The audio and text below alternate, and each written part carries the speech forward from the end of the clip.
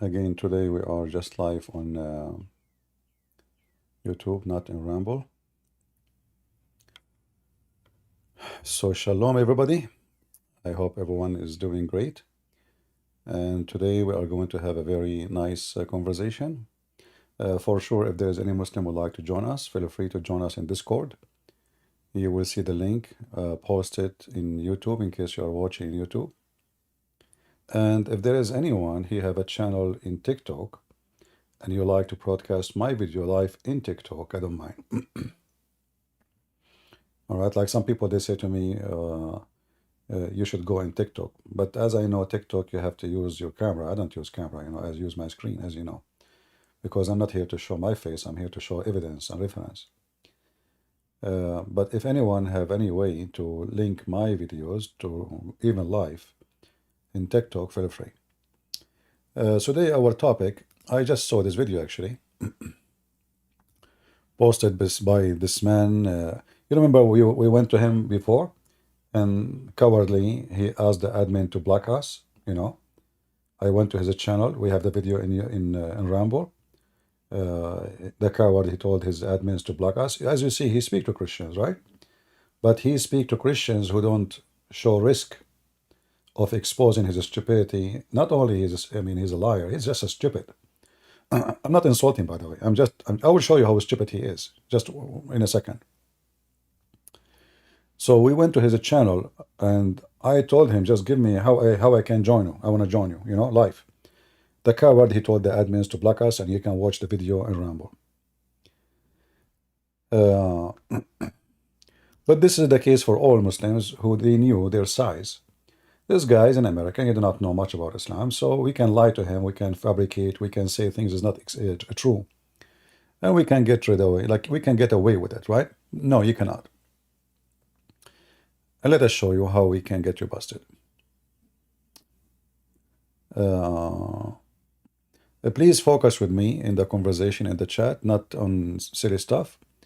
And let us hear this conversation between this guy, I think his name is Mohammed, something like that, and a Christian gentleman. His name is Terrell, as I see in the screen. Let us see how the conversation goes. And yourself? I'm okay. Yeah, You- I just seen it popped up on my YouTube. Does it sound good? So I haven't looked into a lot of your stuff. I've heard your name before, but Okay. yeah, thanks. Seem like a nice guy. Thank you. Yeah, I'm sure my name is quite popular, right? There you go. I'm sure you heard my name. Yes. So You have a lot of people live, so that you got to be pretty popular. yeah, I don't know. For some odd reason, they watch me. I don't. Yeah, I tell you the reason. First of all, Muslim, they gang. They gang together, but not because he is teaching any right teaching. In fact, this guy, he insulted his prophet. You can go to the video. When we went to his channel, he called his prophet, he is an evil doer. The video is there. I cannot even believe that how stupid he is to call his prophet an evil doer. He made it so clear. He said that the word dal in the Quran, when somebody says to him, what do you mean a dal is not evil doer? He said, I did not say that. I confirm that everyone is a dal. He's a fasiq. He's an evil doer. He is a filthy. But this is how the Quran described Muhammad. وَجَدَكَ ضَالًا فَهَدَى. He found you dal. He said that Muhammad is fasiq, is filthy, is an evil doer, is a criminal. He said that, not me. Let us continue.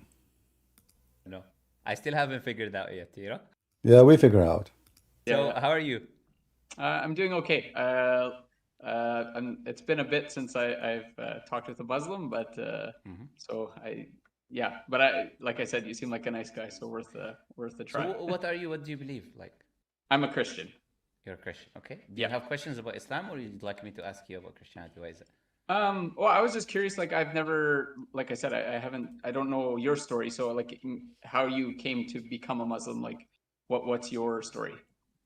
Yeah, well, a very important difference between Muslims and Christians is we don't start talking about Islam through our personal experiences. Now, what will you when you speak? Guys, we don't start talking about Islam through personal experience. So all the videos made by Muslims is a lie then. We Muslims, we don't do that, you know. We don't do that. So what you claim that Islam make me a better person, you don't talk about your personal experience now? And now he will make fun of the Christian. He will say, how you became a Christian? Did Jesus come to you in your dream? Well, did Jibreel come to your prophet in his dream? To a Christian, they're always talking about what happened in their life, the vision they saw when they were a drug dealer in the past, and then I was a how drug doer in the past, not a drug yeah, dealer. yeah, yeah. That's what I mean. Something like this. They were doing Okay. some, and then you had Jesus come in your dream, or No. I can share my story. So your story is not the same as Muhammad when the angel came to him and he squeezed him, brother. See how they are. See how they are, like, sneaky, trashy. He's trying to make fun of those Christians or those Muslims who left Islam and became Christians. So Jesus, he come to him in the dream and he's making fun of that. But he forgot that this guy, half of his religion is about dreams. When Muhammad, he went to the seven heavens according to Muslims, he was asleep. When the angels, they cut his chest and they clean it and they did boob surgery, he was asleep. So did you tell us about your, so did Jesus come to you in your dream? Huh? And he is laughing. I challenge you, you coward, to dare to speak to me for 15 minutes. But you are a potato. You know your size. And now let us show you more. If you want. yeah, no. I'm just trying to make like the common story. So Yeah, the common yeah, story for- is always similar to this. Like I was living a very sinful life, and either Jesus came in your dream, or they saw something, or something happened in their life, and then their life changed towards Christianity. Now, this Sure. person experience is not evidence for anything. Okay. Because in the end, anyone can have personal experience in any religion. A Muslim can do this, a Hindu can do this, and they do this. Yeah. I have. No, this is not true. Because a Muslim experience in Islam, he joined terrorism. He right away, he will be a person of hatred. Like, are you willing to tell him that the Quran or command me to kill you? Or to lie to you? Are you? Isn't it your prophet, he command you to lie to non-Muslims? So a Muslim, he have a personal experience, but he don't dare really to mention the truth about his personal experience. Practicing taqiyya, tawriya, all kind of garbage, which is to protect Islam from being exposed. So you don't want to share your personal experience as you claim, because I believe you have no personal experience. Like, did you join Mujahideen? No. You're just a YouTuber, making good money from YouTube. And you claim that you are now defending Islam. But in 2 seconds, people will see that, in fact, what you say is going to condemn Islam and everybody will laugh at you.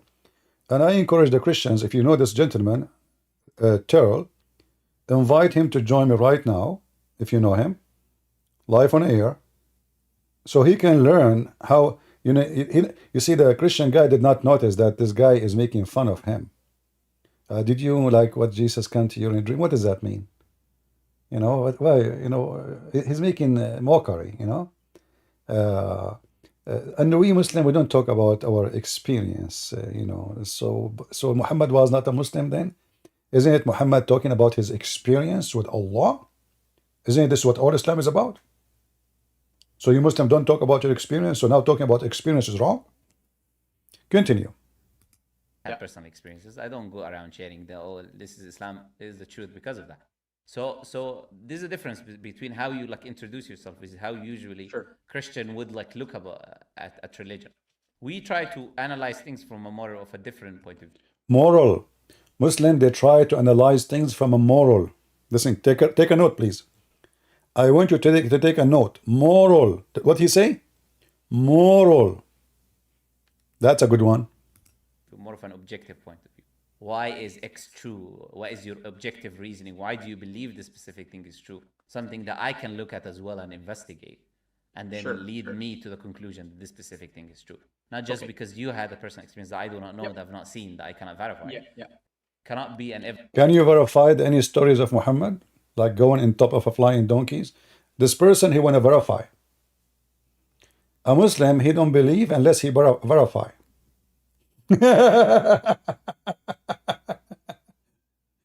How Muhammad, who came 600 years after Jesus, he can verify that Jesus was not at the cross? This is what the Muslims, they are scientists. They go to the laboratory and they have to examine things. And then they believe. That's it. If they cannot prove it, they don't believe in it. No way. Muslims don't do that. The sun set in murky water, and there's a bridge, and there is a dam between us and Gog and Magog, and the hail come from mountains in heaven, and women, they have a sperm coming from their ribs, and a man, he have a sperm coming from his back. All of this is verified, scientifically accurate. Evidence for me as well. So then let me ask you this then, because you don't seem like you're coming with the specific questions. So well, I could ask just in response to that, what were some of the things about Islam that you believe is true? Like, what were some of the I guess things that made your faith strong? Yeah, well, what makes Islam the truth is not to do with me, is to do with the teachings of Islam, right? There are multiple evidences for the truthfulness of Islam. One of these evidences that we can look at is the life of the Prophet, for example. Him living his life, investigating the claims that he did, how he lived his life. It is an evidence and testimony by itself. Whether look at this, how we can know Islam is true. Look at the life of Muhammad. First of all, let me show you how stupid what he said. There's a lot of people, they are good. They never commit a crime in their life. Does that mean they are prophets? And they claim to be a prophet. How that can prove that he's a prophet? He never been in jail, he never been arrested, he never committed a crime, he never took drugs, he never killed, he never harmed, he never. But how that is, how Islam is a true and Muhammad lifestyle? Well, even this one is a big fat lie. If we check Muhammad lifestyle, we will find that Muhammad is not what you claim. Let me play again what he said so we can hear him better. In the minute 3. living his life, investigating the claims that he did, the truthfulness of Islam. One of these evidences that we can look at is the life of the Prophet, for example. Him living his life, investigating the claims that he did, how he lived his life. It is an evidence and testimony by itself whether he was a true messenger of God or not. Because if you are a false messenger, it's very easy to tell a difference between a true messenger and a false messenger. They're the exact polar opposite. And through looking at their life, it's very easy to tell whether someone is a true messenger or not. So someone like the Prophet Muhammad, who lived with his people for 40 years before receiving revelation, and he was called the trustworthy, the honest. These are titles they gave him before revelation. Before he went and he told them about revelation. Let us see if this is true or not. Let us go, and we will not take any reference except from Muslim books. Shall we? Examining the life of Muhammad before even he became a prophet.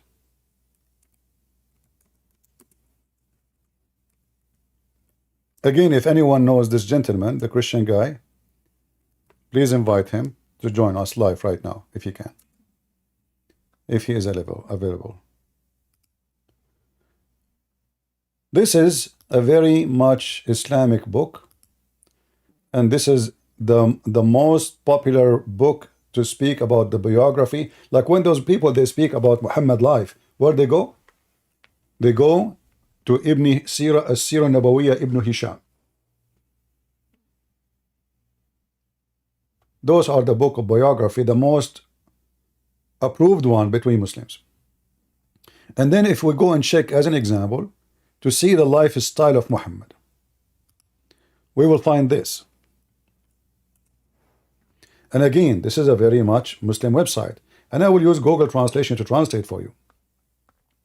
In this story, Khadija, how Muhammad he became a prophet. This guy, he spoke about examining the prophethood. Khadija, she examined the prophethood of Muhammad by striptease.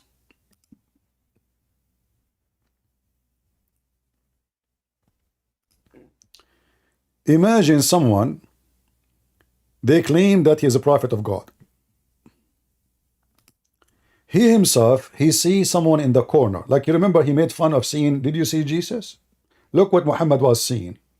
He sees someone in the corner, but this person don't talk to him. He sees someone in the corner.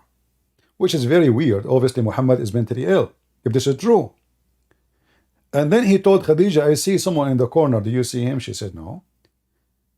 And then she said to him, well, is he here now? He said, no. He said, okay, next time when he comes to you, please call me. Let me know. So the same person who come to Muhammad again, and he sit in the corner as usual, and then Muhammad, he called Khadija, said, hey Khadija, I see him right now in the corner. So Khadija, she start asking him to do the following. Read with me a story. How, you see, he said, we examine the lifestyle of Muhammad.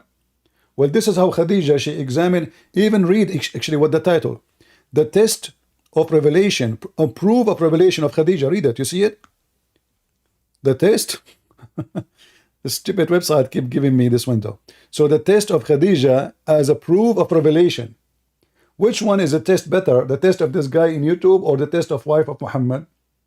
How Khadija, she did test that Muhammad is seeing an angel. Watch carefully. So when your friend come to you, which means this angel, you know, let me know. He said yes, okay. So if he'd come to you, so Muhammad, then this guy Jibreel, supposed Jibreel, he come to him, and Muhammad, he said to Khadija, oh Khadija, he come to me. Khadija, she said, read with me carefully. Get up, my cousin. Stupid website. Okay, we have to highlight fast in order. I can't even do it. Maybe I should find a different website. Can you guys see my mouse? I think you cannot see it, right? Yeah, I don't know how to get rid of this thing. Let me see if I can find a different website. Hold on. This website is really stupid.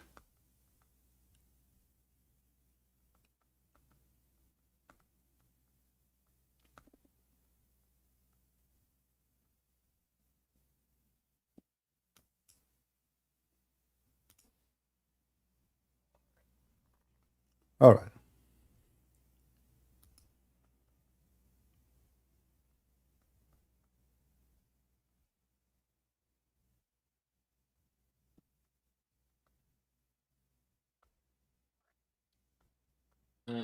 Hello, CP. The guy you were talking about is on stage with you. Okay, Terror. How are you? All right. How are you doing, Terror?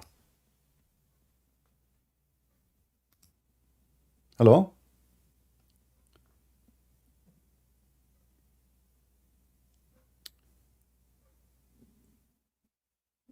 Are you there? Terrell, are you there?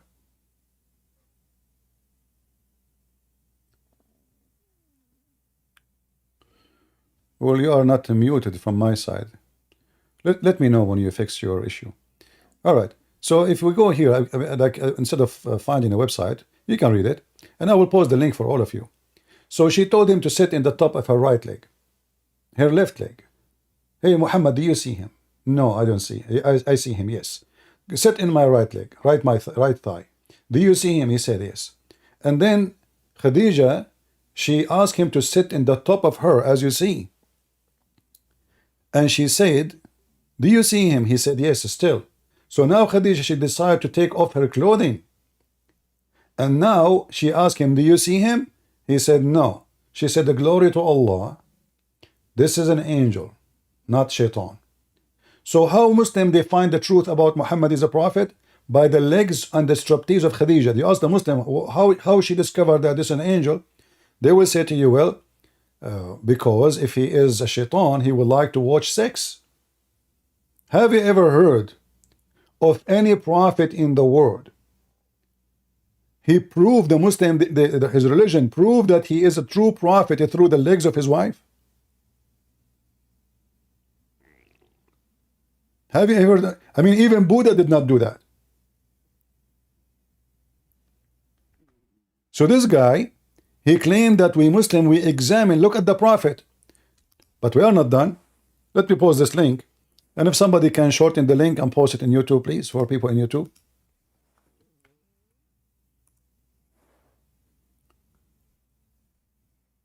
And Terrell, are you there? Maybe this guy is not him. I don't know. How you know it's him? Are you sure? Maybe somebody making his name. I will disconnect him until he prove that he is who he is and he speak. I just post the link. Somebody please shorten it and post it in YouTube. And this is the story. And this is what Muslims believe in. This is not what we believe in. You know, we don't believe in this garbage. You know, I mean, there's no way a prophet of God, he is going to prove to himself that he's a prophet by his wife doing a striptease. You know, his wife doing striptease. Now let us go to the other issue. Did somebody post the link in YouTube? All right. Karina, she did. Thank you.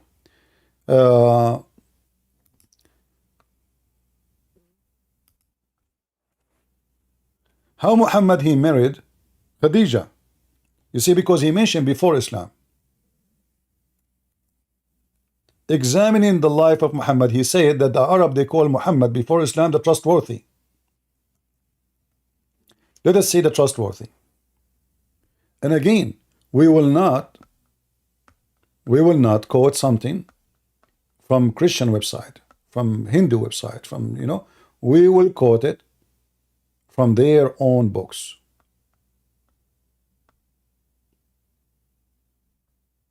From their own books.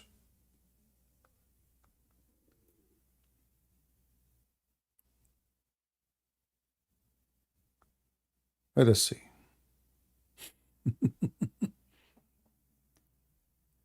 You know, Muhammad, because he is a low-class person, nobody want to marry him to his daughter.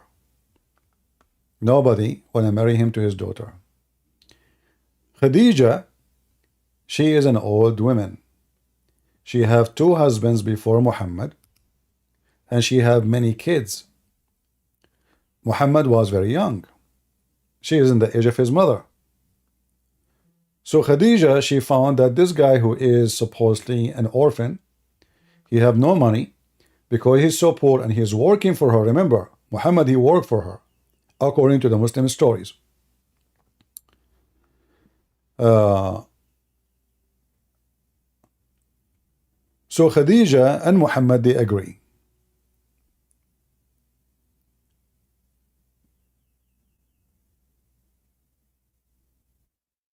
To make a party and invite the father of Khadija and get him drunk.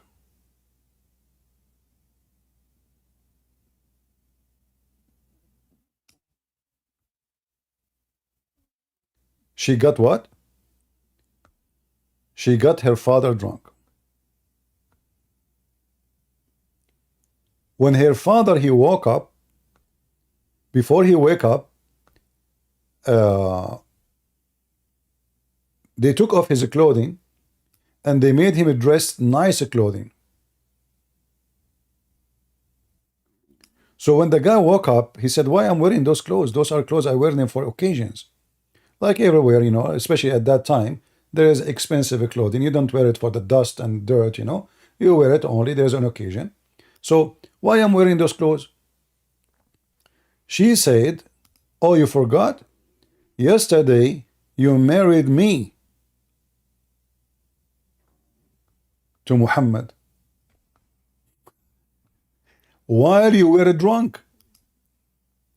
While what? While you were drunk.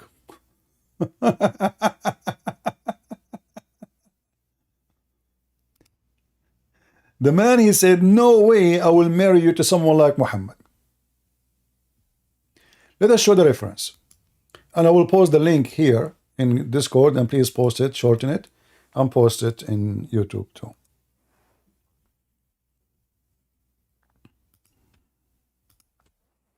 The trustworthy Muhammad, he made, and his wife, she is obviously trustworthy too, she made the father of Muhammad, father-in-law, drunk in order to make him, to fool him, they scam him. The guy did not marry her to him. Read the story carefully. The guy, he did not marry her to him. So she called her father and a group of Quraysh, and she served them alcohol until they got drunk. Drunk. What? Until they got drunk. And he faint from drinking. He passed, passed out. And then they changed his clothing.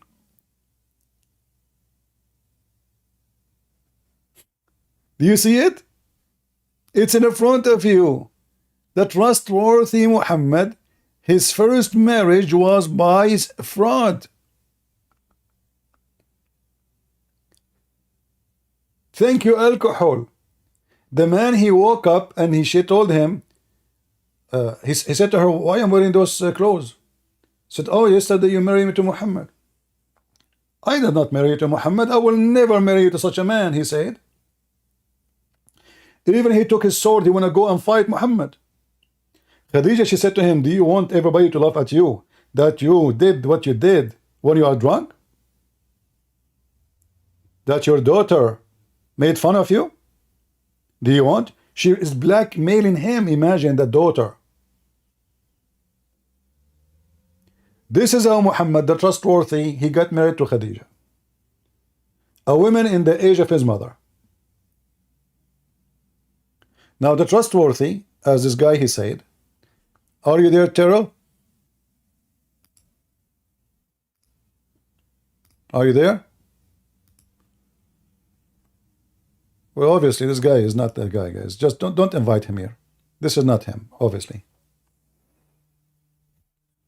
If anyone wanna invite him, before you invite him, speak to him in private to be sure that he is what he claimed.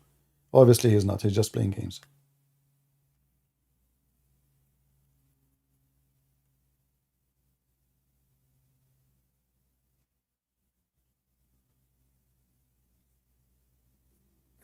How you can, okay guys, somebody take him to private and call him. Somebody call him and see if he's is the same person. If he is, he's welcome. So this is the trustworthy Muhammad. Now let us look at the trustworthy Muhammad, who married a woman in the age of his mother. Why he married her? She is rich. She is the second rich person in the tribe of Quraysh. She inherited the money of two rich men before her. We know the story of Muhammad when he encouraged his men to go and find little child to marry her because she will amuse you. We know the story of Jabir.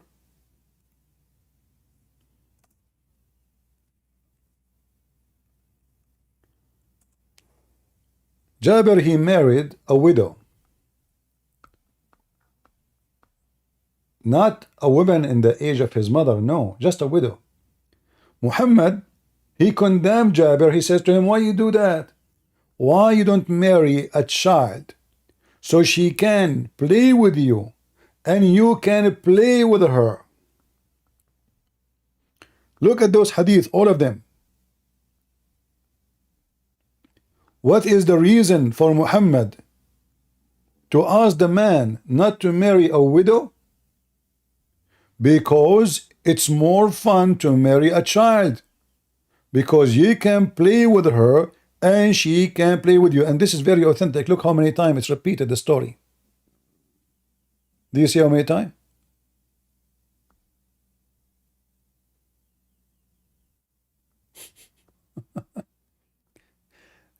And here we see, and this is Al-Bukhari, explain why this guy prefer to marry a widow, not a child. Because Muslim, they might say to you, where it says a child? Where it says a child? Where in the story it says a child? Read carefully. He said to him, my father died and he left behind. Can you hear me now? All right, I hear you. Go ahead. Okay, yes, thank you very much. It's good to speak with you. You're one of my heroes. Thank you very much, Toro. So, you know, I saw your video with this guy, and I was really laughing about the hypocrisy and the lies he just gave you. He said he was, by the way, he was trying to make a mockery of us as a Christian, if you notice, by saying, did Jesus come to you in a dream? Right? Yes. Yeah. And one thing, like when I went to, like, I was anxious before I went online, and I knew that I wasn't in a good space to debate. And I've studied lots. I listen to you all the time. I was listening to you last night when I was working on my business. But I went into it anxious, and he sounded like a nice guy when I was listening to him online. So I said, oh, okay, he's live. Maybe I'll join him and just get to know him a bit, just to build a relationship. And then right away, he caught me off guard saying he doesn't talk about personal history, which I think is, I would take back what I said about that. I think personal testimony is very important as long as it's spirit and truth, right? But I was not in a good space for debate that day. Yeah, it's okay, but you know, the point is how many lies he gave to you. He mentioned that Muhammad, the reason Muhammad is a true, first, we look at his life. Well, here we go. We are showing reference about life of Muhammad. The life of Muhammad, marrying a woman, she is in the age of his mother, by making the father of Khadija get drunk. And as you see, this is not our books. None of this is our books. This is Musnad Ahmad. This is Imam Ahmad. So, this is the founder of a big Islamic sect in Islam. Hundreds of millions belong to him. So, this is how Muhammad, he married Khadija by a fraud. They made the man get drunk. They invited a bunch of people. They made them go drunk. When he is asleep, they change his clothing. When he woke up, he says, why am I wearing this? She said, you marry me to Muhammad. He said, no way I will marry you to Muhammad. She said, do you want Quraysh to laugh at you? That this is happening when you are drunk? And here, this is the story. Look what she said. Look at the good woman. Look how good Muhammad is. She said to her father, ashamed, and what make yourself foolish in front of Quraysh? Tell people you were drunk. She is scamming the father. Look how filthy Khadija is. Now we know Muhammad, he married who? He married a scammer. What kind of woman? She made her father drunk. And you know, if the Muslim will say to you, this story is da'if, you know, this is stories are written after filtration of filtration of filtration. And why the Muslim, they will write a story like this about their prophet? Well, yeah, and like I said, I've listened to you a long time. There's endless stories. I didn't like, that was my thing. I was a bit reserved when I went there because I wasn't interested in just whatever. I find sometimes I just go 100% truth, and then people kind of whatever. I just like, I'm right and you're wrong, and then. But in this situation, there was no. Yeah, he just kind of cornered me. So right off the bat. Well, let us see how he cannot corner you, my friend. I want you to call him back and get him busted, and tell him if you are brave, speak about the same topic with the Christian Prince if you're there. However, I'm here to go ahead.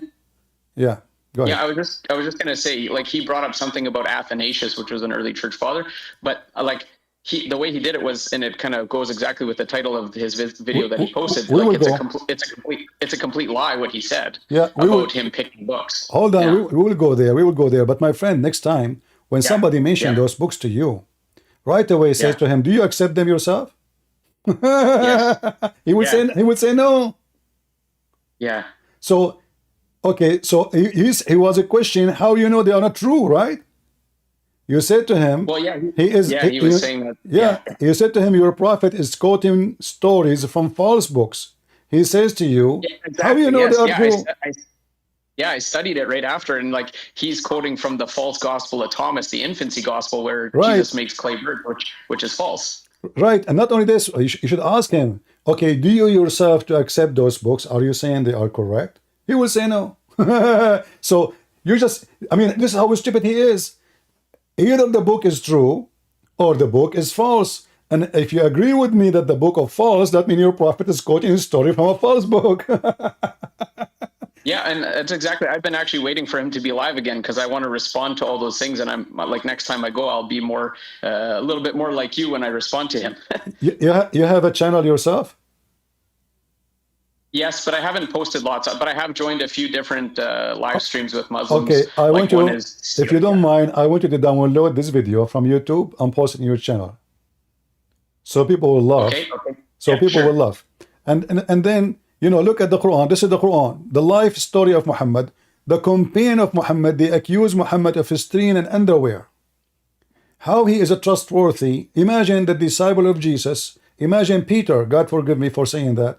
Imagine Peter accusing Jesus that he stole a piece of clothing. You know, this is the trustworthy. Why the companions And look at that false translation, dishonesty. What is dishonesty? It says Yaghul is not for a prophet to steal. They accuse him of his stealing. And who is the one accused Muhammad of his stealing? Muhammad companions, the best of Muslims. The one who collected the Quran. Allah could not collect the Quran. The companion, they collect the Quran. Look at this madness, and you read the interpretation, and you will see that Muhammad accused by his followers of stealing.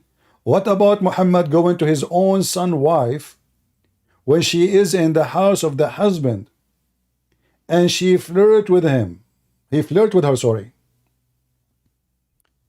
And then Muhammad make a verse in the Quran saying that Allah told him to take this woman who is still married.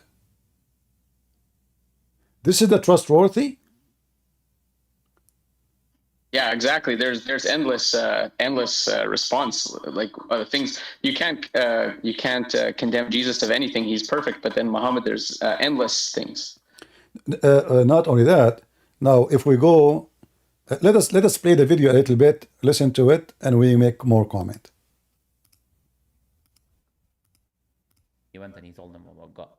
Yeah. So this was his life in the beginning. I guess one point about that is like, I know there's some Quran verses that talk about Muhammad and being like just an ear, like he's just repeating things he's heard, like stories he's heard. So stories like the sleeper in the cave, or what's another one? Like Jesus making a clay bird and then making it come to life when he was a kid, or speaking from the womb. Like those are stories that were like known stories after. So something like me as a Christian, if I see a story like that, like I don't believe those stories, like certain ones like that, because like they were known like stories. They were just made up stories like later years after. So like that would be like one of the, I guess, a challenge I would have with like, I guess with that, yeah. Well, that is not what the Quran is referring to. So when the people say Asatir al-Awwaleen, you see, look how the deceiver he played. You said to him, the Quran saying he is an ear. He answered about the legions. This is not what you said to him. Now you said to him, they are saying that Muhammad is an ear. He believes in whatever people say to him. And then you mentioned to him his stories. And now I challenge the Muslim to tell us where the story is coming from then. Because those stories come from books, and we know the names of those books. But let us see what he will say now. The fairy tales, the stories of the ancient, right? When they're referring to that, they're not referring to these specific events, because now you're looking. This is the difference. Like you're looking. So they are referring to what? You should ask him. So they are referring to what? What is the fairy tale stories they are talking about? And how Muhammad is a trustworthy as he said.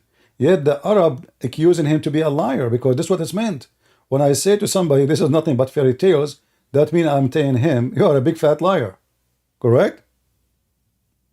Are you with me, Terrell? Yes, yeah, 100%. And the thing is, yeah, like I said, I was very overwhelmed going into it even before, like even though I didn't even see that. I struggle with anxiety sometimes. So then when you're anxious, you can't really think straight. So I was definitely not in a mood to argue with him with that stuff. But now I feel much more confident, and I actually challenged him to a second conversation.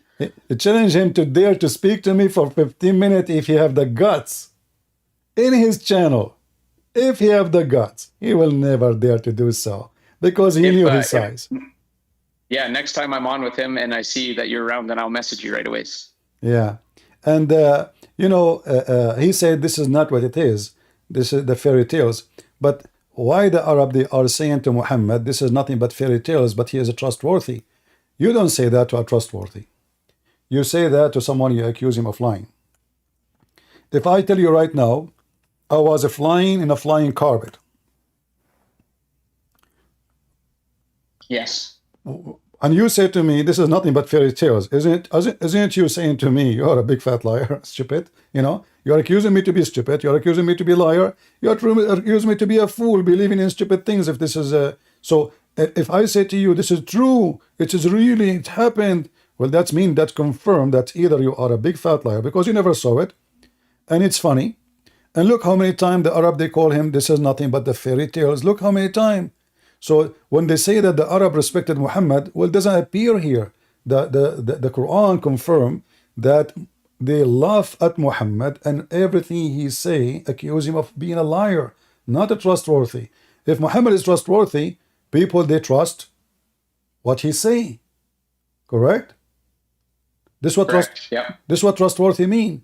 If I'm a trustworthy, you don't accuse me of lying or fabricating stories. So when he's saying this is not what meant about this, okay, meant what? The flying carpet of Sulaiman? We know where the stories come from. Those are coming from legions. Go and search right now the legion of the Jews.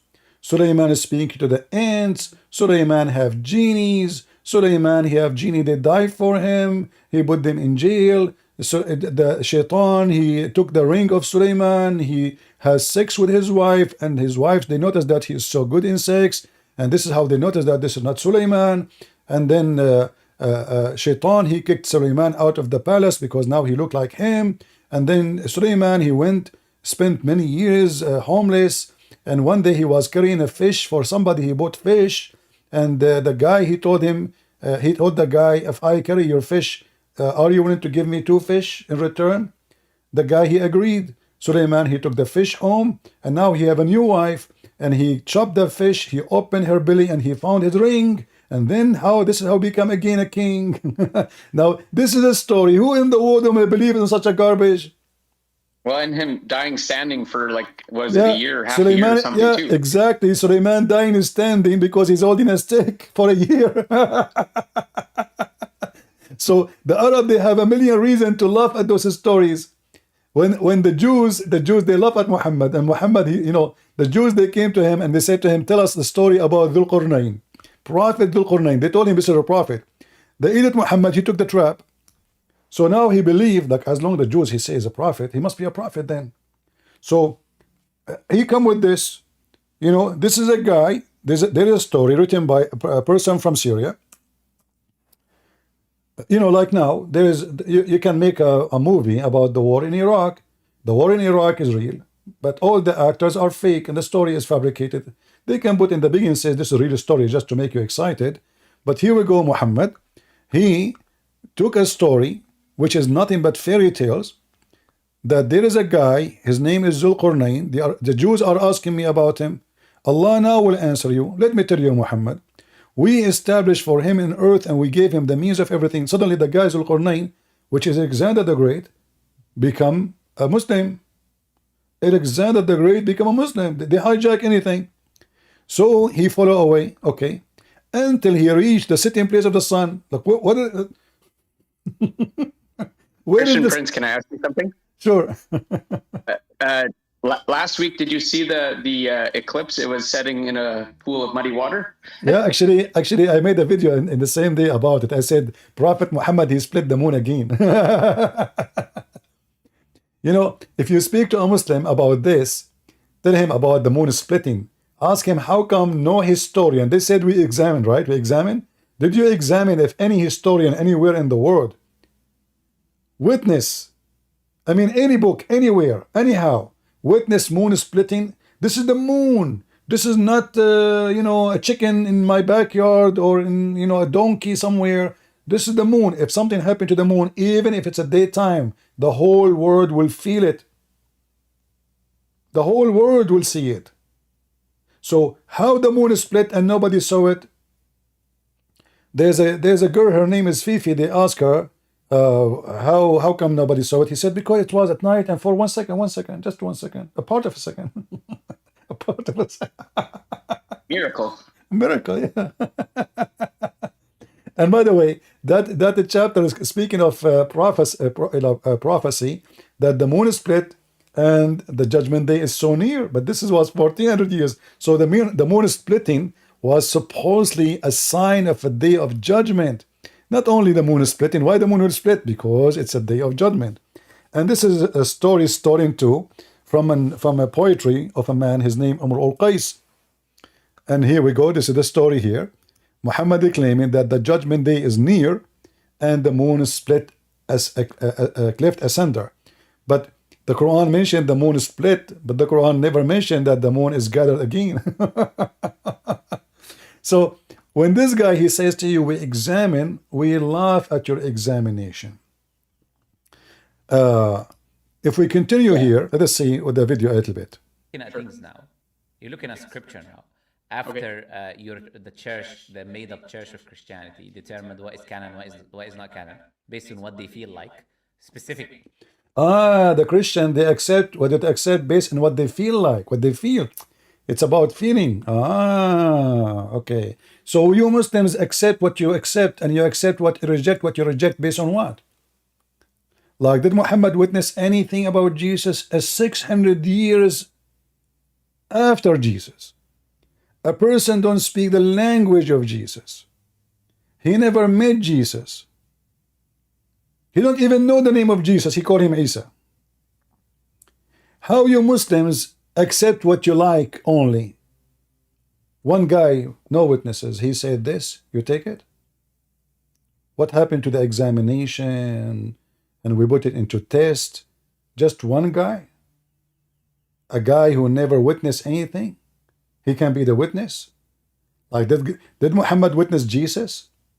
Did Jesus come to Muhammad in his dream?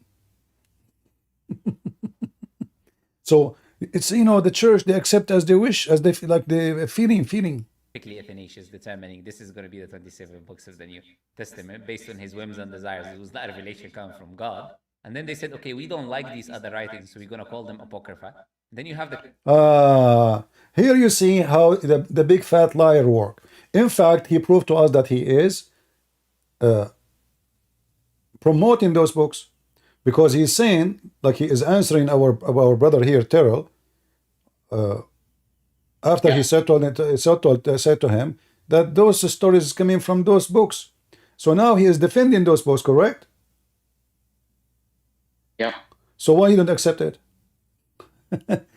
As an example, look what happened. If this guy, if he is defending the book, we know that no Muslim accept them. And here you should ask him this question then. Well, as long as the books are fine, and those Christians, they are just rejecting them because they are stupid, they are hypocrite, they are liars. So why you Muslim reject them? As an example, you mentioned to him the story of Jesus speaking in the Credo, correct?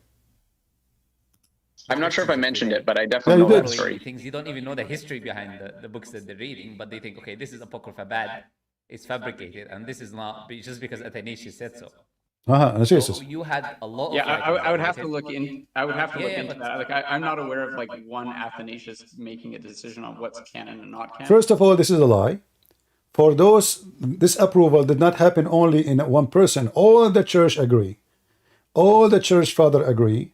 And all the churches around the world, because the church does not have one center. The Coptic, the Ethiopian, the church in India, the Christians are scattered around the world. So all of them, they agree that those are false books.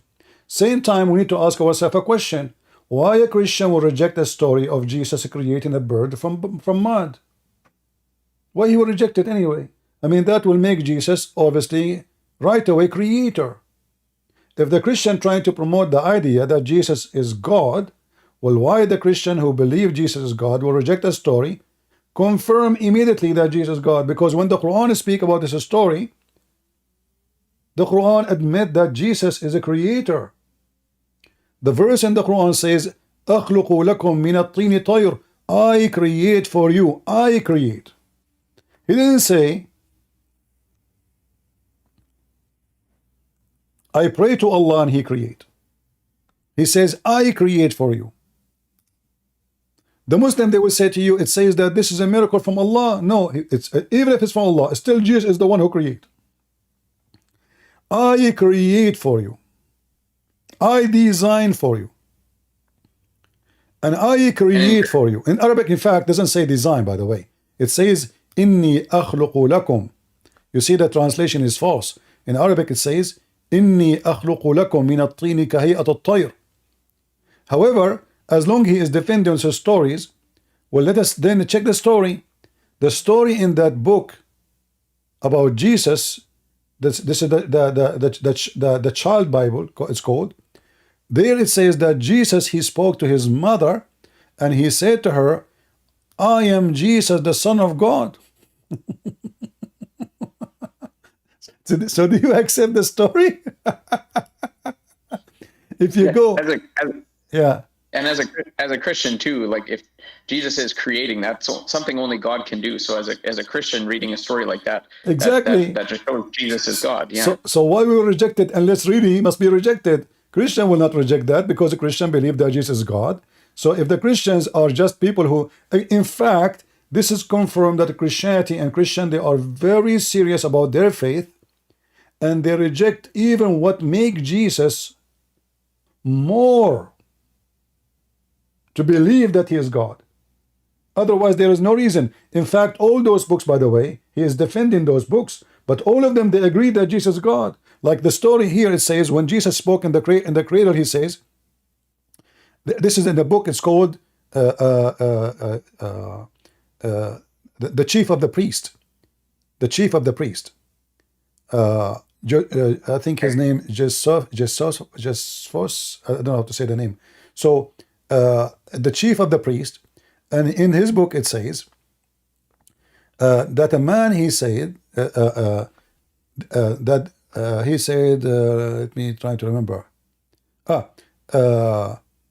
That Jesus spoke in the cradle and said to Mary, his mother, and now we quote, "Verily, I am Jesus, the Son of God, the Word which thou hast borne, according to the angel Gabriel, gave thee the good news, and my Father has sent me to for the salvation of the world." So, do the Muslim agree with this?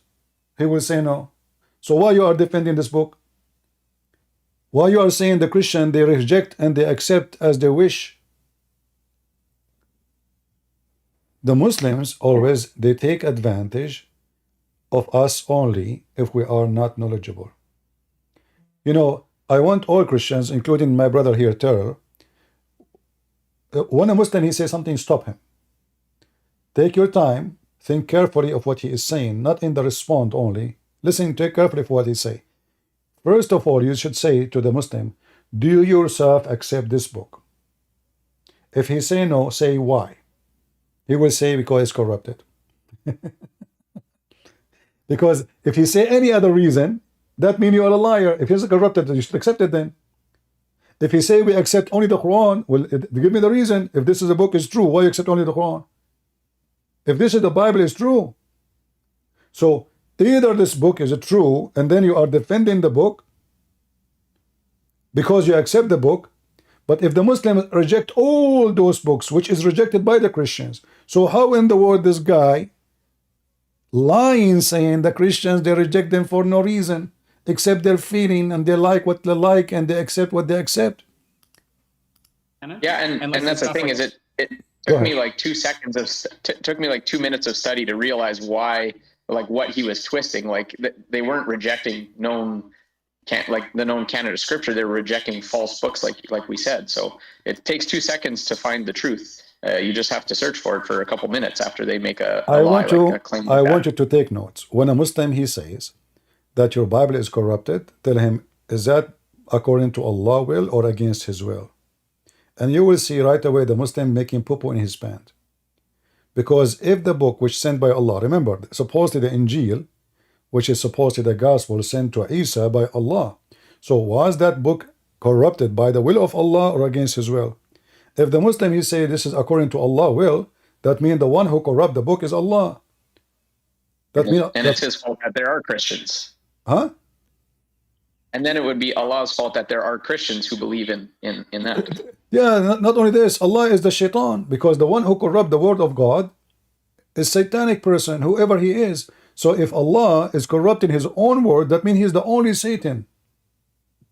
Plus, he is deceiving. Plus, don't you know that when he corrupt this book, he will make 3 billion believe in Christianity? Plus, why you do that?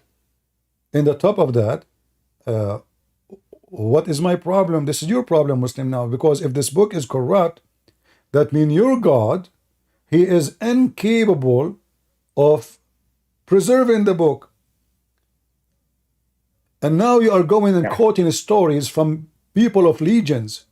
Suleiman is speaking to the ant. I mean, what is the point of this story? And you know, if you go in the Quran, just to show you how stupid the author of the Quran, Allah, he told Sulaiman he taught him the language of the birds. Sulaiman speak to who? To the ant.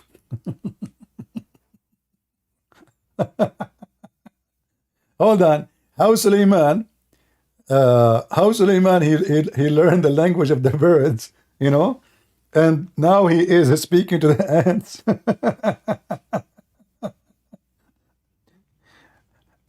Obviously, according to Muhammad, the ant is a bird, and this bird, I mean, I don't know what is the point of this story except fictions and stupidity. Like the Quran is all of look at this here. Look at those stories in the Quran. Madness. And Sulaiman inherited the knowledge of Dawood. Have you ever heard of somebody inherit knowledge of his father? How you inherit it? You inherit knowledge? This is what they're saying in translation.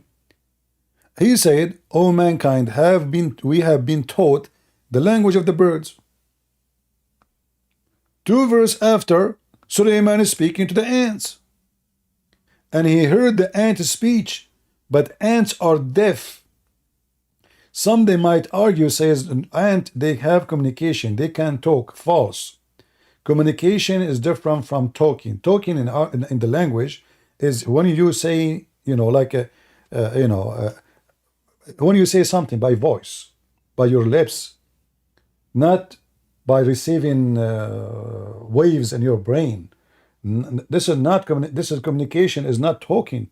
In Quran it says when he heard her speech, he smiled, he amused at her speech. So the ant, she was making a speech.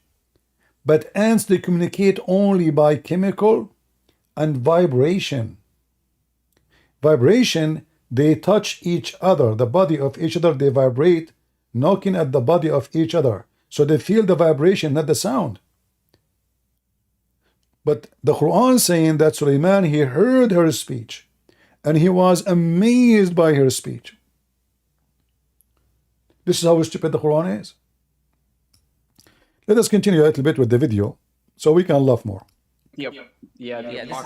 This is basic knowledge that are written in Athanasius' work himself, by the way, in his letters. You can right now, actually, if you Google this. Yeah, if you Google, you will find that he's lying. Did Athanasius? It will take you 2 seconds now. Did Athanasius determine the New Testament? You'll probably get the answer but that's what I'm saying. These common basic knowledge, ABC knowledge, Christians are not even aware of. You're just proving the point I was making, is that Christians don't even know the history behind the scriptures that they were reading. So you can read. What does it say? 1 second. I didn't know how to spell Athanasius, so it's a bit of a I don't know how to spell time there. Yeah. If you don't even know the name of like one of the we don't know the name because it's not important, you stupid idiot. Why even it's important for us to know the name? This is not the reason for us to reject those stories or not. All the churches refused them, not only one guy. You are a big fat liar. Why? He was the Pope of all the Christians? He was the only leader for the Christians? The Christians at that time, they are scattered. They are not collected in one place. You see, not like today, you can text somebody, he lives in China in 2 seconds. There's no communication. All the Christians around the world, they rejected those stories because simply the date is wrong. As an example, the Muslims, they keep talking about a book, it's called Barnabas. But they don't accept this book. They say even the name of Muhammad is there. But that book is written obviously more than 800 years after Jesus. And it's very easy to know that it's very false and very funny. The word is wrong. The language is not right. The locations. One other thought I had too after he's talking, Athanasius was in the 300s or 400s, and Muhammad came like in the 600s, and he was affirming the book that the Christians had. So he's actually saying that, Athanasius was wrong in what he did, but yet Muhammad confirms what Athanasius did. But it's not this guy who rejected them. All the Christians rejected them because you see, as an example, the Coptic Church is independent. The Syriac Church is independent. The Assyrian church are independent. Chaldean church are independent. They have different leadership. They have different language. They are different ethnic, different nation. They are not communicating with each other. Until now, they are independent. Like the Coptic, they have nothing to do with any other church leaders. They have their own pope. They have their own books. They have their own church fathers, and for them they become Christians through this is why they call them the Marcosian, a church, because Mark is the one who went all the way to Egypt, and he introduced Christianity to Egypt, and then all they convert to Christianity. So it's not one person, it's not two person, it's not three person, is all the Christians reject those stories. Same time, the top question is, and this is what you missed to ask him, do you yourself accept those stories? Do you yourself accept those books? You will see right away he will say no. If you speak to him again and say, ask him, I'm sure he's going to watch this video. Do you accept those books? What he will say? He will try to escape the answer. He says, we accept only the Quran. Say, no. You defend those books. You say the Christian rejecting them just because of no proof. Just one guy, he said that. Do you defend it? Is that because they are true books or they are false? If they are false and you don't believe in them, why you are blaming the Christian not to believe in them? Not a single Muslim agree with them. In the top of that, look what the stupid Quran says. If we type the word musaddiq, which means believing, not approving, believing, which is way more strong than chapter 2, verse number 41, believing in what is with you. Chapter 2, verse number 89, believing in what is with them. This is when? This is 600 years after Jesus. Quran came believing in what is with them. Them who? The Christian at that time. Now believing. And this is the Muslim translation. And when come to them, to the Jews, to the Christians, the book, the Quran, from Allah confirming what is with them, between two brackets, what is with them? The Torah and the Gospel. It's in the front of you. So here you need to ask yourself, why does stupid Quran confirm what is with us, not confirming the stories of Jesus creating a bird? Because what with us is not those stories. Those are already rejected, right? He mentioned to you a name exist long before Muhammad. So if they are rejected by the Christians, why Allah confirming the book with us? So all the stories, exactly. I mean, they are a big fat liars. But I want all the Christians to remember one thing. There's certain questions you should ask them when they speak about corruption. Say to them, isn't it this book is sent by Allah? If it is, why Allah allow it to be corrupted? If he say Allah did not allow it, that means Allah, he lost. He did not allow it to be corrupted, but it was corrupted. So Allah cannot be God. Because the Muslim, they say, if Allah wants something, he say be, is going to be. So did Allah wanted to corrupt the book? If the Quran, if the Bible was corrupted by the will of Allah, which means by the approval of Allah, that means Allah is very weak, he cannot be God. I have books, I challenge anyone to corrupt them, I have copyright over them. You cannot add one letter to it, you can take one letter from it. When Muhammad he say what he say, obviously he's agreeing that the Bible is not corrupt. However, we don't take what Muhammad says for granted, because Muhammad himself is a big fraud. Muhammad now is being a hypocrite. He wanted the Christians and the Jews to believe in him. As an example, if we go in this story here, Muhammad he swear by the Torah.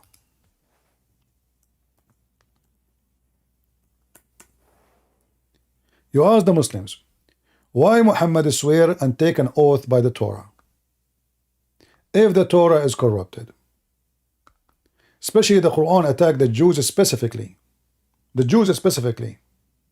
so why Muhammad taking a cushion from underneath of his chair, of himself, and He told them, bring me the Torah. Did he say, bring me the Torah? Yes, they said, bring me the Torah.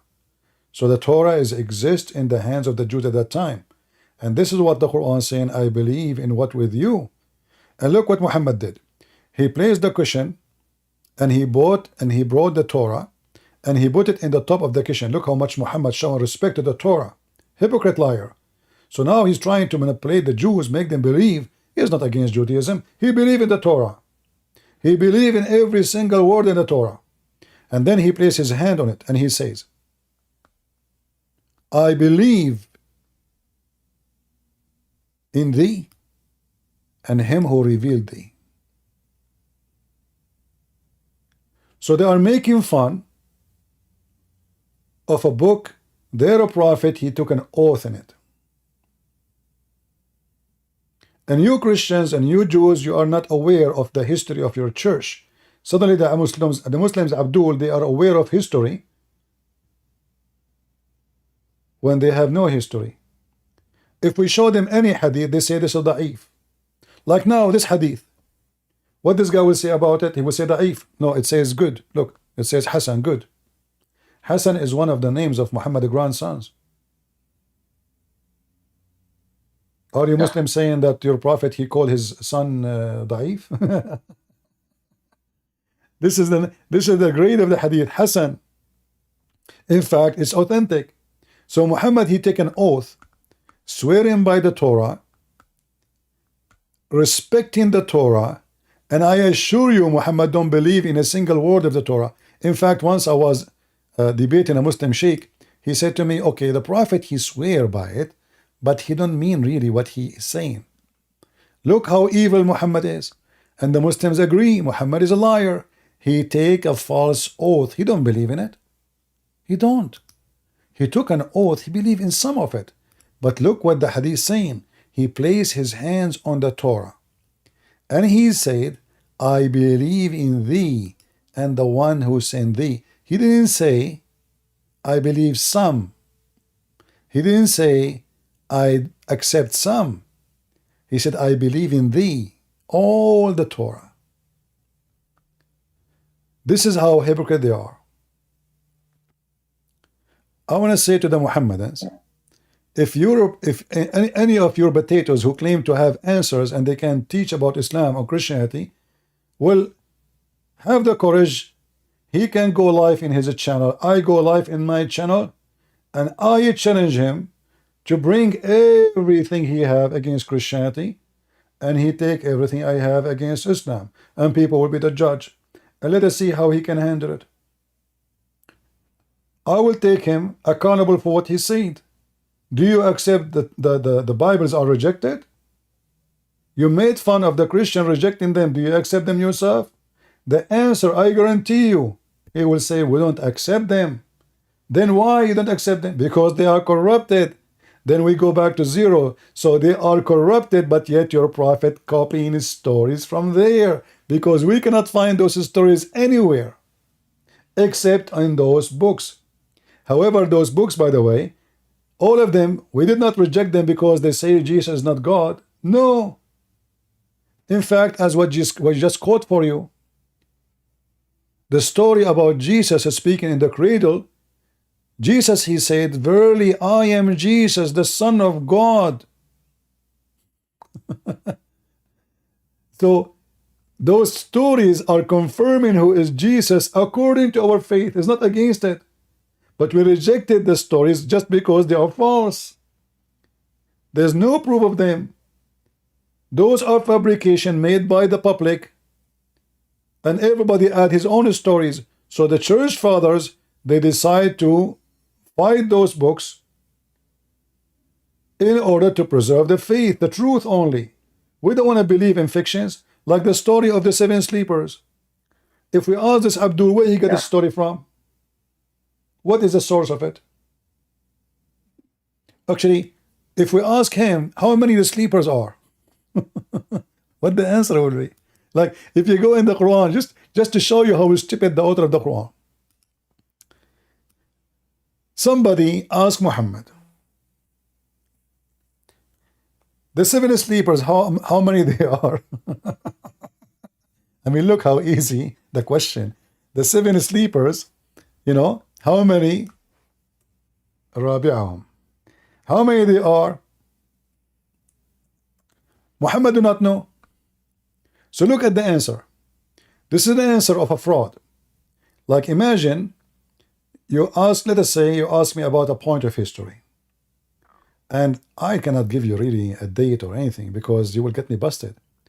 So I start playing games and say, some they say, and some they say, and some they say, and Allah knows only their numbers. Huh? I thought Allah can answer all the questions. Look at that, look at this madness.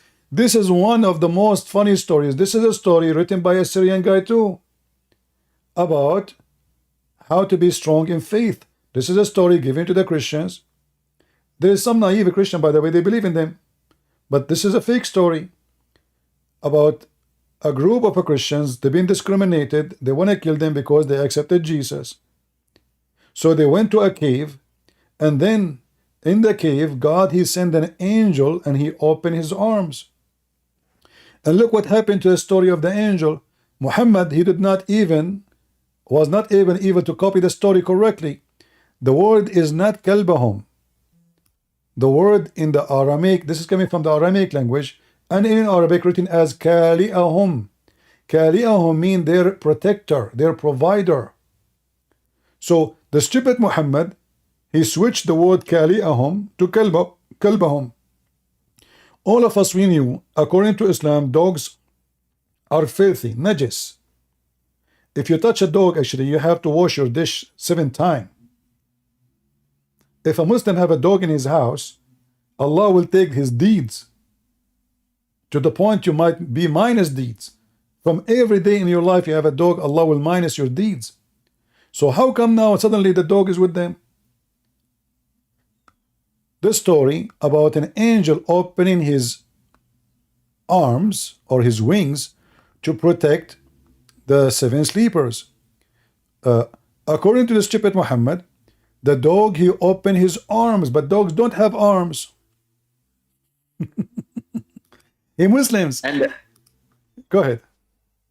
I was just going to say, in that, when I jumped on that conversation with the Muslim Lantern, the conversation just before that was about, he was talking about when dogs are allowed and not allowed. Like you can have a dog for hunting, but it can't be in your house. It was just like a bunch of what do you call that? Like superstition stuff. Like you can't have a dog in your house. The I blood. just thought it was funny what they were talking about, what's right and wrong. Don't have a puppy in your house, and just think it's funny. Yeah, supposedly, what kind of God he will take your deed away because you have a dog? What the problem? So this God will not take your deed away for raping a woman, for having sex with Aisha, for lying to your wife, for killing, for stealing, but this God will take your deed away because you have a dog. And look here, chapter 18, verse number 18, look what it says. By the way, this is a false translation. It says, and the dog stretching forth his 2 forelegs. This is false. In Arabic it says, Basitun dhira'ayhi. He opened his 2 arms. Hey Muslims, when the last time dogs they have arms? Any Muslim can tell us? When the last time you witness in any language in the world, including Arabic, that dogs have two arms and 2 legs? Since when? Any Muslim? The dogs he was so the original story is, this is the angel, he opened his 2 arms to close the cave, to protect them. So the army, imagine an army is coming to kill them. What dog will do? Even when Muhammad, he steals a story, he is so stupid. A dog is protecting them from an army? This guy is a king.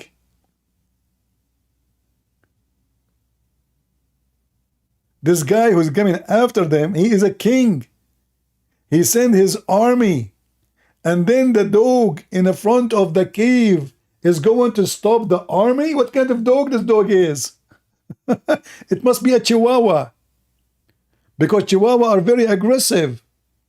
So when the army gets so close, The Chihuahua, he went so crazy. And the army, they run away. I mean, the Chihuahua in the door? No way, we cannot get closer. Watch out for the Chihuahua. And look at the translation. Look, stretching out his bows. Where it says bows? Muslims, why you are lying? In Arabic here it says ذراعي. Let me use Google translation. Hold on. Here we go. I will use Google translation. I will highlight the word. Arms. Arm.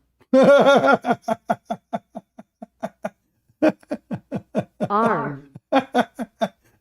Legs. In the translation they say he stretched his legs, his foreleg, his paws. What are you talking about?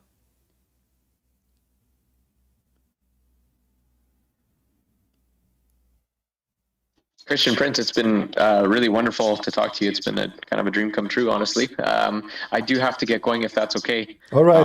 Okay. All right. Okay. Don't forget to download the video and post it in your channel. Let everybody laugh at this guy, is this liar. Yeah, I will do that, and I'll put a good title on it too. Thank you very much. All right. Take care. Do we have any Muslim would like to join us? Any brave Abdul would like to join us? Here we got you busted, Muslims. You have no religion. You have no God. You have no angels. You don't even know what the angels mean. Like the story of Jibreel. Where Muhammad got it from? The name of Jibreel. Listen, Muslims. If Allah, He wrote the first language in His chair is in Arabic. Why all the angels of Allah, their names is not Arabic names?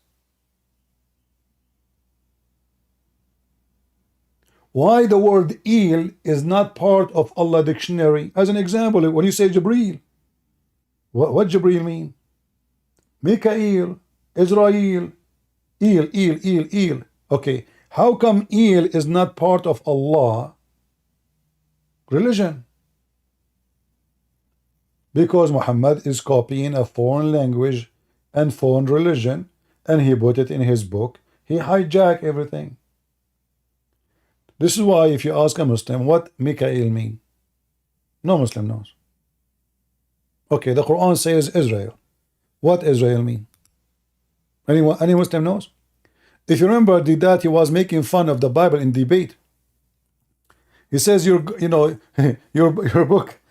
is speaking about God. He is wrestling with Jacob. You see, the Abduls, they are making fun of a story approved in their book. How we know? Because the name Israel is in the Quran. Look at this. So if you Muslim laugh at the story, why Jacob, his name became Israel? Any Muslim can tell us?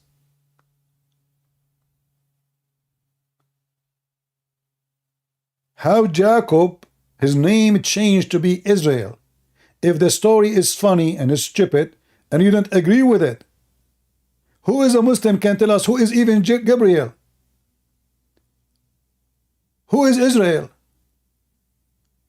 Like the Quran suddenly speak about Israel. Don't tell us who is Israel. Who is Israel? Who is a Muslim can show me from the Quran who is Israel? Any Muhammadan? This is how stupid the Quran is. Shouldn't you introduce for us first to say who is this guy first? Who is Israel? Nowhere in the Quran it says that Jacob became Israel. The Quran have time to tell us a story about the ant speaking to Suleiman. Suleiman have a genie. The genie, they died for him to give him diamonds and rubies. The wife of Suleiman, she killed the king who was going to sleep with her by using high heels. High heels? I mean, at least make the story a little bit, accept like a knife. A woman, she cut the head of a king by his bare high shoes. What kind of shoes those are? Ski shoes?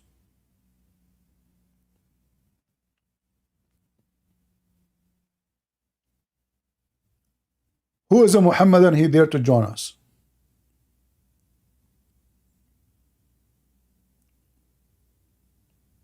I mean, trust me, I believe that women, they can kill you in any way. I mean, they can kill you by shoes, by the, the kitchen stuff, like, the thing she grabbed it for the soup.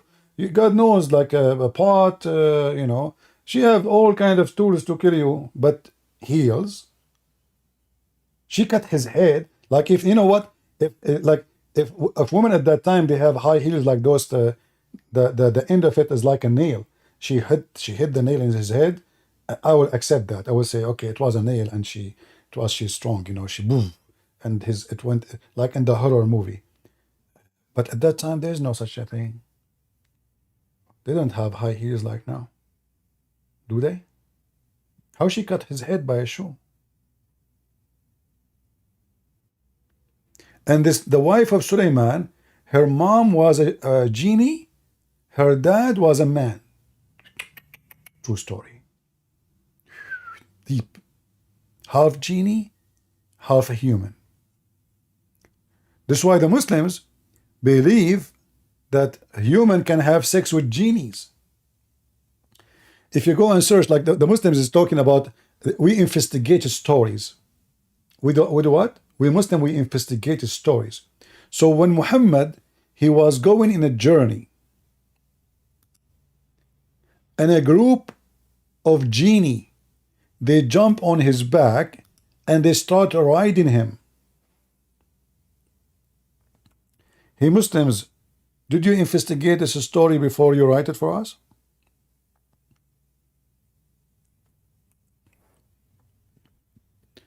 And those genie, they were black.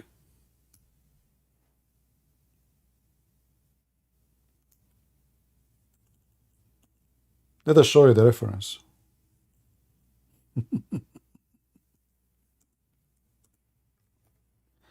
And as always,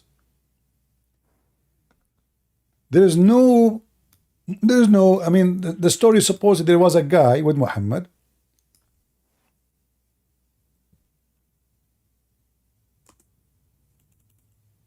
Let us see.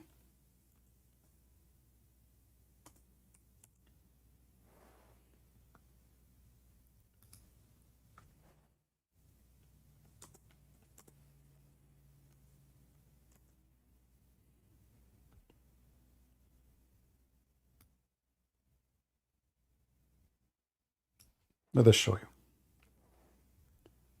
A group of a black genie, they rode the Prophet of Allah all day long, all night long, sorry.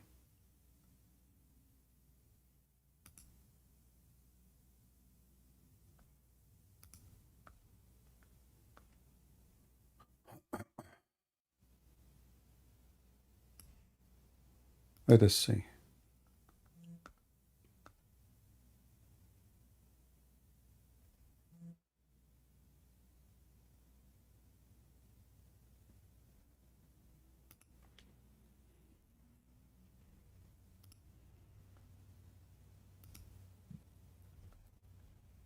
Let me show you, and I will post the link for you.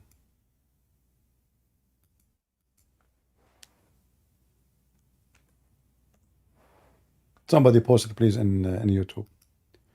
And let us show it here. A group of genie, they are black. They rode the Prophet of Allah all night long, and they were totally naked. Muslims, isn't it this is the book you quote for us, the story about your prophet says there's no difference between a black and white? As you claim that this is an accurate hadith? Are you going to deny this book now?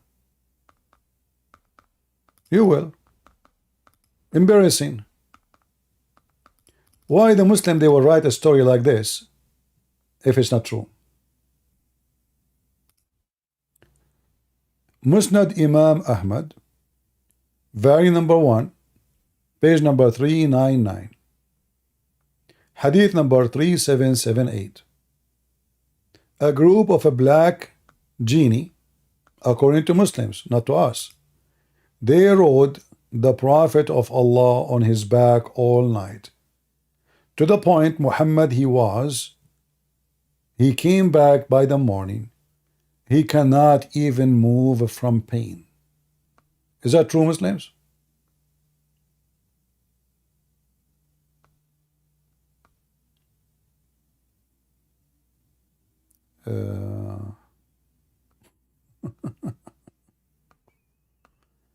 Any Muslim?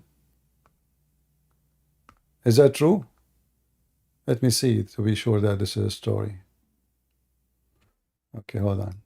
This is the story. Yeah. But maybe the translation is not too much. Okay, it says,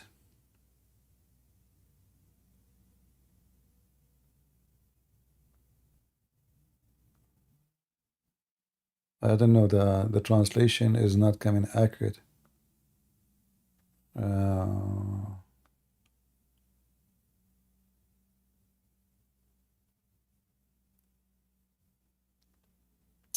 Right in the top here, it should say,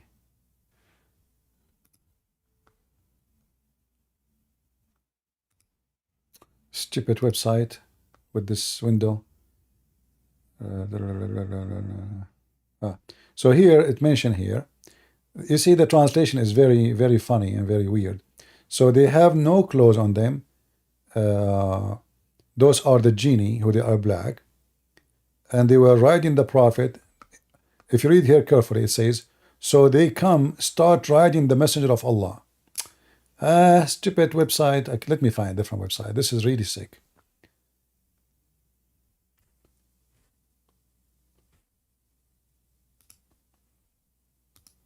Let us see if I can.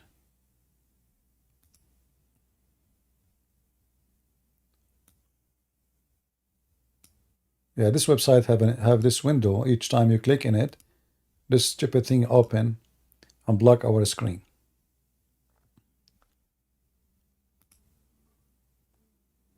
We will find different website. Give me a minute.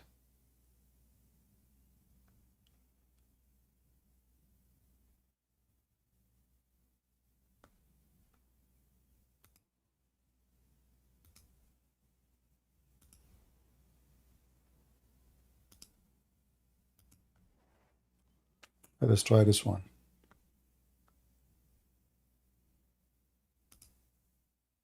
This one have this window too. Anyway, you know, I will post the link for you, and you guys use your Google translation from your side. So they rode Muhammad. They rode him all night. Muslims, why Allah allow the black genie to ride your prophet and they are totally naked? Do you know what does that mean? When they say they rode your prophet, they sit where exactly?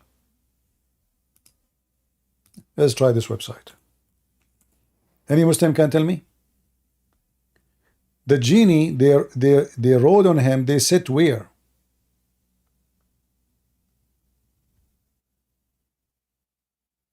Any Muslim can tell me? They are totally naked.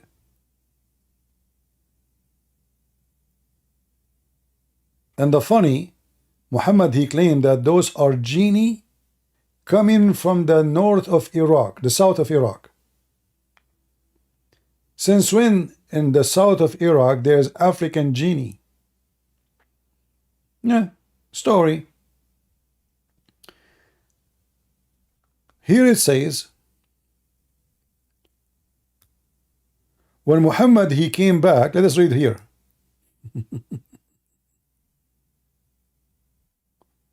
When they start riding Muhammad,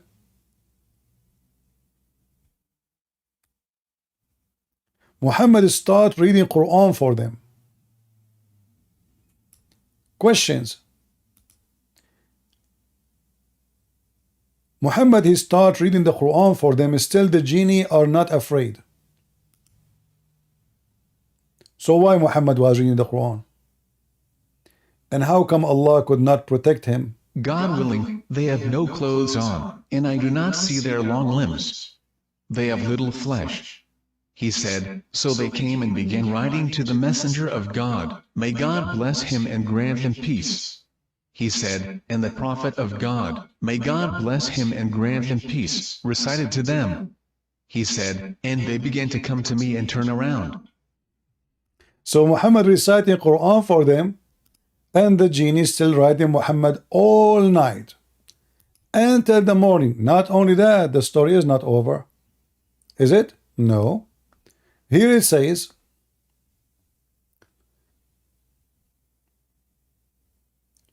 they keep riding Muhammad until the morning. And Muhammad, he came back with a lot of pain. Muslims, what the genie they were doing to Muhammad all night long? Any Muslim can tell us?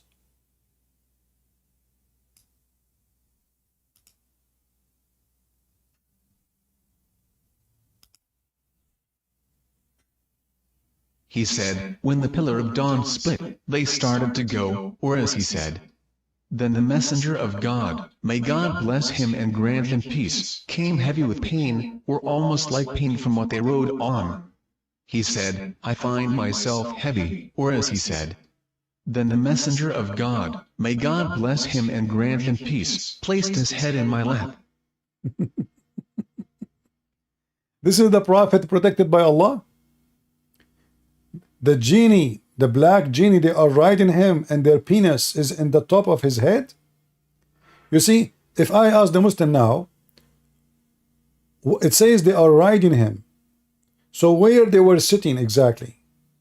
And as you see, it says they are totally naked.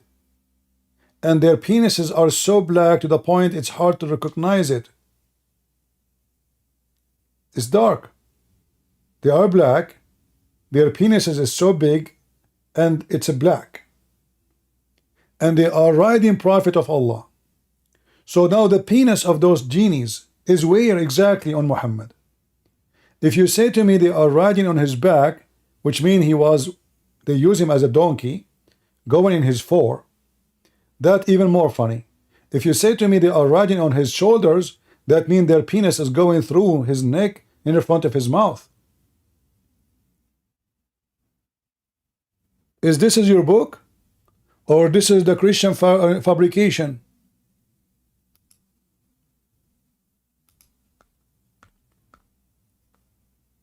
Do we have any Abdul?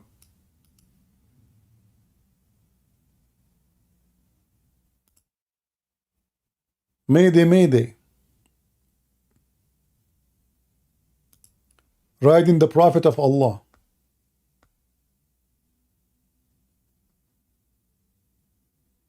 Who is a Muslim would like to join us? Remember, the Muslim, they say that we Muslim, we investigate carefully stories. So those stories are investigated carefully.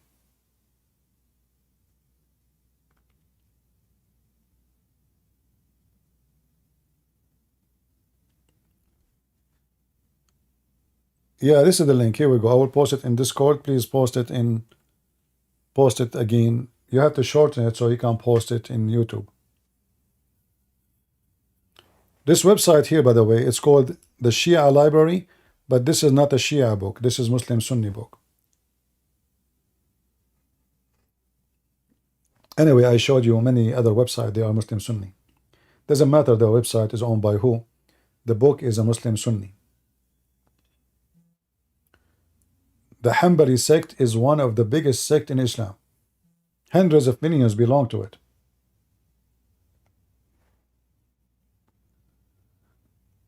Any Muhammadan would like to join us?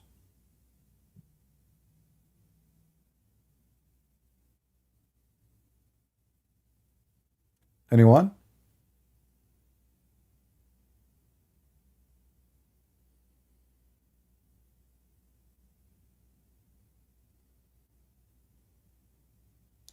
Do you think Saudi Arabia paying loads to Cristiano Ronaldo to convert to Islam?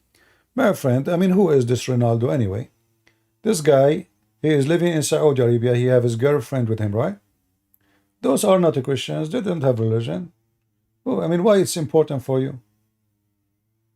Are you a follower of Ronaldo? If he convert. They like money.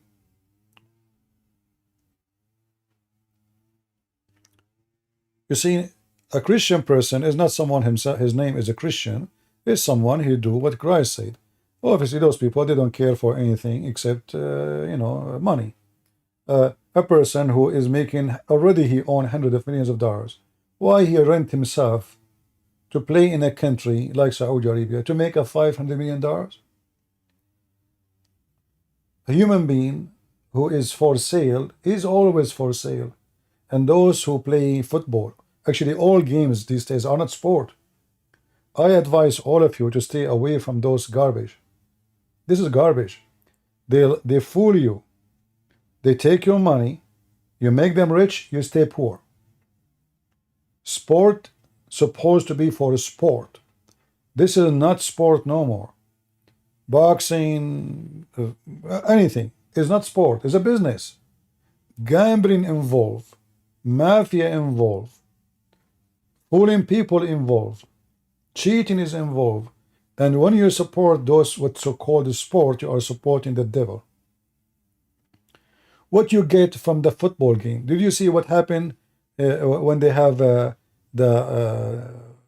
last game in Qatar? There's a stupid people in Argentina. They sold their own cars, their houses, just to go there. This is not a game no more. Those things are destroying families, destroying life of people. It's a madness. It's an obsession. It's a stupidity. It's drugs.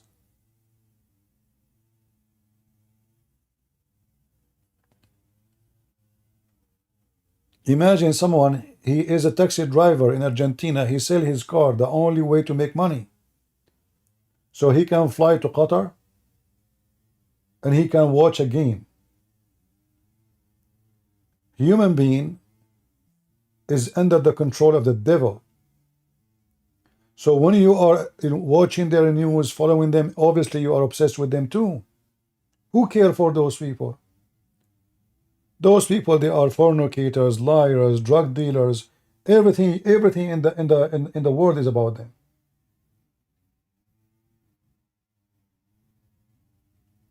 Do we have any Muhammad that would like to join us?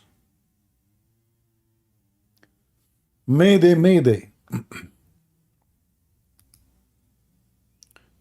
A Muslim, he can explain to you Christianity, but he cannot explain to us 1% of his religion. Who is a Muslim can explain to us Islam? Did you research it? No, like I don't know how to spell his name, to be honest with you. I put it for you on the screen here. Put this. I don't see it. I'm not on YouTube. I don't know. Do you have it on here? Okay, Oh, here we go. Comment. Okay, yeah. Well, just tell me how to spell it. I'll spell it right Yeah, now. put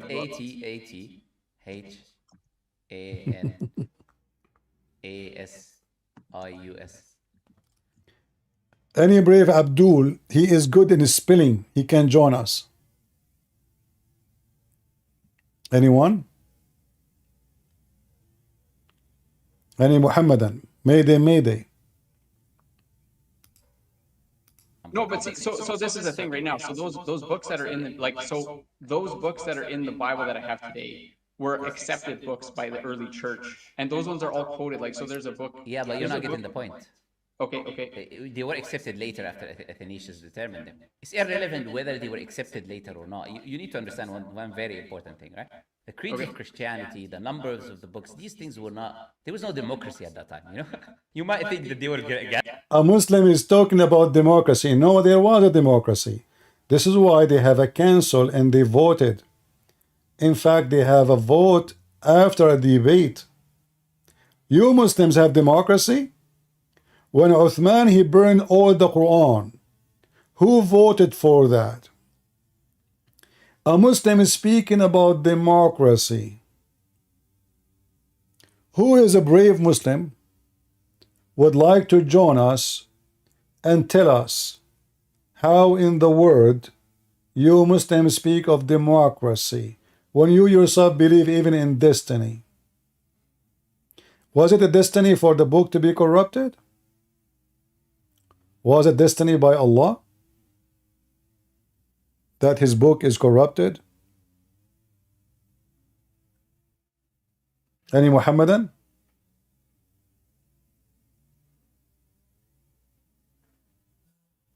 Mayday, mayday. Who there?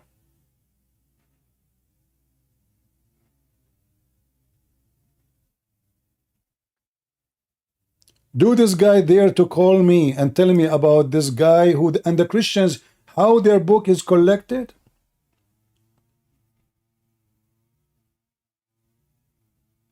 How your book is collected?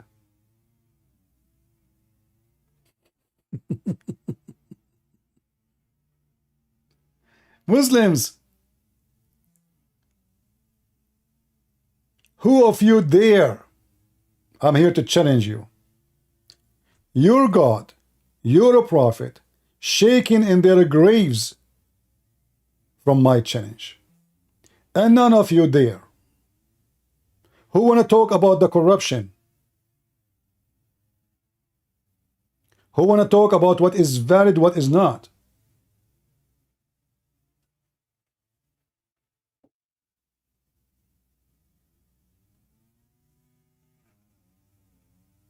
You know, when Aisha, she said that the Quran is corrupted by a goat, what this guy will say, this is a weak hadith.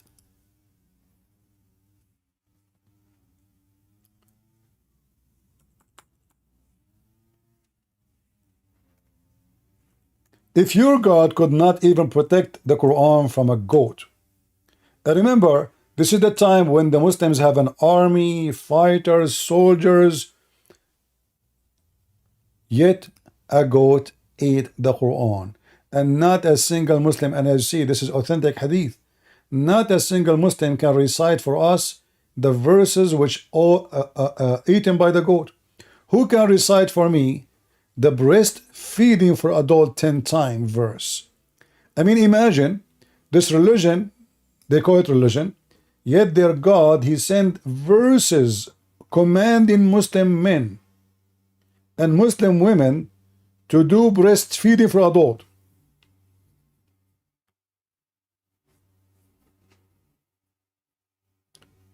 Any Muhammadan?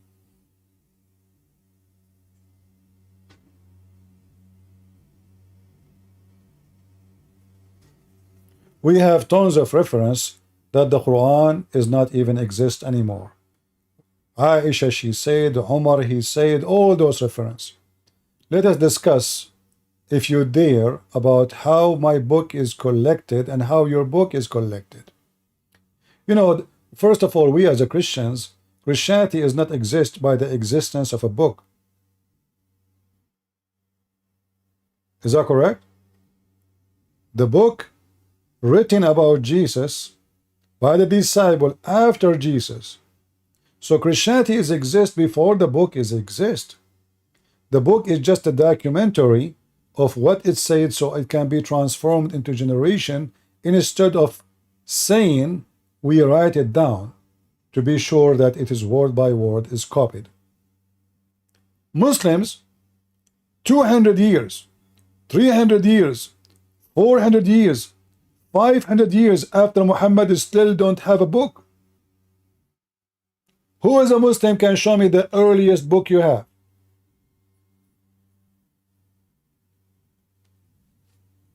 Anyone? What is the earliest book you Muslims have?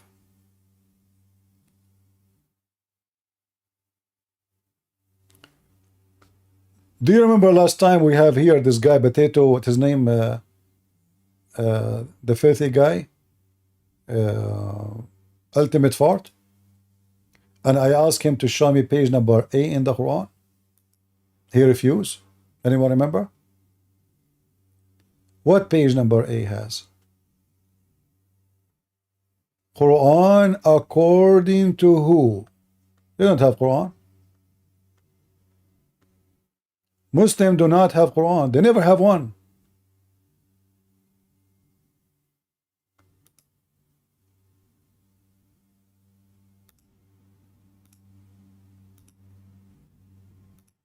Let us see. I'll try to show you the I posted this one in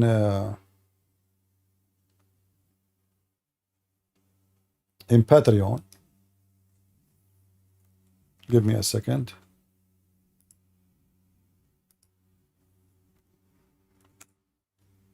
Imagine, guys, this is what you see when you open the Quran of the Abdul. If you have the Quran in Arabic, and this guy, he will have it in his book too. It says this. This Quran is according to recitation, the tell. There's no book.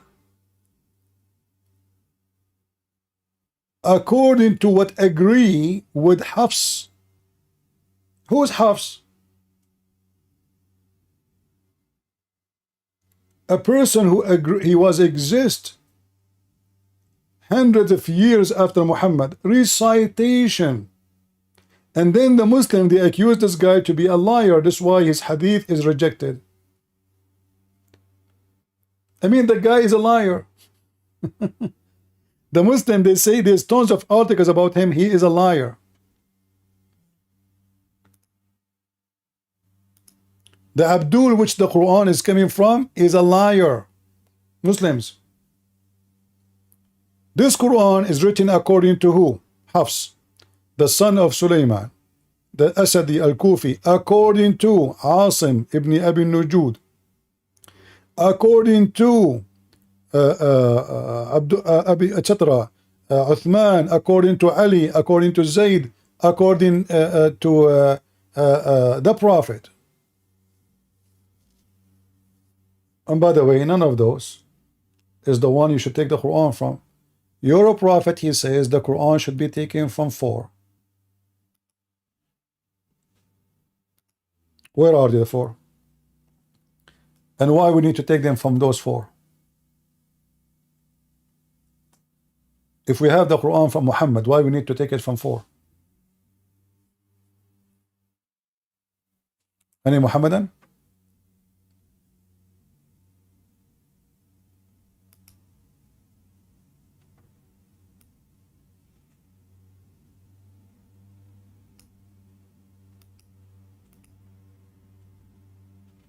Mayday.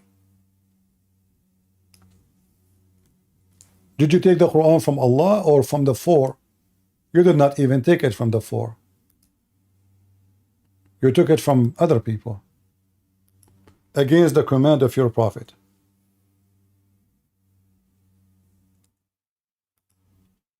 I mean your false prophet. Do you see it? This is very authentic.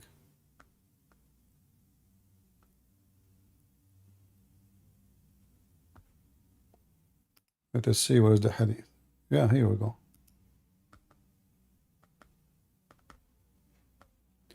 Take the Quran from 4. Abdullah ibn Mas'ud, Muaz ibn Abu Ka'b. By the way, Muslim, where is the 4? I mean, Salim and Mu'ad ibn Abi Ka'b. Where is the 4? Hey, Muslims, the Quran you have in your hand, are they from those 4? And why Muhammad, he named 4? He's trying to copy the Christians? The 4 Gospels? Why 4?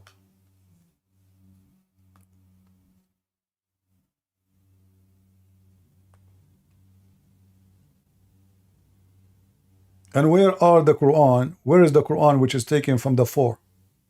And as you see, this is Sahih.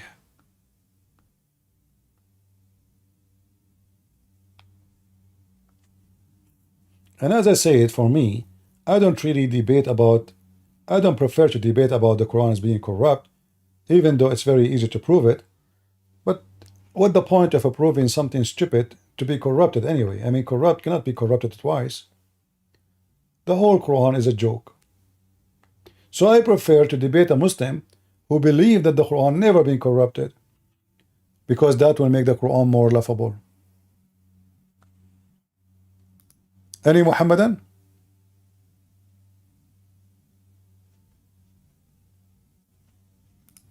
Any brave Muhammadan? The Aryan belief, you mean? No, Arius is the person, is the church Okay, I'm not father. familiar. Like I'm Where you have honestly don't. the Arians are those who are following his position, right? This Yeah. is Okay. okay. Okay. Yeah. That's Yeah. what I'm saying is going to be like Do you accept Arius yourself? You see, all the names he is mentioning, they accept Jesus to be God anyway. So, I mean, this is how silly they are. So you try your best, Abdul. So even when the Christians supposedly they agree or disagree about someone we believe he is heretic, even those who they are heretic, they believe that Jesus is God. And that will doom your prophet. That's mean since the beginning of Christianity till now, not single one of them don't believe that Jesus is not God. So how Muhammad came to the conclusion that Jesus is not? Let me show you how Muhammad he proved that Jesus is not God.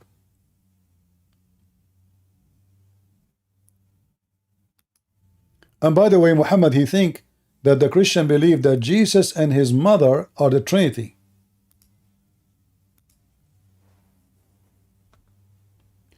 How Muhammad he can prove to the Christians that Jesus is God? Sorry, is not God.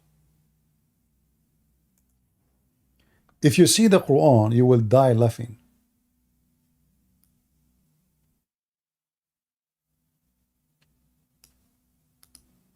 Let me show you.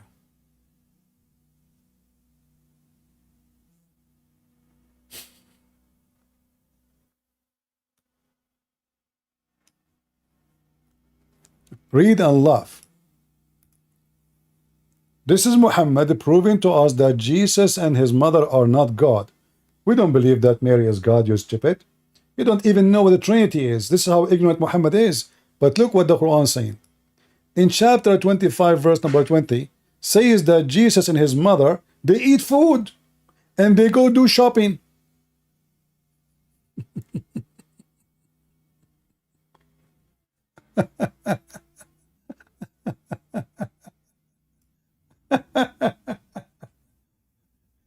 How we can prove that Jesus is not God and his mother too?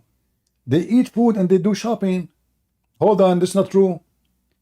Isn't it you Muslim, you claim that Mary, she have food always given to her from God, so why she want to do shopping, you idiot? If we go in the same stupid book, you will find the Quran saying that Mary, she always have food. Who is the one giving her the food? Allah. She have unlimited supply of grocery. By Allah. Hold on. I'm typing with one hand. Look at this. In chapter 3, verse number 37. Each time Zechariah, he entered upon Mary, he found in her house, in her room, a lot of food. He said to her, where is this from? She said, from Allah. Like, what the heck? And the other verse saying that the proof that Mary and Jesus are not God, they eat food and they do shopping.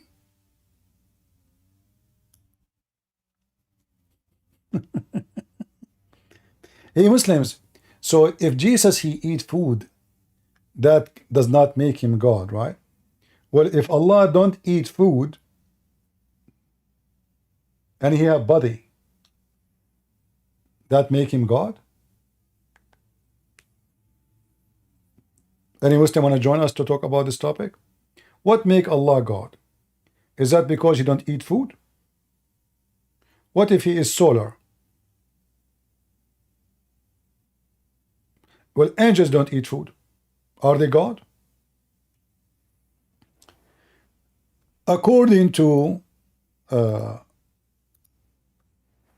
your religion,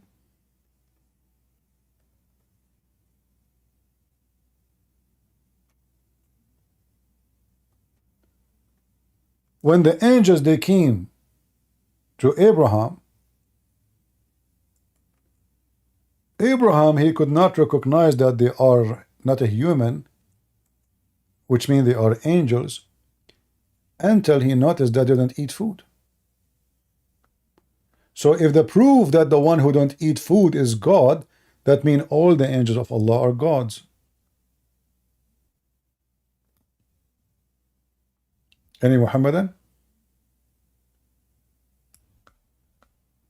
Abraham, according to the Quran, he slaughtered a big cow, a huge cow, and he said to them, why you don't eat? I mean, just trying to show you the stupid logic of the Quran. If somebody eat food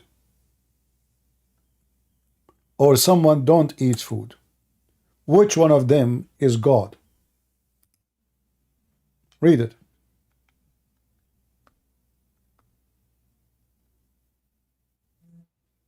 They don't eat food. This is your stupid book. So now, based on this, the angels of Allah are gods too. In fact, the Muslims believe that the one who created Jesus is Gabriel. Is that correct, Muslims? Or I'm making things up?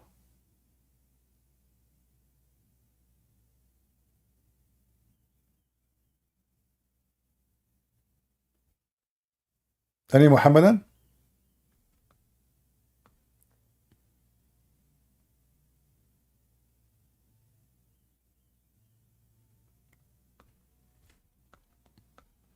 Mayday?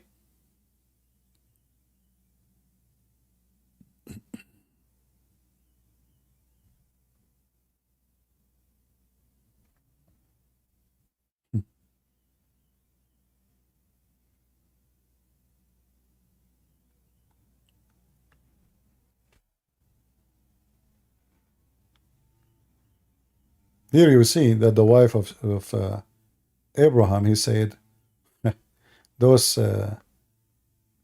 guests we have, they don't eat food. Ah, they must be gods. Any Muhammadan? Mayday, Mayday, who there?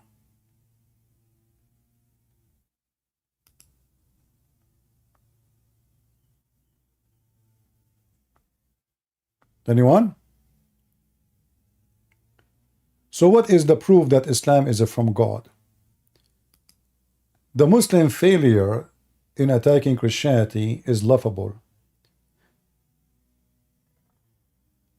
When a Muslim he says to you that the Bible is corrupt, ask him a very simple question. So Allah he sent the Bible and he allowed it to be corrupted?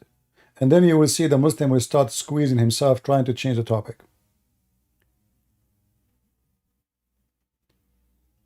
In fact, just to show you how stupid the Quran is.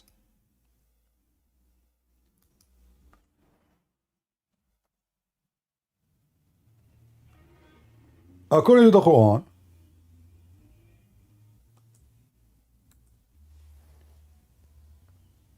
Allah he entrusted the Jews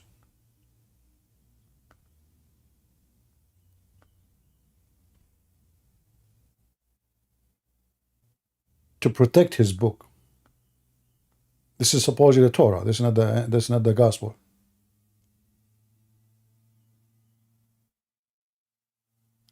Anyone knows what the problem here?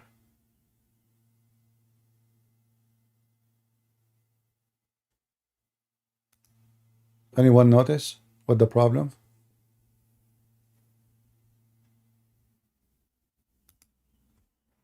Any Muhammadan would like to join us to tell us how Allah he made such a mistake?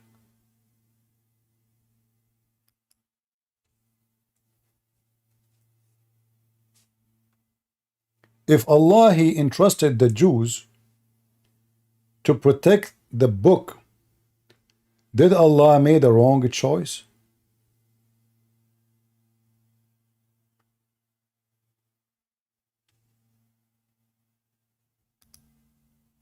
When I say I trusted you,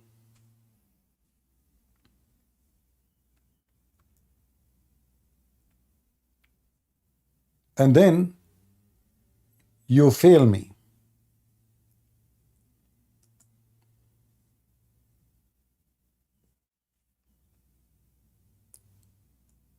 When someone trusts someone,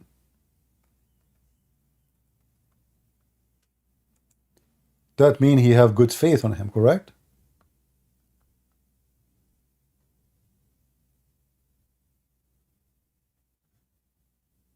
Is that correct?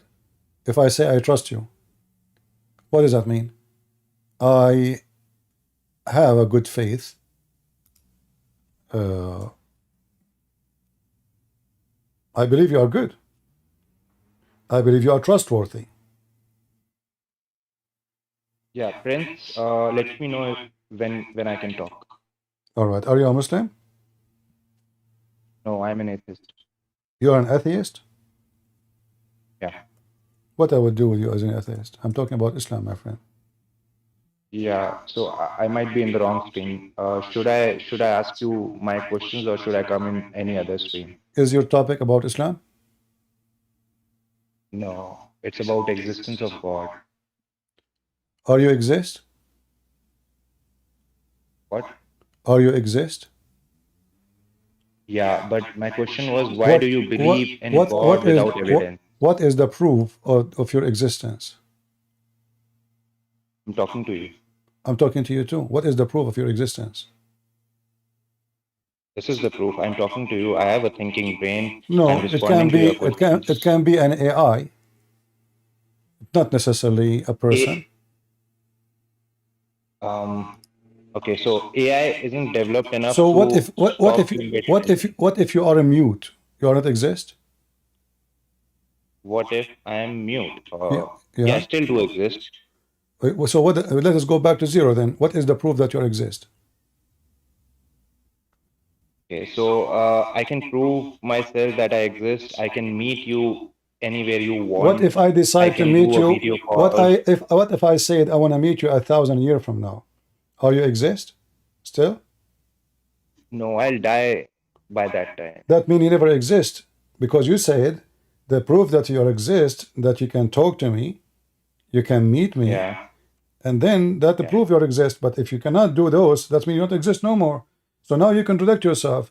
So you are making the proof of your existence temporarily, because this is all temporary about now. But tomorrow it might be not the case. So you have no proof. So now if I say to your grand neighbor, friends, there is a guy, they claim he was exist 10,000 years ago.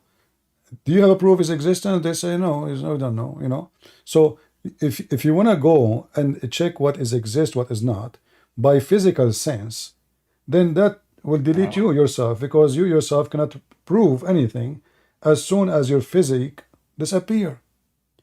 So now, Alright, so now, if I ask, the evidence, if you ask you, do you believe that a human being have a spirit?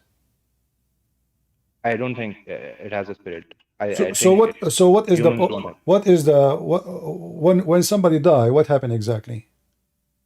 They just cease to exist. They go into nothingness. It is as good as before born, before they are born. I don't understand. So when I die, I don't understand. yeah, I'm telling you, what how a human being he live, his the power of life is exist by what? Just by food? yeah, a thinking brain is, I think, no. So we survive by food and like we eat and we survive like that. So but my question is, All right. Listen. it's not. Do you have a mother? Yeah, I do have a mother. That's strange. You're an atheist. Why you are calling your mother a mother? Because she gave birth to me. But that does not make her mother. That's just a creature. She have sex with somebody, and she lay an egg, and you are here. Here we go. Why you call her mother? I never heard of an animal call his, like animals. They believe there's a mommy, and there's daddy. Yeah, it's part of our. It's part of our language. We define. Okay. So your mother is just a language. It's not a real mother. It's just a language thing. I define my mother as mother because she gave birth to me. I define some lady. Do you love your mother? I do love my mother. How you explain love if you are an atheist? You are an animal. Because I give signs of my love. I give her gifts on her No, birthday. but how you explain? How you explain? All animals they give birth to their babies. All animals, dogs, cats, rats, cockroaches. So now, why you love your mother? because she did a lot for me. So what? All animals they do that. Don't you see the cat? She take care of her babies. She carrying them from place to place. Do you see the Yeah. chicken defending her chick? But what, as soon they grow, they don't care for. They don't know someone is called mom. They have sex even with their mommy. Is that correct? Okay. Okay. Maybe. Do you have sex with your mommy? No, I don't. Why? Because she's my mother. I don't Where, have where you feelings where like you that where for you her. learn in which ethic, which logic, which is godly thing that you should not have sex with your mother? I mean, it's in our DNA to repel our own blood to have sex with. So if I have sex with my sister, that would be incest, and our offspring would be What is incest? There is genetically nothing. affected. You are an atheist, and atheists don't believe in such a thing. What It incest? doesn't mean that we don't. Where is the word incest is coming from? I mean, are you an atheist or what? I'm an atheist. Okay, so either you are an atheist, you don't believe in God, then you do what anything have nothing to do with God you should do, or you believe in God and then you follow the command of God. Don't do this, don't do that. So why you don't do what atheists should do? As long she is just a human being like you, and it happens she gave birth to you. When you reach the age of maturity, you can have sex with her because this is what animals do. Can we not bring can we not bring my mother? Can you just take an example of a sister I'm that not insulting mother, my friend. I'm not insulting your mother. I'm just trying to reach to you to show you that your logic is accurate. Because simply no, you claim it's to be like so the answer to an this atheist. You claim to be an atheist, but then you said to me incest. Where do you get this from? yeah. This is a statement of religious people. This is not a statement of Yeah. somebody believes in an animal. So either you are 100% atheist, or you are partially atheist. Which one Alright, is you? so the answer to that, so the answer to that is I'm an atheist, but I still talk about hell and heaven. That doesn't mean hell and heaven is true. So even being an atheist, I'm not talking it about hell doesn't and stop me first from of all, talking no, about belief system. you cannot talk about hell and heaven if you don't believe in it. That will be silly. Like I said to you, I can no, talk about it. no, you cannot. Listen. No, listen. Talking about it, something like I can talk about aliens, but doesn't mean I am believing in it unless I say so. So I'm asking you now, what is the reason for you not to have sex with your mom? Incest. Why? What incest? Where you get this word from? It's all over the internet. You can even find it in dictionaries. So now you found something in the internet, and now you take what the internet says to you, and where in the internet it says incest is haram, it's forbidden. Where it says that to you? In which book in which book of atheism? Yeah, it doesn't say that, but it doesn't mean that we don't have any social sense. Like we understand that like incest is wrong, but we don't need a book for that. We don't need a Quran for No, that. We you don't need a need a book Bible. because either you are an atheist. Listen. Similarly, we don't need Atheist, a book to understand that stealing is wrong. We have morals. and this is false. Give me where you got your moral. That's true. Give me where you got your moral from. So I'll tell you, if someone bullies me, I'll feel bad. So I know that I shouldn't bully someone. If someone steals from me, that I know I'll feel bad. So I won't steal from anyone. And if someone helps me in a dark time, what if someone someone helps me in a so dark. I will go with you, but those who do bully, they can be bullied too and they feel bad, still they bully others. So your logic is very silly. You know, there's a thief. Hold on, a thief, if you steal from him, he will feel bad, but still he's a thief, he steals from others. What kind of logic this logic is? What I'm saying is I think stealing is wrong, but if even after that I can steal without the fear of hell. So I think that stealing is wrong, So why you but it's think having sex with your mother is wrong? yeah, it's incest. It's in our DNA to repel That, you see, family I'm not as asking a you. potential. Don't tell me it's wrong. Why it's wrong? Aren't you an atheist? Atheists, they believe that they are animals. Where is the title wrong is coming to you from? I mean, wrong is when you feel guilty. So if the mother of the atheist person, Can she you agreed. talk about my can you talk about my sister rather than mother? It's making me No, uncomfortable. I like to make you uncomfortable. You like it, like it. No, I like to make you uncomfortable. Here we go. So what the reason for you to say you are not going to have sex with your mother unless you are religious? Because if you believe you're All an right. So atheist, if you how believe if you how does believe that prove that God is there? I am proving to If you, atheists are really I bad am proving people, to you, I'm proving to you if that atheists you are are empty. incest, that doesn't Listen. prove God. Let me show you what I'm proving to you. I'm showing you that you are empty inside to the point when you try to find the value, you look for the value of those who believe in religion. You don't find the value in someone who is an atheist. This is why you don't want to practice atheism. Atheism believing that you're an animal. An animal should do what animal do. You grow Yeah, up. right. You're right. We are Listen, animals. and Atheists are incest, but that doesn't prove that there's a God. That doesn't no, prove that no, no. there's a Why you God. differentiate yourself? Why you decide not to be an animal suddenly? So when you want, in theory, you're an animal. When you want, in practice, you don't want to be an animal. So you cannot I be am an animal. I okay. am an So animal why you are not having sex with your mother as an animal? because If she like it because and you it's like it, what? incest. No, what It's incest mean? There's no incest. guilt. Is that guilt? No, it's incest. It's in Okay. our DNA to avoid our own Is blood. incest sin to you? I don't believe there's any sin, but I think that's morally wrong. What? You don't believe? I don't believe there's sin, Guys, am I heard? but Am I heard? am I what? I'm asking people on Discord. You hear me? All right. What about people on YouTube? So either you believe in sin or you don't believe in sin. So do you believe in sin? You don't believe in sin. I don't believe in sin. So why you don't want to have sex with your mother? It doesn't matter because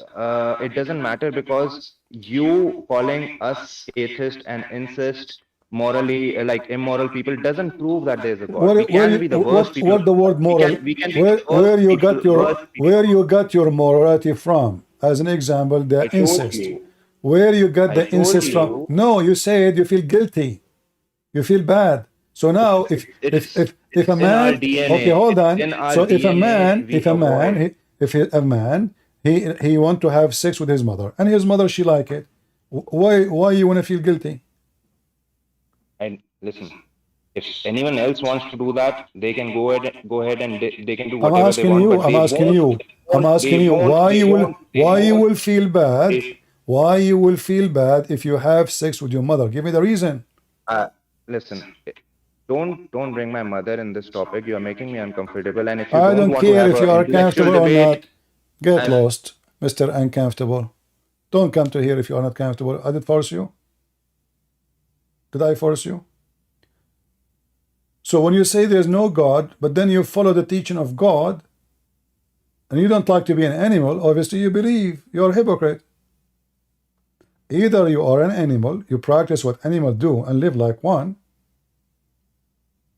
because not everything can happen against somebody. Like, okay, you sleep with your mother she like it. What is the problem then? If you're an atheist, you like it, she is a woman, you are a man, you like to have sex, she like to have sex, boom. So what do you get your incest word from? And why you are not feeling comfortable? Aren't you an animal? Imagine I ask a dog, why you are having sex with your mom? He says, I don't feel comfortable, don't talk about my mom.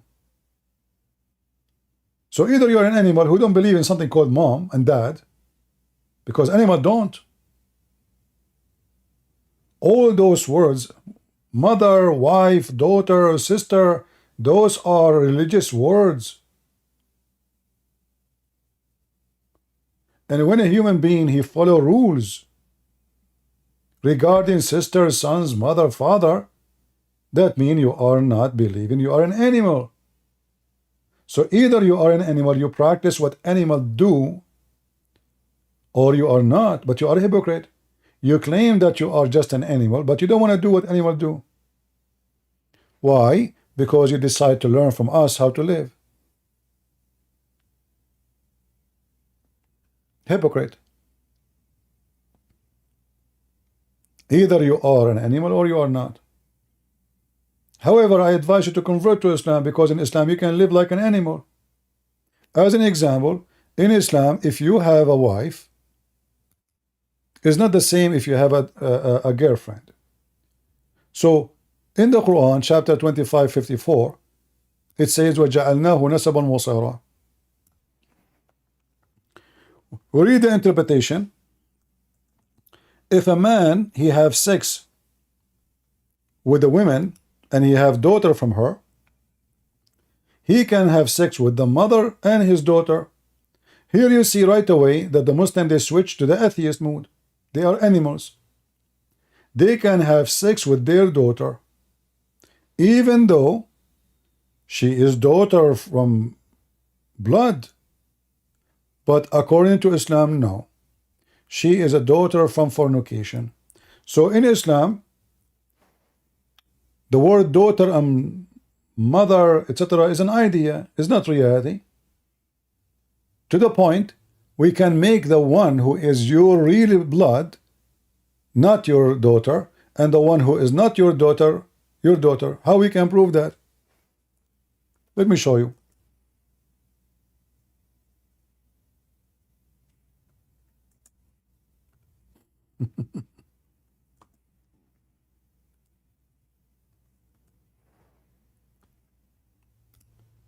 If you open Tafsir al-Qurtubi, you will find the Muslim agreeing immediately that a man, he can have sex with his daughter as long as she is a daughter from adultery. This is the official government website of the Kingdom of Saudi Arabia. Please post the link in YouTube.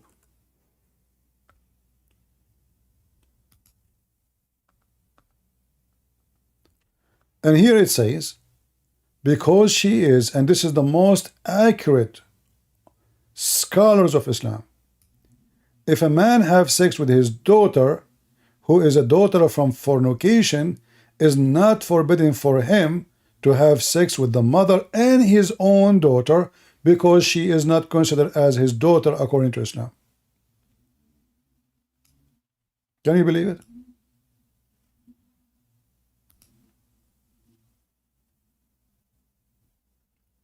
Muslims are Lineage means atheists. the mixing of water between male and female according to Islamic law. If it was due to sin, then it is an absolute creation and not a confirmed lineage, and therefore it does not come under the saying, your mothers and your daughters have forbidden to you his daughter due to adultery. Because she is not his daughter, according to the more correct of the two opinions according to our scholars, and the more correct of the two opinions in religion. And if there is no lineage according to Sharia law, then there is no marriage according to Sharia law. Then adultery between the mother's daughter and the mother's daughter is not forbidden, and what is forbidden from what is permissible is not forbidden from. Do you see, guys? Muslims, they speak about morality and they claim to be religious, but in reality they practice animalism.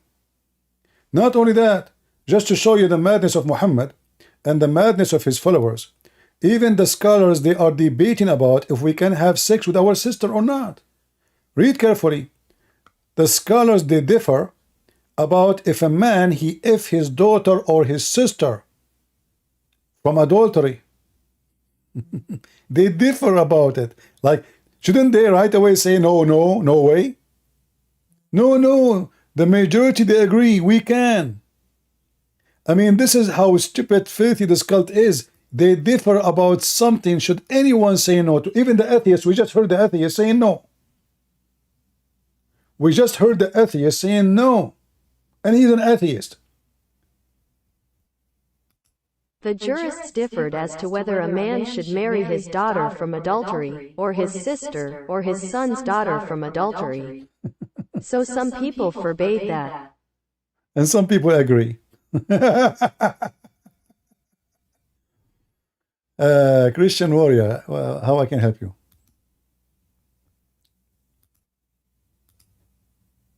I don't know why he's here. Not only that, look, I will show you something more stupid. Muhammad, he make your daughter even if she is not your daughter. How is that? Muhammad, he come with rule. If your wife, excuse my language, because this is what it is, and your wife, she deliver a child, a son or a daughter, from your neighbor, according to Islam, this is your son. Even if though you know 100% that this is not your son or your daughter. Can you believe it? So according to Muhammad, the baby belonged to the one who owned the bed. So lineage in Islam have nothing to do with marriage really and blood. Who owned the bed?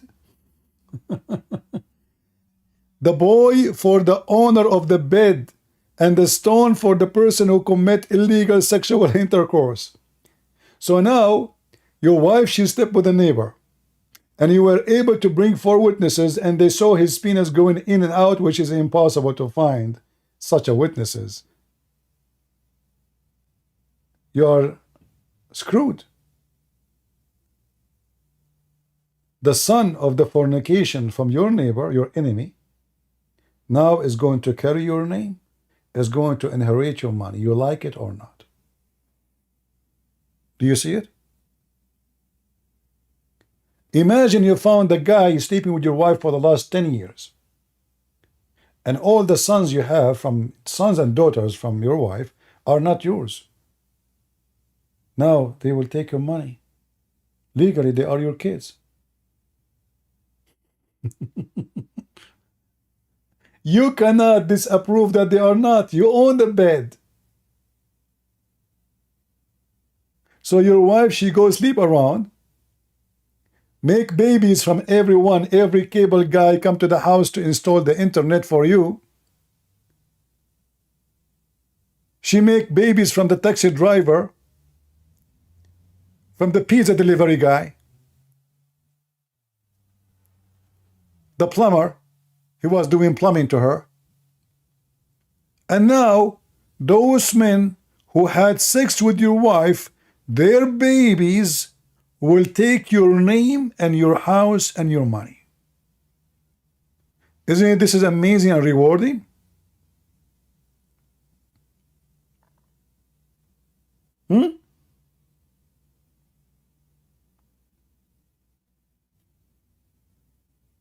Any Muslim?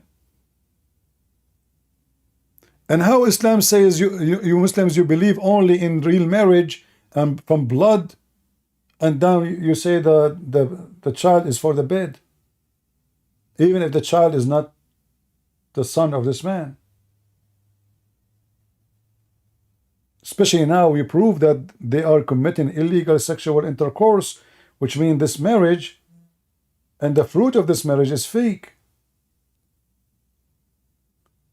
Like, you know, this guy, the Israeli, they killed his children. Ismail Haniya, right?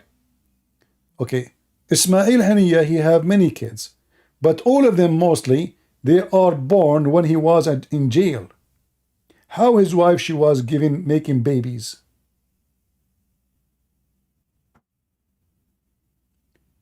Imagine you go to jail, you stay there 4 or 5 years. You come out of jail, you find your wife, she have a baby, he's 2 years old.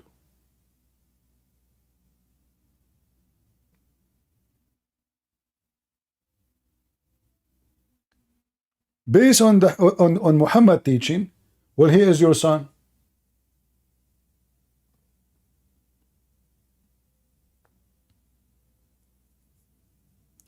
Do we have any Muhammadan?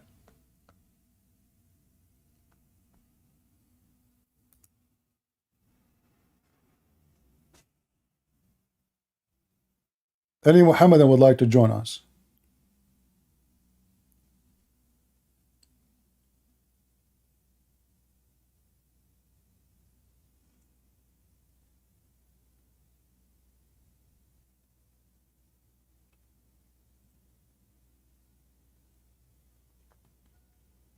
Nobody?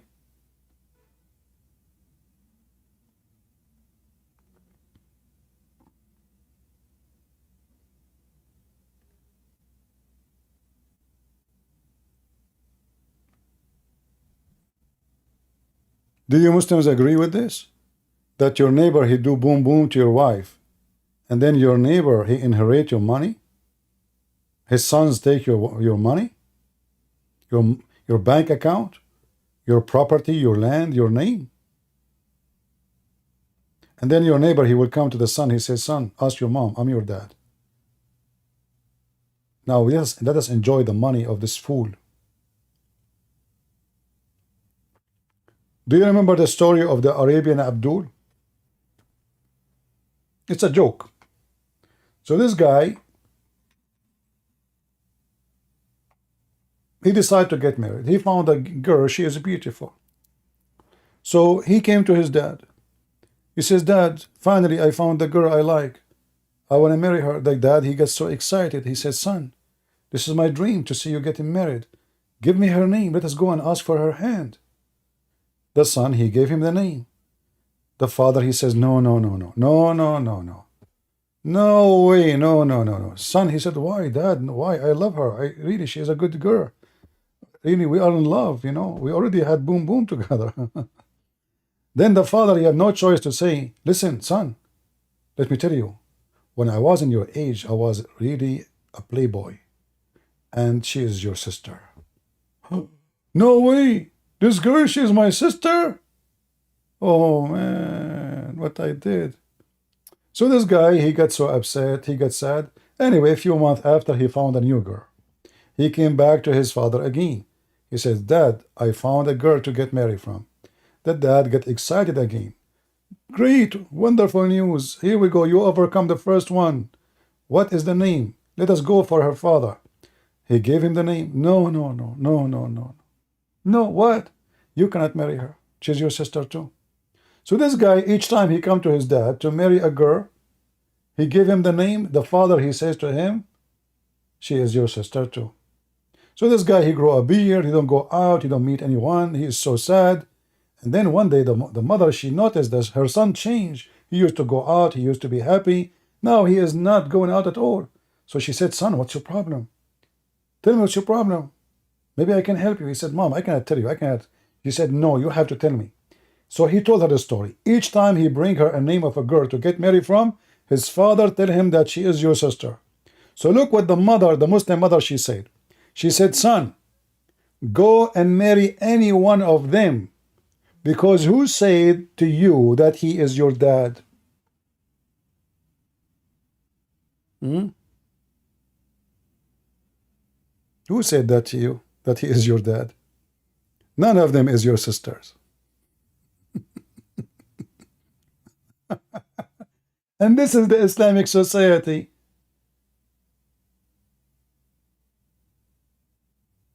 The most corrupt, the most fornication, the most awkward, the most screw around. And then the baby for the one who owned the bed, and your neighbor who slept with your wife, he will take your bank account.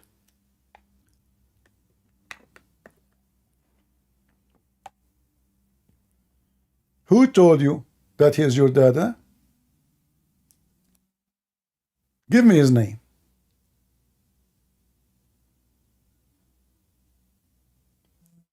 Any Muhammadan?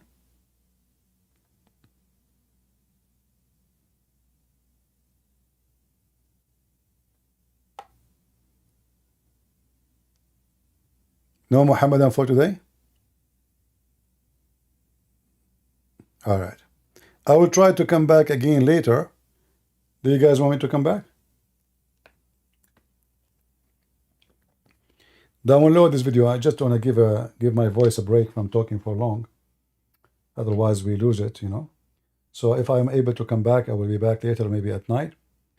And as you see, the Muslims don't dare to speak to us. They think they have religion. Muslims don't have religion.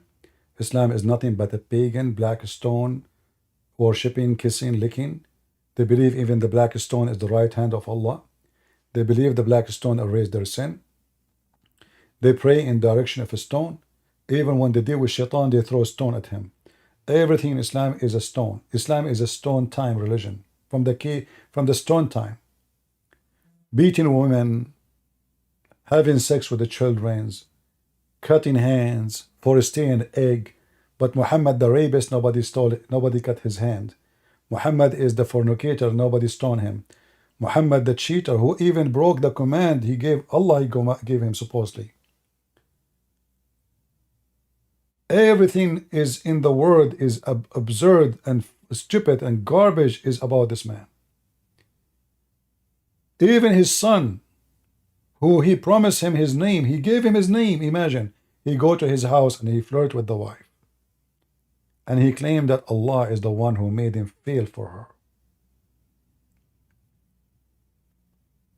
Religion of fornication, even their heaven is nothing but a sex club. The Muslim will have 70 years orgasm.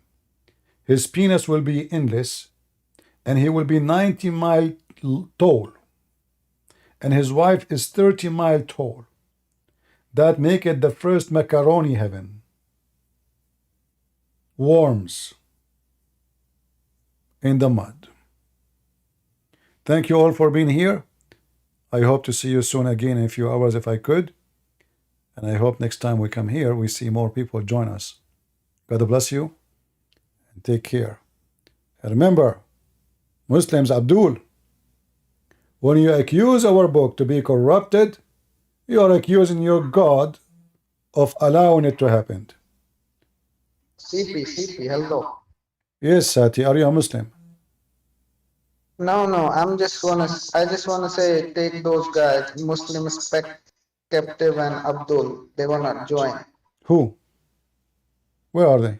Muslim Captive and Abdul, like this guy named Abu Haytham Well, Al-Quzari. let him put his hand up. You know, we keep saying any Muslim to join us for the last 3-4 hours.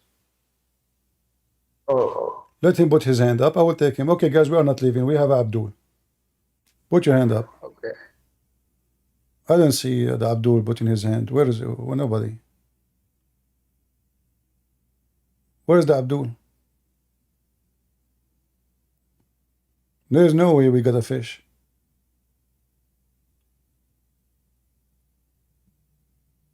I don't have to block anybody.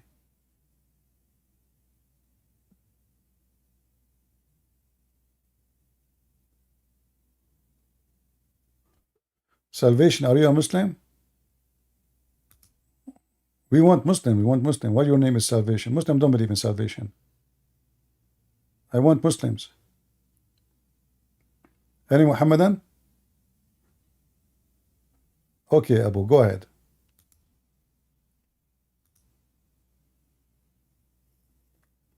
Go ahead, Abu.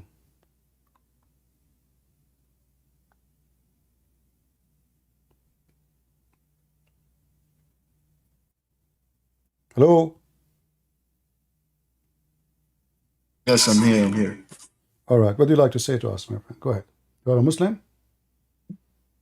Yes, I'm Muslim. Alhamdulillah. All right. Your friend here in the video, he was saying the Bible is corrupt. What do you think about that?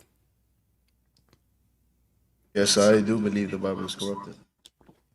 Can we talk about something else? Which Where, you claim where in the Quran it says the Bible is corrupted?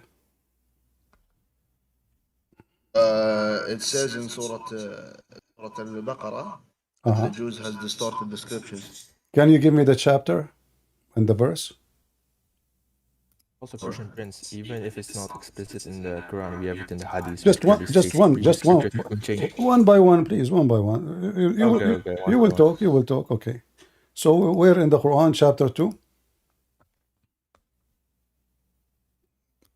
Go ahead, Abu.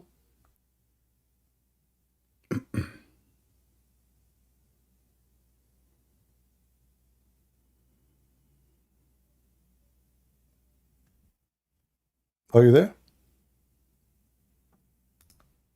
Abu Haytham, are you there? Yes, I'm there. I'm just Okay. filling out the verse. Just 1 minute. All right.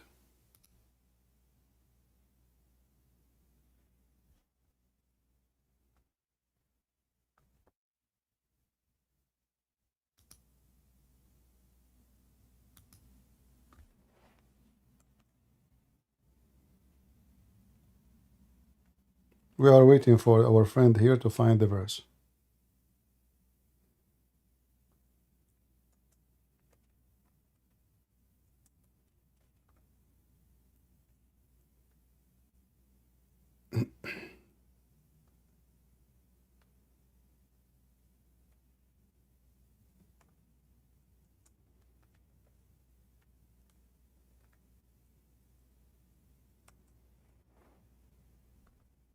I believe it's Surah Al-Baqarah, 79. Okay, 79. All right, read it for me. English or in Arabic? Yeah, read it in English, so people can understand. You said 79, right?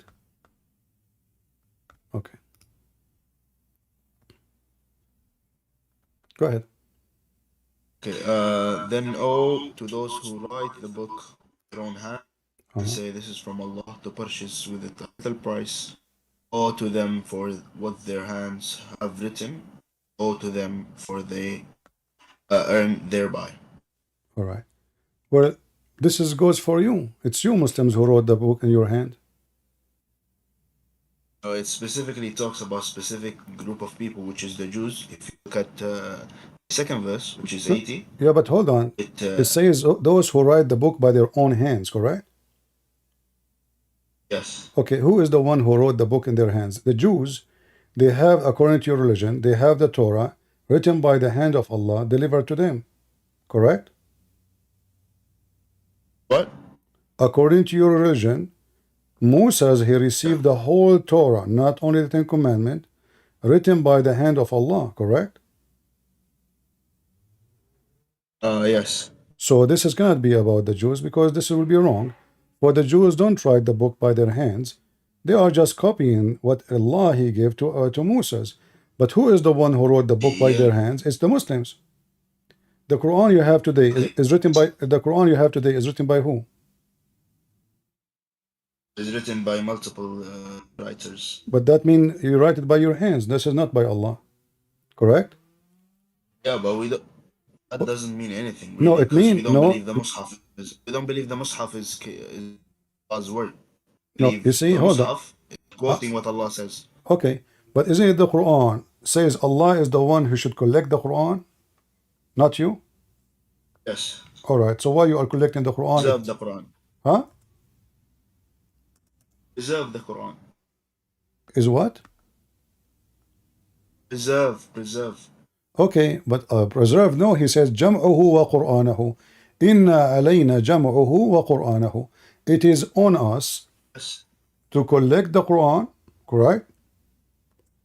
And to recite the Quran. Who is the one who collected the Quran? The one who collected the Quran was Umar. Umar and Abu Bakr.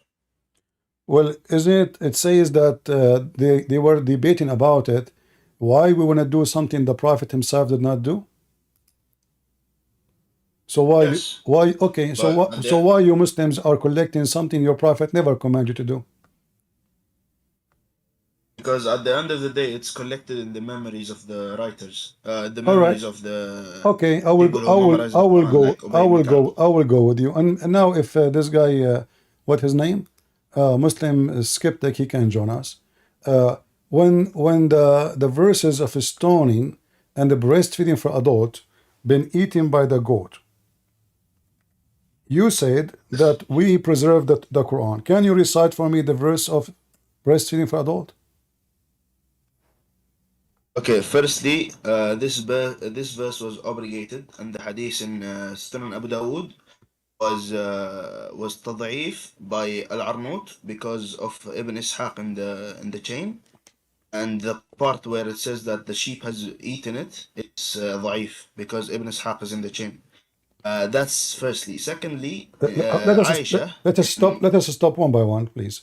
So you just said that this verse is abrogated. That means there was a verse, you agree, correct? About a breastfeeding for adult, correct? Yes. Okay. Where is the verse? It's abrogated. No, you say abrogated should not be deleted. I mean, abrogated by practice, you say.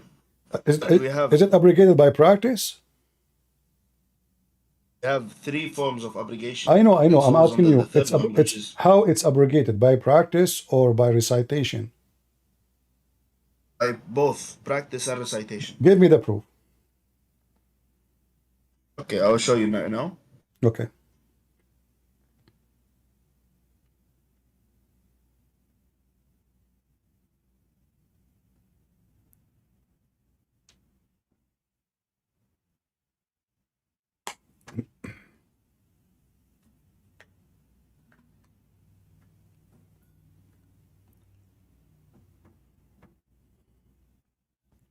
Remember carefully. Chat, Quran. please. Okay, so go ahead. You can check the chat. I will send the picture.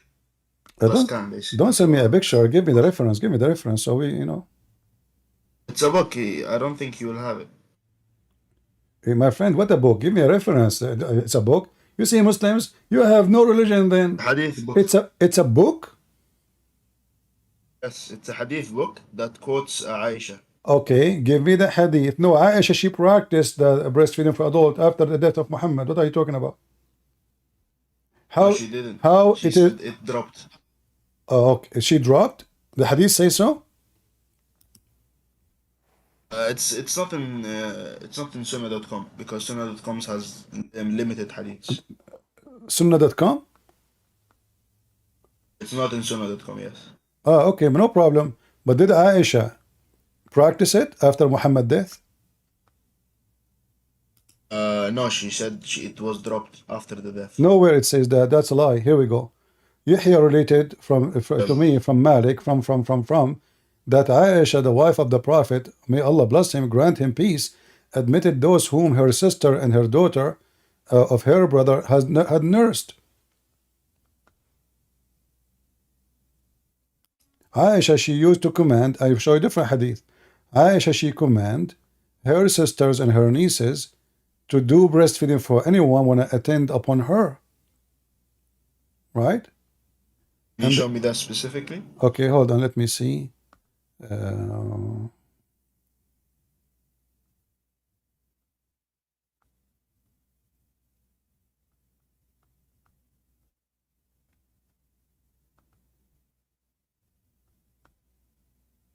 All right, give me a minute. Right.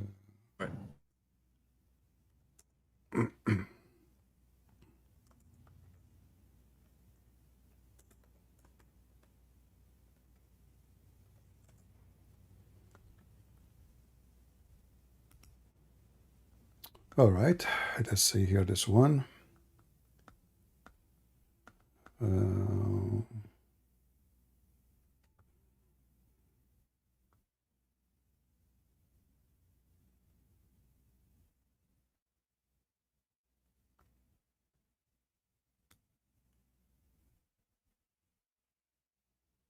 Here we go.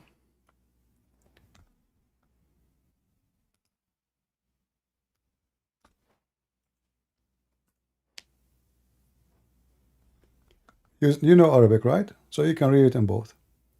So here it says, Aisha, she commanded her sisters and her nieces that anyone who have to enter upon her, they have to do breastfeeding for him. All right, let us go down here. We'll see.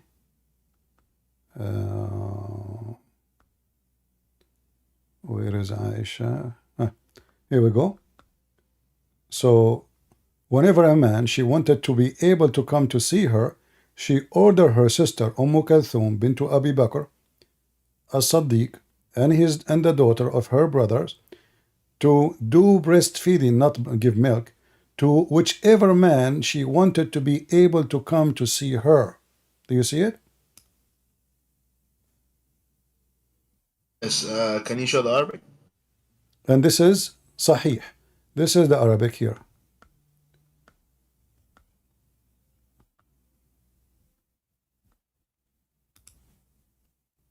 فأخذت بذلك عائشة أم المؤمنين في من etc. Read the rest. She commanded her sisters and her nieces to do breastfeeding for anyone when I enter upon her.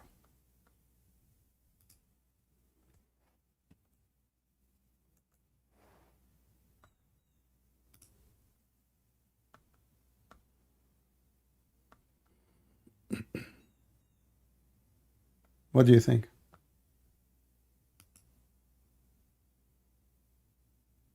Are you there? And I would say that the ruling was abrogated in terms of the number of sucklings. Where is Because there that? is other hadith. How it's abrogated and Aisha, she's practicing it and Muhammad is dead now. You see, are you saying to me Aisha, she was doing that in the time of Muhammad? No.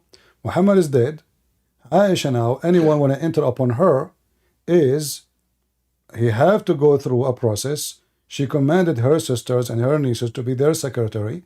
So anyone want to enter upon Aisha have to do suckling 10 times. Same time you said to me abrogated. Give me the verse abrogating this verse. Okay, we can come to that, right? But firstly, let's establish that the suckling verses are not يعني the ruling of the suckling verses are not 10 anymore. You agree with that? They are what? They were not 10, so it was abrogated to 5, right? No. You see, when you say abrogated by 5, show me where's the 5. There's no 5. It's in the hadith. She No, said no, that no, no. This is a was note. 10 and then This it was is reduced to 5. this is a note. This is a note. This is not even part of the hadith. Secondly, if it's abrogated by 5, what is the verse of 5? You have now your problem became bigger now. Now we have 2 verses are missing. The one about 10 and the one about 5. Show me in the Quran. You see, you just nailed it yourself because you said it's abrogated by recitation and following. But now you are saying it's abrogated to 5. So it is still valid. And now we should have a recitation and we should have a practice, but it's 5. Show me the 5, where we can find the 5 verse. Okay, firstly, the recitation of the verse has been abrogated, and there is no verse that No, says no, no, it's hold 5. on. You see, my friend, Wait, my friend, you can I said, continue? I know, but Let me continue we and don't want you will speak. we don't want to repeat ourselves. You said that the verse of 10 time abrogated by 5. So now where is the verse Yes. of 5 abrogating the verse of 10? Where we can find the verse of 5? Yes, I didn't say it's a verse. I said the ruling was abrogated. No, by no, 5. no. It's a verse. It's not a verse. It's Okay. the ruling All was right. abrogated by 5. All right. Right? Let us go back. Let us go back. Shall we? Okay. Okay, no problem. All right. Here we go.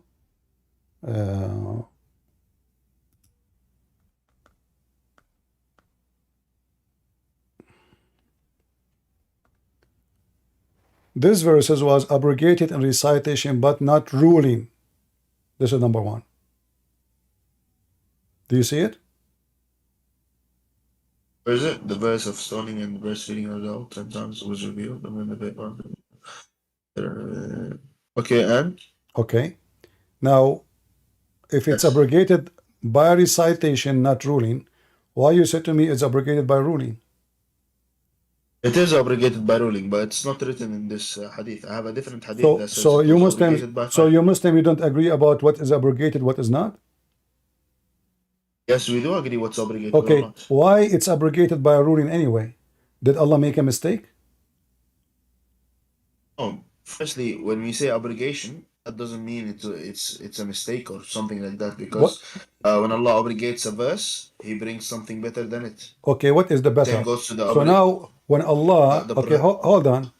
When Allah, He command a Muslim woman to give her breast to a stranger, what is the verse He gave you better than this? That's what I'm saying. I said the recitation was not given. Was not given. What do you mean What is was? given is the ruling that it was abrogated How by you 5. can receive ruling without recitation? In order to receive ruling, you have to receive command, and the command have to be in words. You can receive a command from the Prophet without receiving a So recitation. are you saying to me that you Muslim, you don't follow what Allah say in the Quran, but you follow what Prophet Muhammad says by command, which opposing the Quran? Because the Prophet speaks the Quran, so we So take are you saying him that? as Are you saying the the hadith? source of both. So are you saying the hadith of Muhammad is more important than the Quran? Because now the Quran became invalid, the hadith of Muhammad became valid. No, both of them are in the same stance. So Muhammad is God? No, but Okay. the rulings given by Muhammad is from God. What in is terms of what rulings, is hadith of how rulings. Muhammad received command from God? Isn't it Quran? No, he can receive commands without the Quran, just like Hadith Qudsi. he receives the revelation straight from Allah, and just he recites it to the people Okay. as hadith. He doesn't recite it as the Quran. Let us stop here. There is a holy hadith and there is unholy hadith, correct? Yes, hadith Qudsi and hadith Is this one the Prophet says. okay? I will go with you. The Qudsi hadith are very little in number. Is this one of them? Huh? Is this one about abrogating the breastfeeding for adult is one of the hadith of Qudsi? The answer is no, right? No, it's hadith from Aisha. So it's not holy and it's not even granted. So how you follow It is hadith? holy. Okay, so why first of all God he will command the Muslim women to give her boobs to a stranger, and why Aisha she is giving command to her sisters to breastfeed adult men so they can meet with her? What was the logic of Allah behind this? Okay, can we establish that the hadith was obligated? No, we cannot, because you have to give me the abrogation. It says 5 times. So now, are you saying to me that you Muslims, you suckle a Muslim women boobs 5 times instead of 10? Okay, this is where can go even more and say that the ruling has been obligated once more, and it became one. Okay, guys, became one. What do you mean one? Yes, time. There is a hadith or a Quran says you can suck the breast of a Muslim woman once and you are adult. Can you show me the reference? This is what I'm saying. I'm saying the Quran verse is not obligated. It's obligated, but the ruling is still there. Where is the ruling, my friend? You see, you keep saying to me the ruling. Okay. Okay. Can you just, said so, guys. Look at this. Our friend here is saying that Allah gave command Muslim women she have to give her breast 10 times in 10 different days. Then Allah he changed his mind. He made it 5, and then Allah he found it absurd, so he make it once. Why Allah keep changing the number? What number does? So why it was 10 in the beginning? Why it became 5 according to you? And why it became 1 according to you? What was the wisdom in that? I do not question God's wisdom. No, I'm not asking you to question him. I'm asking you to question the wisdom itself. Like we want to learn from the wisdom of Allah. So if a woman she gave her boobs 10 times, now we make it 5. Did Allah make a mistake in the number so he found 5 can do it? No need for 10? What the point of abrogating from 10 to 5? If 5 can do it, and later you said it became 1. If 1 can do it, why Allah even said 10? And what 1 can do, if you suckle at breast of a woman once, what that will do to you? Will make you horny. Okay, about the ruling of the verse specifically, like what's the verse about, or the ruling about? I am not that knowledgeable to discuss it because it could fall into something which is misinformation. I don't want to misinform anyone here. Well, okay, everything in front of us is misinformation because you just gave me saying that it become once, but you failed to give me anywhere where it says that this ruling became once. Okay, I'll send it. I'll send it to the guy here. Why you don't? Sure. Why you don't? Why you don't read the hadith for me in Arabic? All right,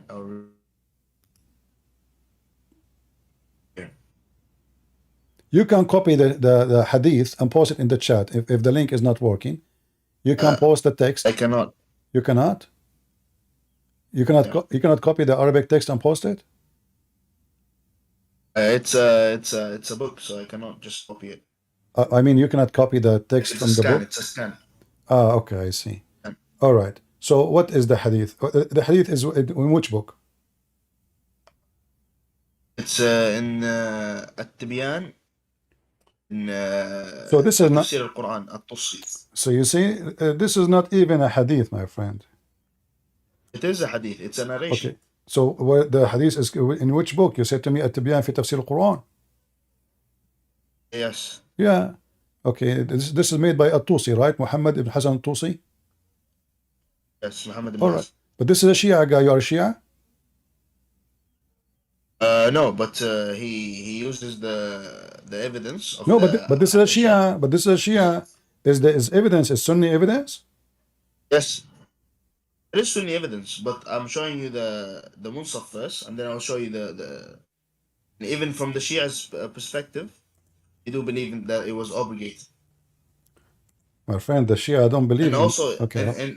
in Munsaf ibn Abi Shayba Uh-huh. or At-Tawus, it even says the same thing. It says that حدثنا ابن إسحاق ابن سليمان عن طلحة عن طاووس قال اشترط 10 رضعات ثم قيل إن الوحدة تحرم.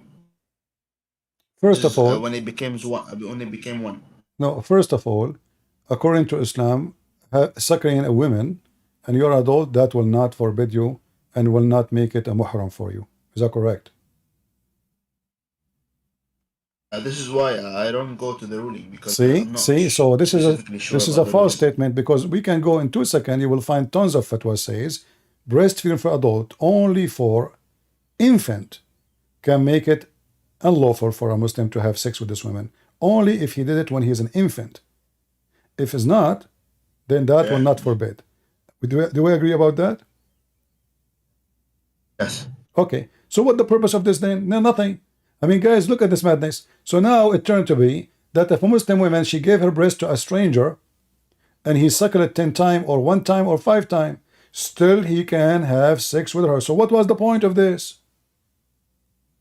Yeah, but the ruling behind it is obligated. That's I know, but what abrogated? I mean, what was the right? point? Because in no stage it's making you forbidden for her. So what the point?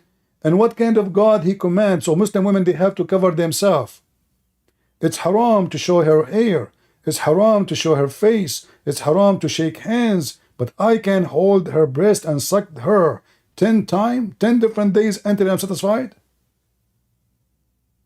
This is what I said. It's obligated. It's not there I anymore. know. Is that because it is absurd and it's madness? So the Muslim, they decide to delete it?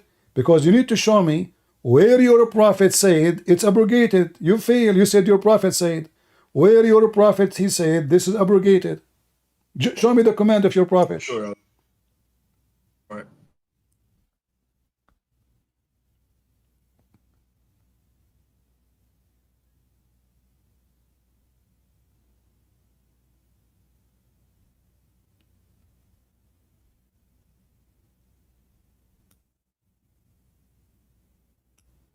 If you want, I can help you.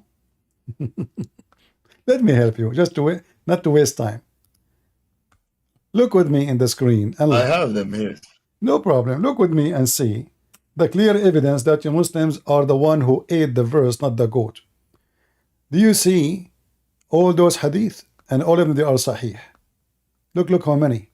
Yes. The Prophet, he died and is still was in the Quran. He died. Now he's dead. Are you Muslims saying to me that the abrogation of the Quran happened after Muhammad's death? The verse exists when Muhammad died. So all the news you gave me, it is a fabrication. Can you prove it? Yeah, it's in front of you on the screen. Don't you see what I'm showing you? Yes, but where's the hadith? Okay, this is Sahih Muslim. Aisha, please be with her, reported that I had been revealed the Holy Quran that the clear suckling make the marriage unlawful, and then it was abrogated, and by 5 suckling. This is what you say, remember, right? 5, okay. And then, okay, and Allah apostle died, and it was before that time found in the Holy Quran. So after Muhammad's death, it's gone. Oh, it's before the time. No, yeah, before his death, it was in the Quran. After his death, is not. Yes. Yeah, so before his death, Yes. okay, so Muhammad died a minute ago. Before his death, the verse was there. After his death, is gone. No, that's not what the hadith says. No, my friend, okay, hold on. Okay, in fact, read with me carefully. In Arabic, it doesn't even say that. It doesn't say before. And you know Arabic, and that will help me better. So here it says, فَتُوفِيَ رَسُولُ اللَّهِ صَلَّى اللَّهُ عَلَيْهِ وَسَلَّمْ وَهُنَّ فِي مَا يُقْرَأُ مِنَ الْقُرْآنِ. He died and they are still in the Quran, not before. Do you see it?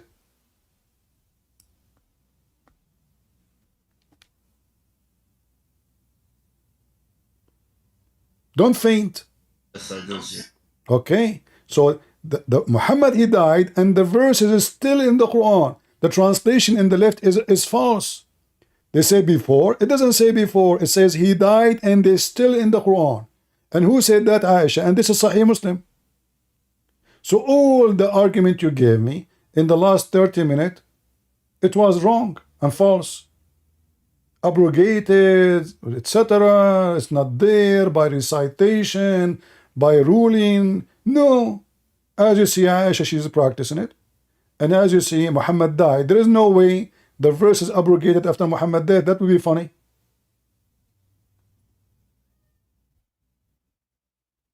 Can you go back to the Arabic again? Here we go.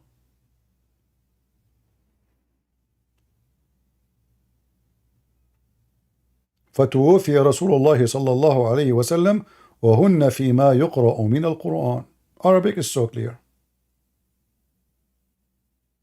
He died, and still they were recited in the Quran when he died. There's no before, there's no after. When he died, still they were in the Quran. So why Muslim, they lie to themselves and they claim it is abrogated and it's gone, sometime by abrogated by ruling, sometime abrogated by recitation. So what happened now? As you see, recitation is not abrogated. The ruling became 5. That means we should have 5, the Quran about 5 times. We don't have it 2. So now 10 is gone, 5 is gone, ruling is gone. When Muhammad died, is still in the Quran.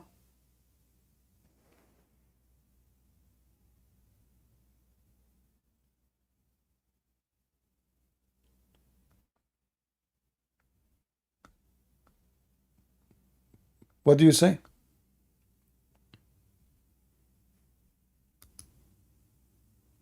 I have my sources here. Did the source I gave you valid or not valid? The one you showed me now? Yeah, this is Sahih Muslim. Yeah. Is it valid? Yes, of course. So other sources, no needed. If this one is valid, it's true. That's it. You can give me 10 sources, but I mean, if the sources are not accurate with each other, that means none of them is valid. So if this one is valid, then the rest is not needed. And as long as you agree with me, that's it. Muhammad died and the verse is still there. And the ruling itself proved Islam to be false, pagan cult. Muhammad obviously making fun of the Muslims. What the point of making a woman give her breast to a stranger? I never heard that this will make a person behave. That will make the opposite. A man, when he see women breast, he get horny.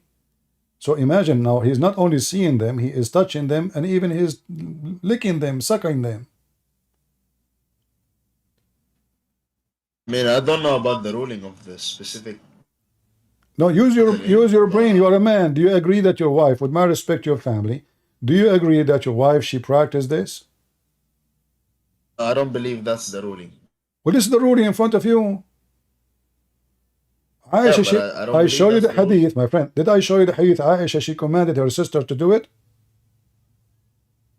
Yeah, she showed me, but Okay, I don't know. so Like, imagine, you say, what if your wife, she was the sister of Aisha, and Aisha, she command your wife to do so?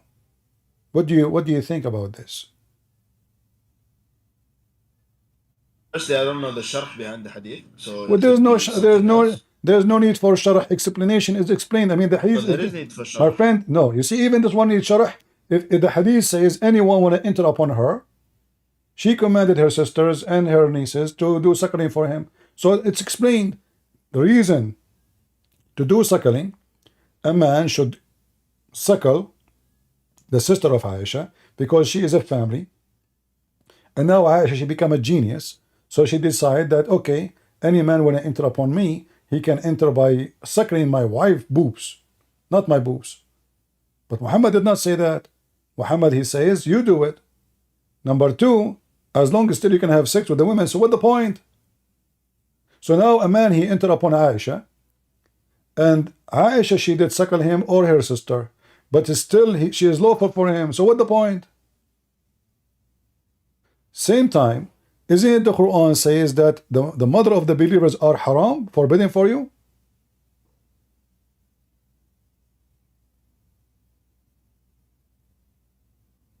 Yes, it does say that. Okay, so what the point of this? If all of them is forbidden for her anyway, so she should be able to meet anyone. What is madness?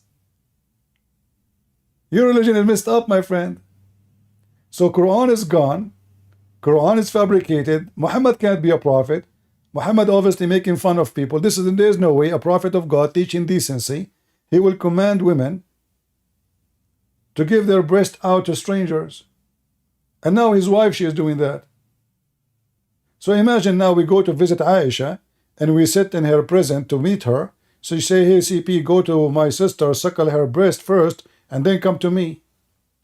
And then Christian Prince, he go 1 hour, 2 hour, 3 hours, 10 days. This guy, he never satisfied with the breast of a woman. He keeps suckling. He's hungry all the time. What the logic? Yeah, but I think if we combine the hadith that I'm reading right now, hadith, I think there is a misunderstanding when it comes to Arabic also. No, my friend, the Arabic And is so clear. I It says believe that he died and yes, they yes, still and still are recited in the Quran. yes, but I believe that there's the wahn wahunna is means something else. No, this is the, Because there's go. no way No, this is to go the same. back to the There's no way in the verses. same hadith. Huh? But I'll bring you a same. I'll bring you a hadith from Aisha also, Uh-huh. right? Okay. By Imam al-Zarqani. He says that حدثنا عبد الوارث عن عبد الصمد عن عبد الوارث حدثنا أبيه حدثنا حامد بن سلمة عن عبد الرحمن بن قاسم عن أبيه عن عمرة عن عائشة أنها قالت كان مما أنزل الله في القرآن ثم سقط. Means it's no longer there. Yeah, Right? سقط لا يحرم later. إلا 10 رضعات. My friend, thank you very much. What you confirm now that the Quran, it says سقط, not abrogated, سقط. Can you tell everybody what سقط It means means? it was Look, dropped. So no, سقط mean the dropped. Yeah, it was dropped by dropped. who? No, hold on. You see, سقط mean fail. So it was in the Quran, and Aisha now reported long after Muhammad's death. It was gone. That's what سقط means. Is dropped. You see, she is talking about. Yes, it's You see, it was dropped. Dropped by who?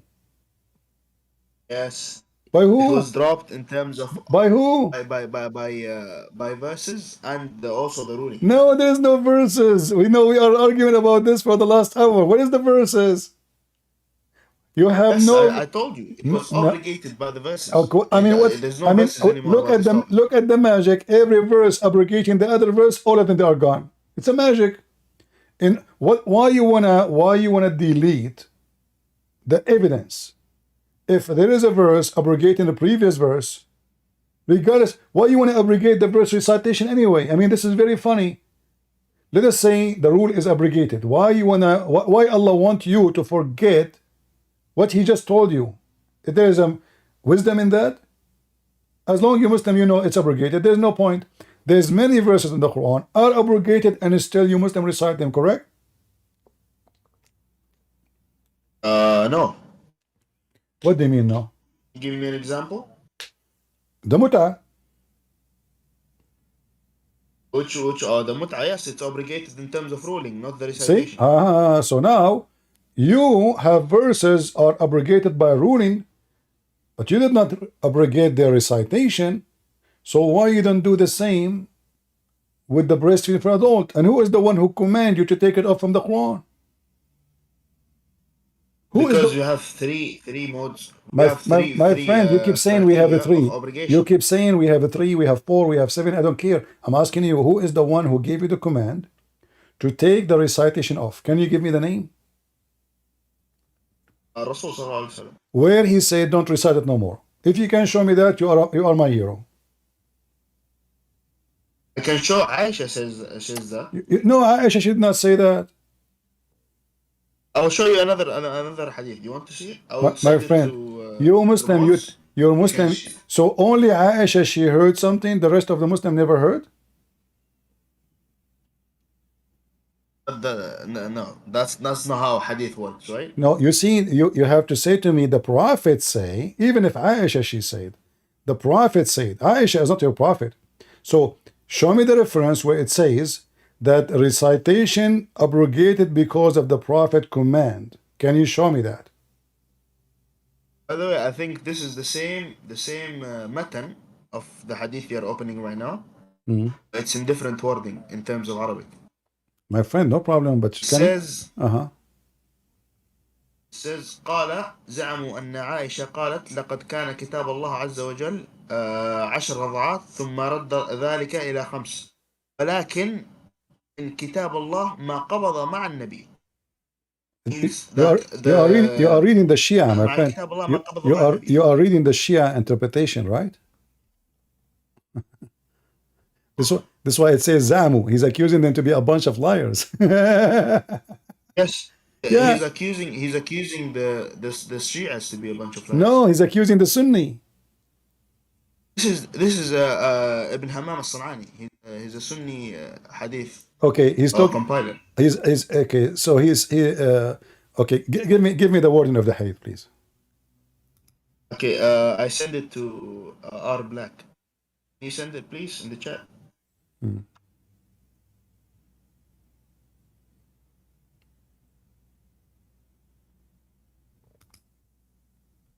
And this is not a hadith, right? This is just. Hadith. It is a hadith. Yes. Okay.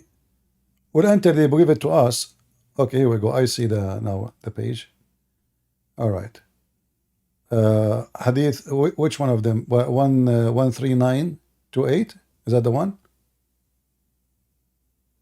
Yes. Okay. It's above. It's in yellow. Okay.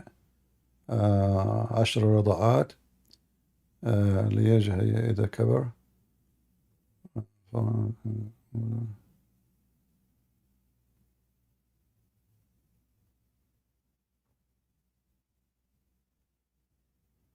Okay, my friend, look what you did. Can you read for me the last 10 words in the hadith and translate? Last 10 words? Yeah, like you can read the last line where it says لقد كان في كتاب الله عز وجل 10 رضعات. Okay, ثم رد ذلك إلى 5 لكن مع كتاب الله قبض النبي ما قبض مع النبي. Okay, what does that mean? Translate, go ahead. Means it was taken with the life of the Prophet. Where with the life of the Prophet? It's taken ولكن من كتاب الله ما قبض مع النبي. Okay, it wasn't taken. لقد كان في كتاب الله. It was. No, لقد كان في كتاب ثم رده ذلك إلى 5. So then it became 5, right?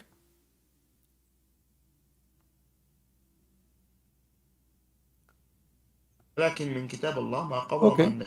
Okay. It's one of what he's saying. It is one of the things is gone when the Prophet is gone. It doesn't say the Prophet abrogated. So the Prophet is gone. Those verses are gone. That's why it says qabada, which means Muhammad. He lost his soul. He lost his life. It says it was the book of Allah.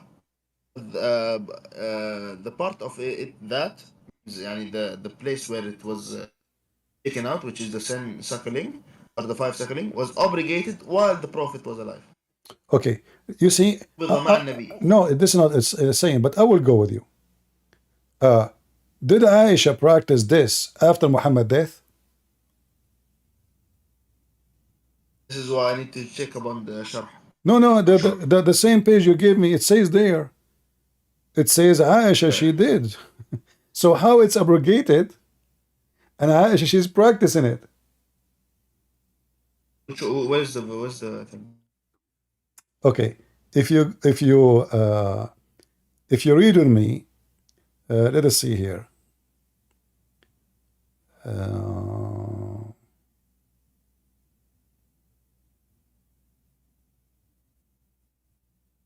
Okay, the same hadith in the beginning, it says that أخبرنا ابن جريج. You see it in the beginning?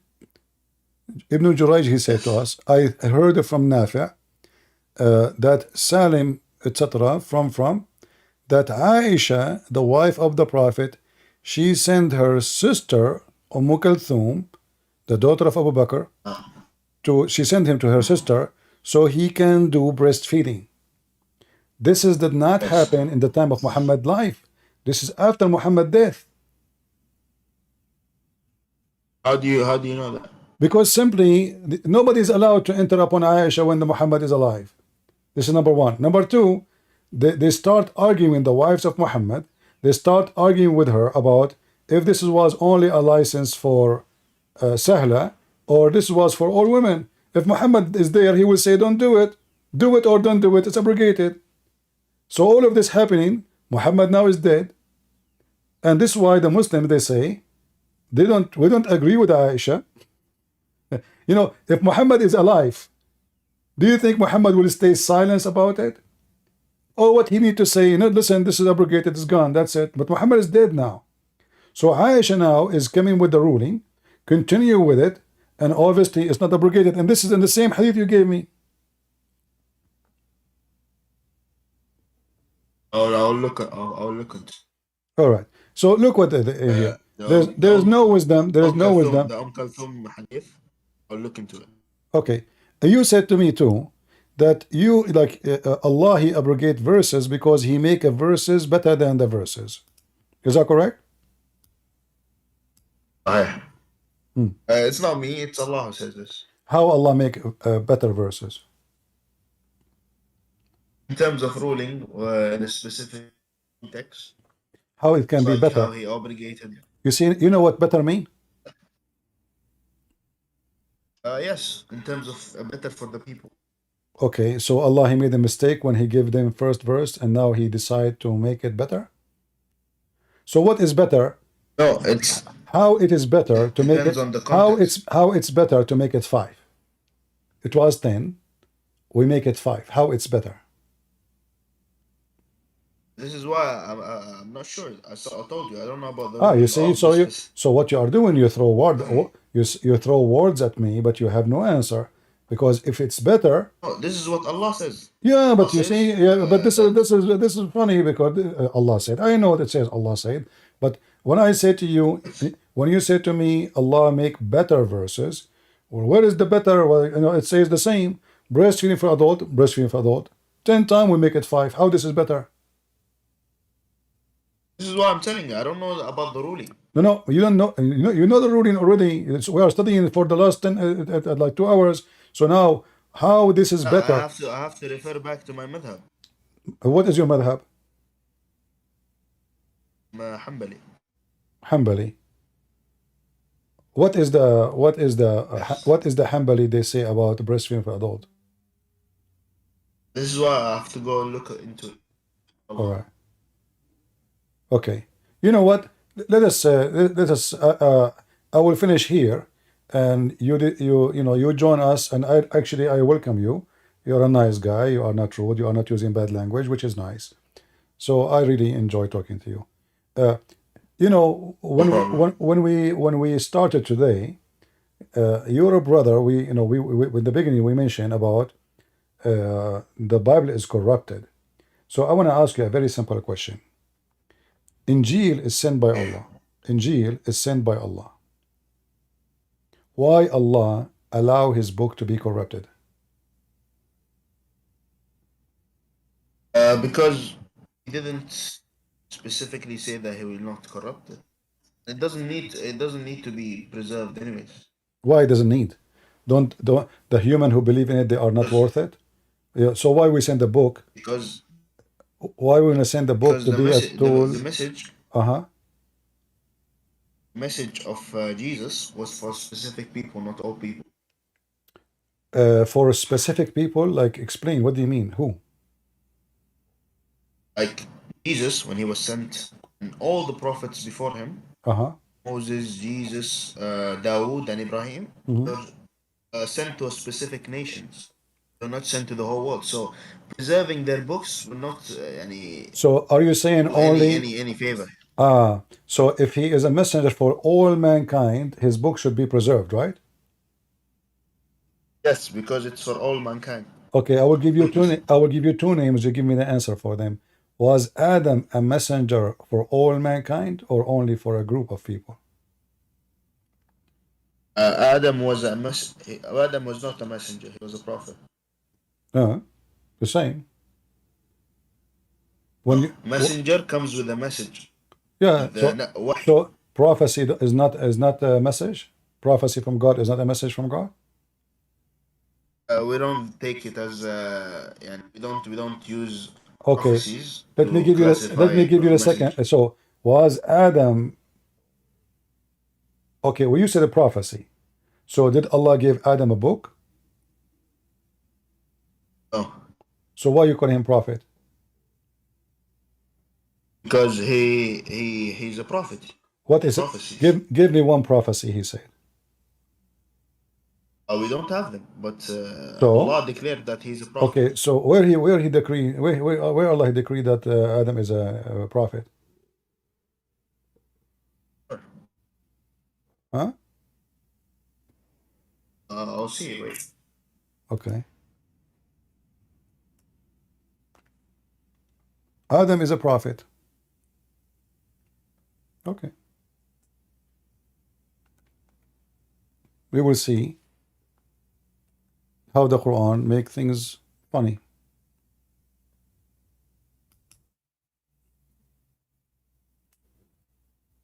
Yeah.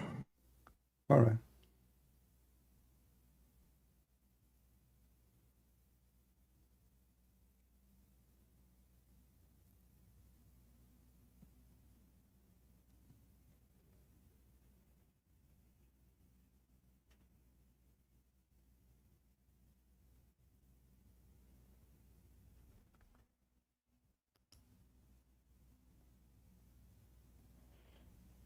Do you need my help? If you would help finding it, then yeah. Well, but if I help you, that will make Islam really look embarrassing, because the Quran says that Allah He chosen Adam from all mankind. Is that correct? فاصطفاه على العالمين. Huh? Let us read together. العالمين. Yeah. Let's read. Let's read. Yeah, so like how Allah in the Quran He says Allah He select Adam from all mankind. There's mankind at that time. How Allah He chose Adam from all mankind, from all the alameen. What does that mean? I mean, this is the first man. There's nobody. I mean, there could be in terms of the Allah's knowledge. So What do you mean Allah knowledge? Is it Muhammad the first man or his second man? Allah's knowledge has all the people. Allah claims that He اصطفاه على العالمين, and Okay, of but course He knows that we are gonna exist. So اصطفى Adam out of all of us to be the first person. my friend, how he can elect Stafa in Arabic mean elect, he choose, select. But if he Yes, is He chose. okay, but if he is the only guy, the rest is not created yet.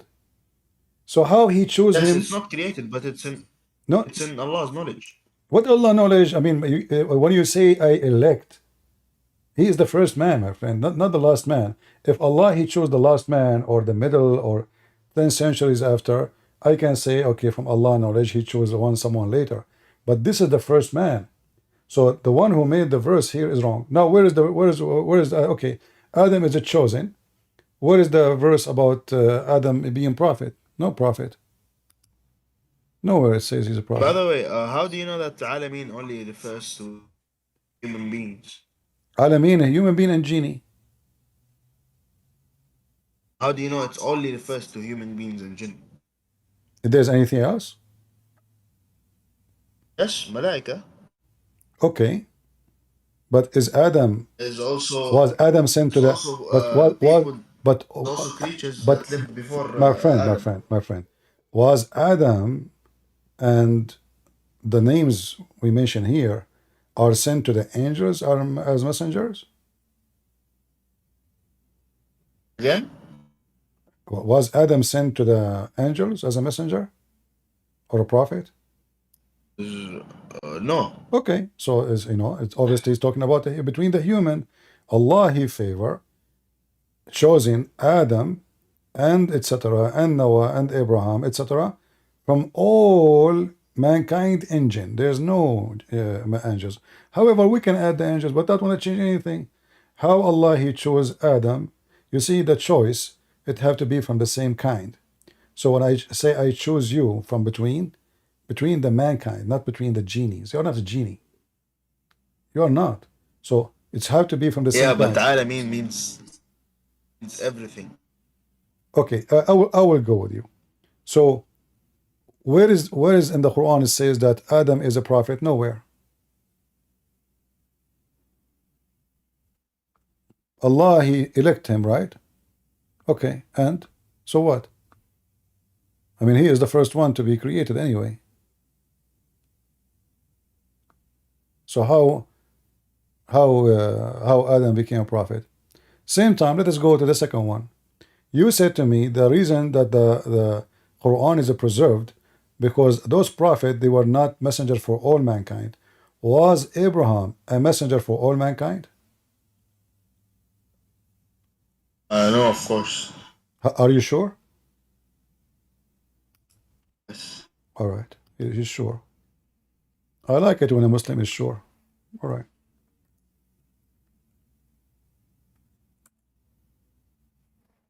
Here we go. Chapter 2, verse number 124. Does it say that he is linnasi imaman?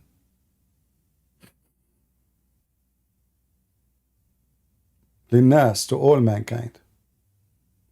Do you see it? Yes. So Abraham, he is a messenger for all mankind. You said the reason the Quran is preserved because Quran is for all mankind, but the previous one are not, which is very funny. I mean, still message from God is message from God. There's no message is holy and message not important. But I'm going with you. So now Abraham, he received a message from God, correct? Yes. What is his message? Tawheed. Huh? Tawheed, and he has No. You see, the message is the book. The book. Okay. Did Allah give Abraham a book? Yes. Okay. You said if the message for all mankind, then Allah will preserve the book of the prophet. Okay, here we go. Abraham is a messenger for all mankind, as you see. What is his book? Okay, can you send the verse in the Chapter can you tell me the 2, verse? chapter 2, verse number 20. What, you don't see my screen? Yes, sir. Okay. And here we go. This is the link. I will give it to you. So Abraham is a messenger for all mankind, yet his book in Islam is gone. You don't even have a single word of his book.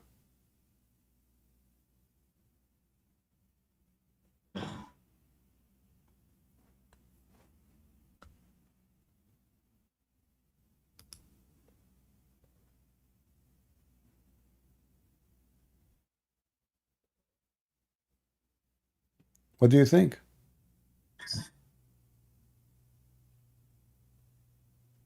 I'll read the tafsir on it. Look like, the Quran, the funny is, the Quran, according to the Muslim, is a miracle. The language is amazing, to the point a Muslim cannot understand what the Quran is saying. And then you I need. do understand what the Quran is saying. So why you are looking for the interpretation? Understand the Quran more. That means the Quran is not. Of, All right, that means the Quran is not well explained by Allah. Did Allah? you could understand something and misinterpret it. That doesn't mean you didn't understand it. Did Allah gave you? Isn't it the Quran says Allah He gave full explanation for the Quran? Yes, which is in the Hadith sometimes. No, this is in the Quran. If Allah He says, I made it clear, I explained the Quran, it must be in the Quran. Can't be in the Hadith. Okay, give me a Hadith. Give me a Hadith coming from Allah. Explain this verse. Go ahead. Oh, we don't have specific like for every specific verse you have a Okay. you So have now look. So now tafsir. look. So now look We what do have happened. tradition. So now look what happened. Allah, He sent 124,000 messenger, 124,000 books, and Allah failed to protect all His books. And then Allah decided to protect one book. Why? You say it because Islam He is didn't fail. fail. It He wasn't the failed. goal for him. Well, He guys, can it fail. wasn't the It goal. wasn't the goal. It wasn't the goal. Why Allah do not know the future?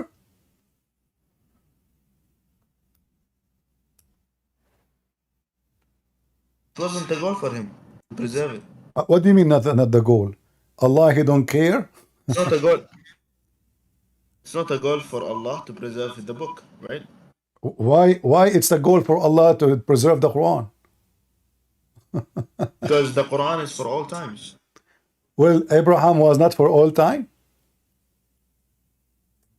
That's what I said you. I told you. I was looking into the tafsir and I will talk to you. What tafsir, my friend? It's over. You know, everybody knows, and the Quran confirmed that Abraham is the father of the prophets. So now suddenly Abraham is not for all time. So why you keep saying you're Abrahamic, you're Abrahamic, you're Abrahamic?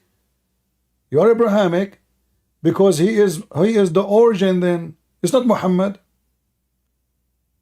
So Abraham is way more important than your prophet then.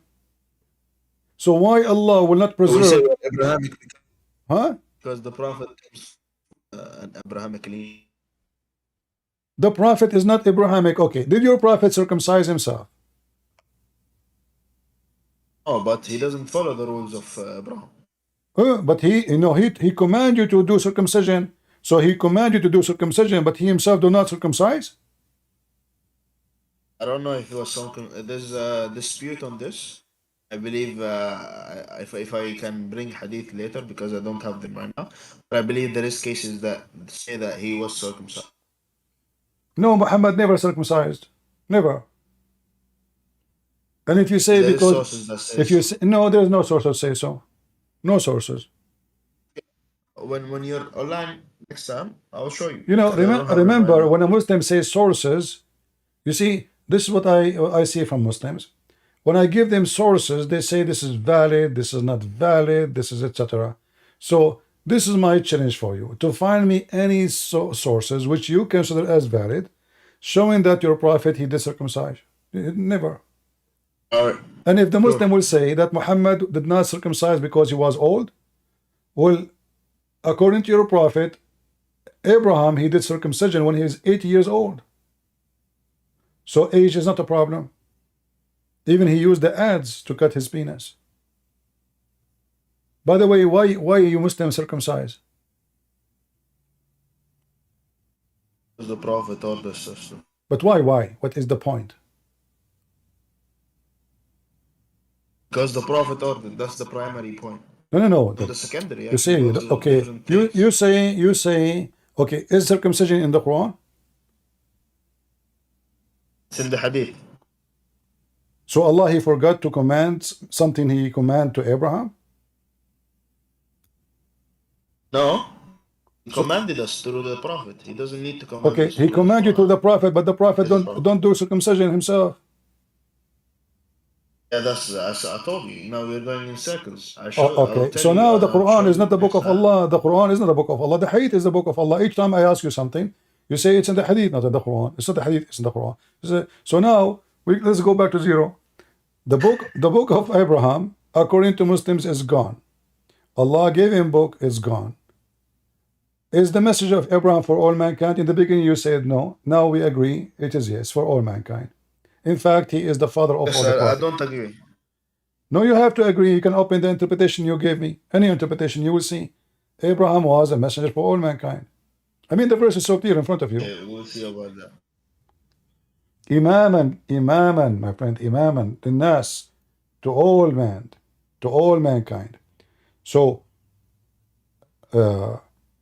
same time, when you say Allah is not interested in protecting His book, but Allah should be interested in guidance. Otherwise, why He send books if you don't care? I mean, don't He knew? Like as an example, the Jews They corrupted the Torah according to your religion, correct? Yes. Why they did that?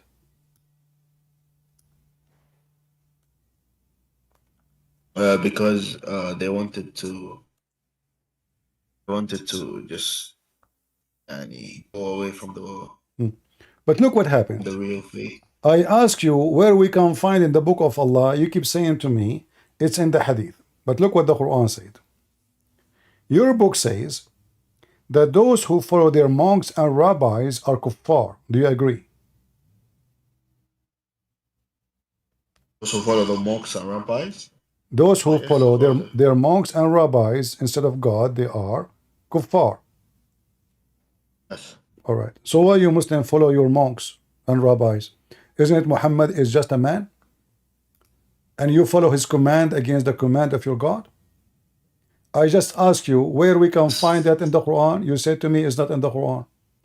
So Allah never said a word to Muhammad. Otherwise, show me the reference, show me the statement. Where Allah he said that to Muhammad? Never.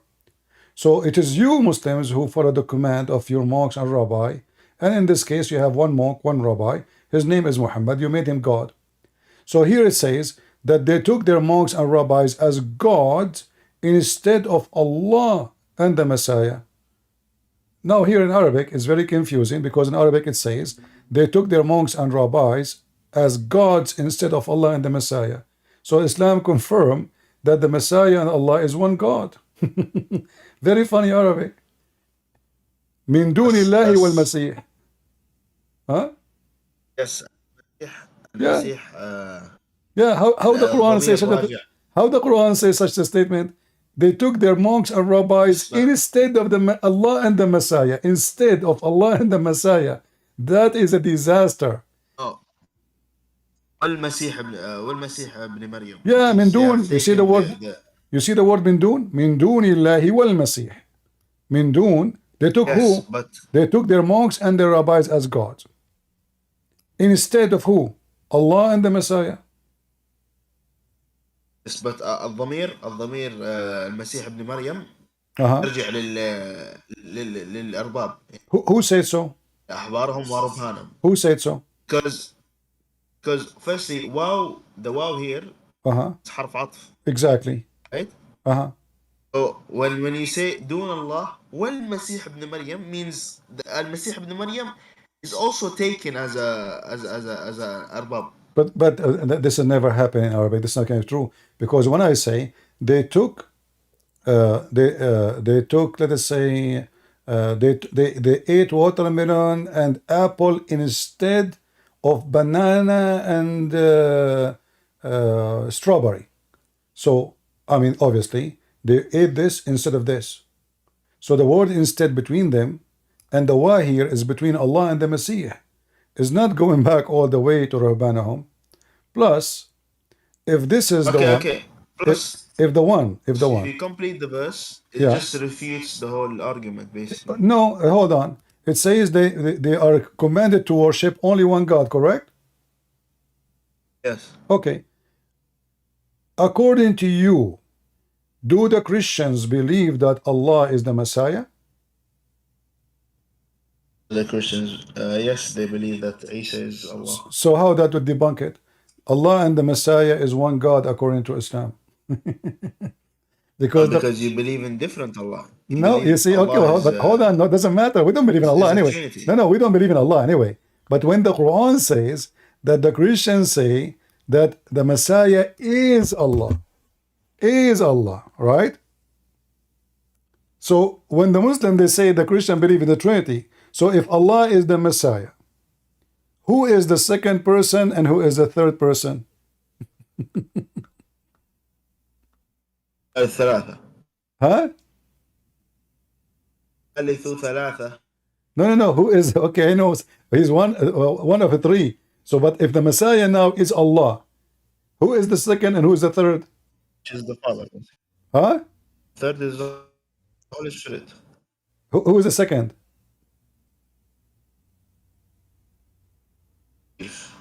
I didn't hear you. What?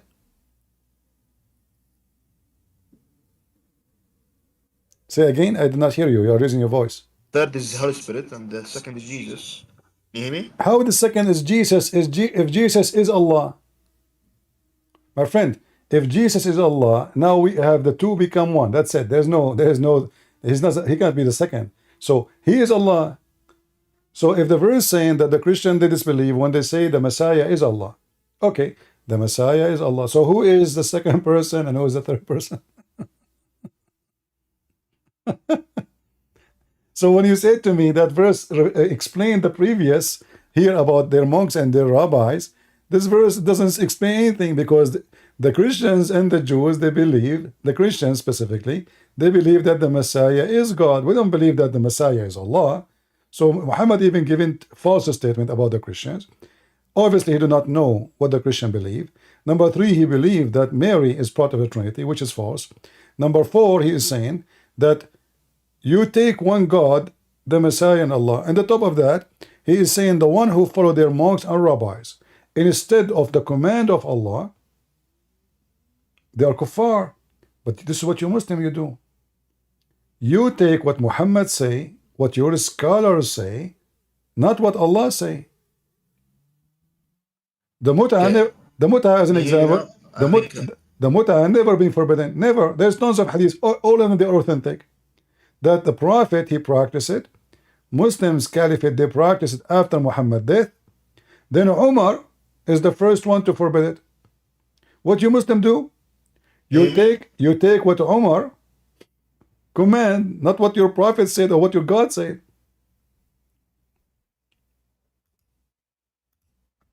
You hear me? I hear you, yeah. Yeah, I got cut out for a second.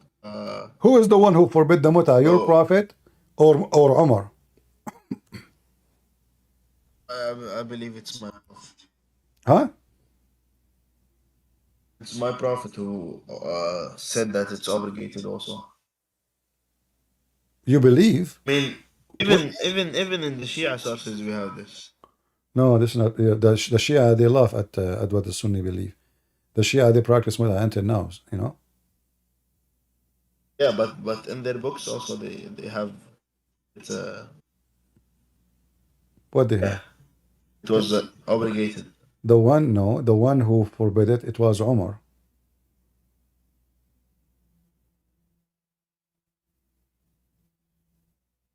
The one who forbid it, it was Umar, not your Prophet.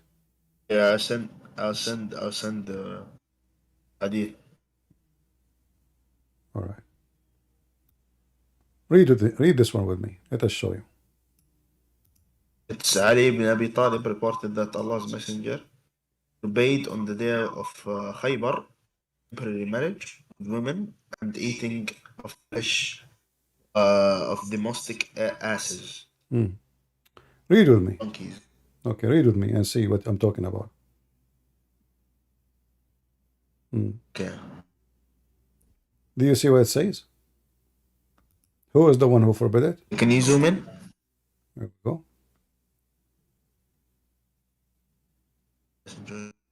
To me, I knew the issue and did tamattu with Ken Khalif. He addressed the people that.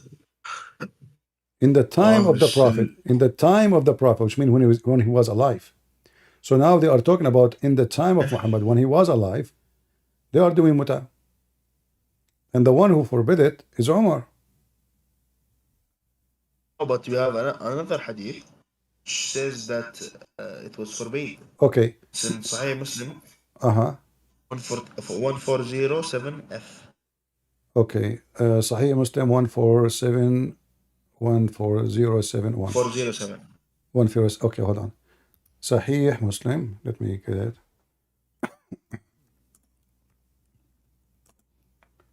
I'm typing in Arabic.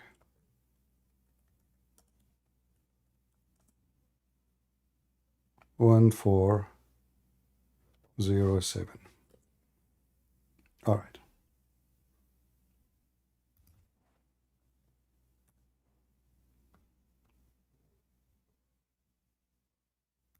If, all right, here we go.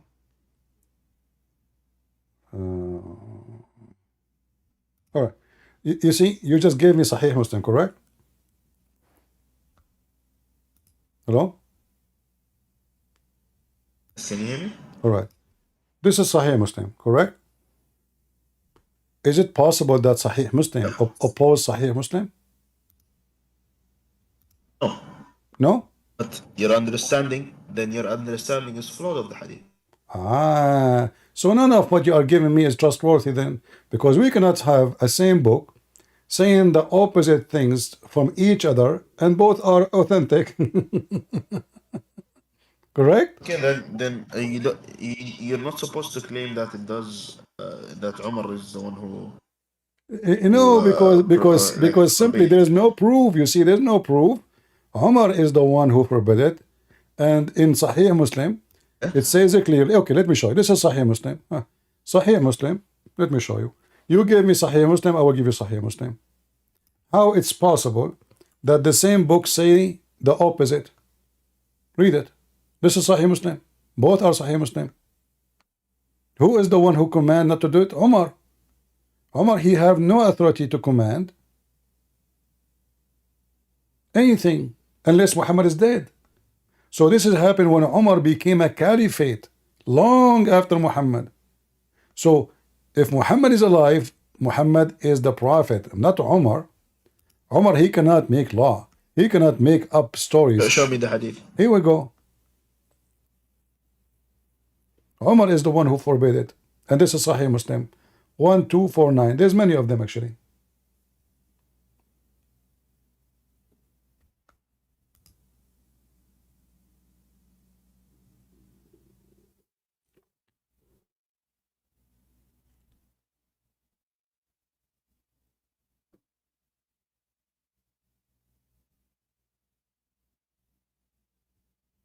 What do you think? Do you see the disaster in this Islamic religion? The same book say the opposite. One says the Prophet forbid it. One says we did it during the life of Muhammad, and then later Umar forbid it. It can't be true. There's a huge contradiction here. And you will notice that the hadith you gave me is not mutawatir. This one is a mutawatir. Look how many times reported. Huh? Look at this. Yes, I see. Yeah. The one who forbid it, it was Umar. Who is Umar?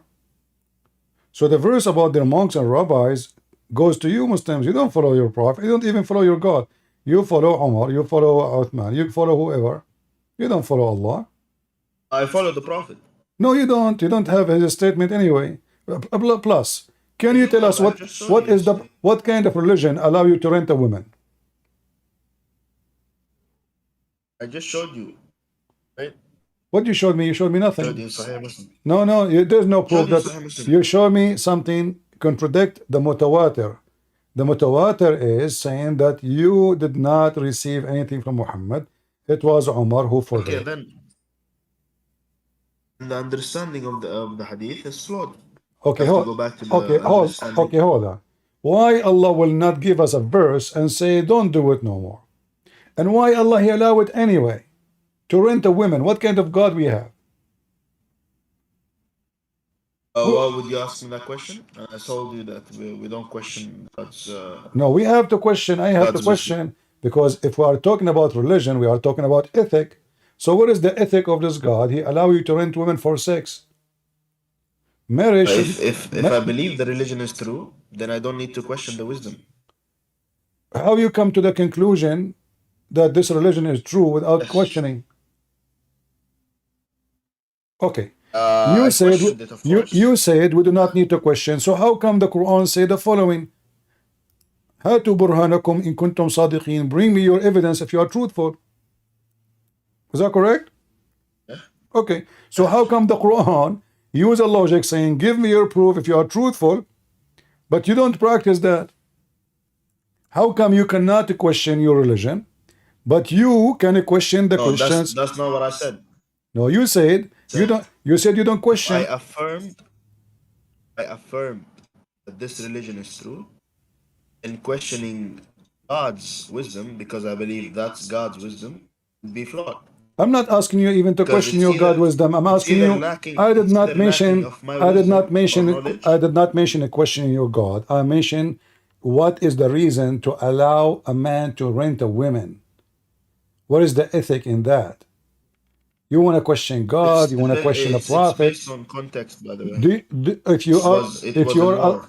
what contact? Renting women is a prostitution. Women, when they sleep, when a man he sleep with the women for the purpose of exchanging sex for money, it's very well known to be prostitution. So what is the logic of this God? He allow Muslim men and Muslim women, remember, because the one they will sleep with is women too. They are Muslims. So now Muslim men, Muslim women, they go to the bazaar and they search for women who they are willing to give their private part for some pennies or dollars. What was the wisdom? You said you don't question it. Well, we have to question it because the law of Moses forbid fornication. The law of Muhammad encouraged fornication. This is fornication. This is not marriage. The marriage is you marrying a woman for the purpose of having a family. Muta, the word muta in Arabic means a pleasure, correct? Okay. Pleasure of what? Sex. So you are having relationship with women. You don't even maybe know her name. You just met her in the street, in the elevator. You say to her, can you let me sleep with you? I will give you $10. For how long? She agreed. 2 hours, 2 hours. That is muta. So now the whole purpose of it is not society. That will not make society better. That will make kids grow with their parent without father, because now you sleep with the women few months after she delivered a child, and the father is not married to her mom. You know, she just have 1 hour spent. I don't believe in this, by the way. I don't believe in this. It's it's no longer exists. No problem. You see? No, you see? No longer exists. In the context of war. No, there was no war. What, my friend? Always Muslim have war. Name for me 1 year, 1 month, 1 day Muslims don't have war. Year of year of what? The year before.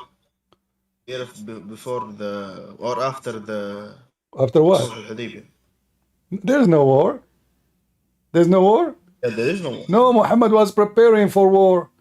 As soon he get ready, he told them, Bara'ah. My friend, always you have war. Always you have war. Same time, who said to you at that time they did not do mut'ah? They did. Because the mut'ah, as you see, was practiced.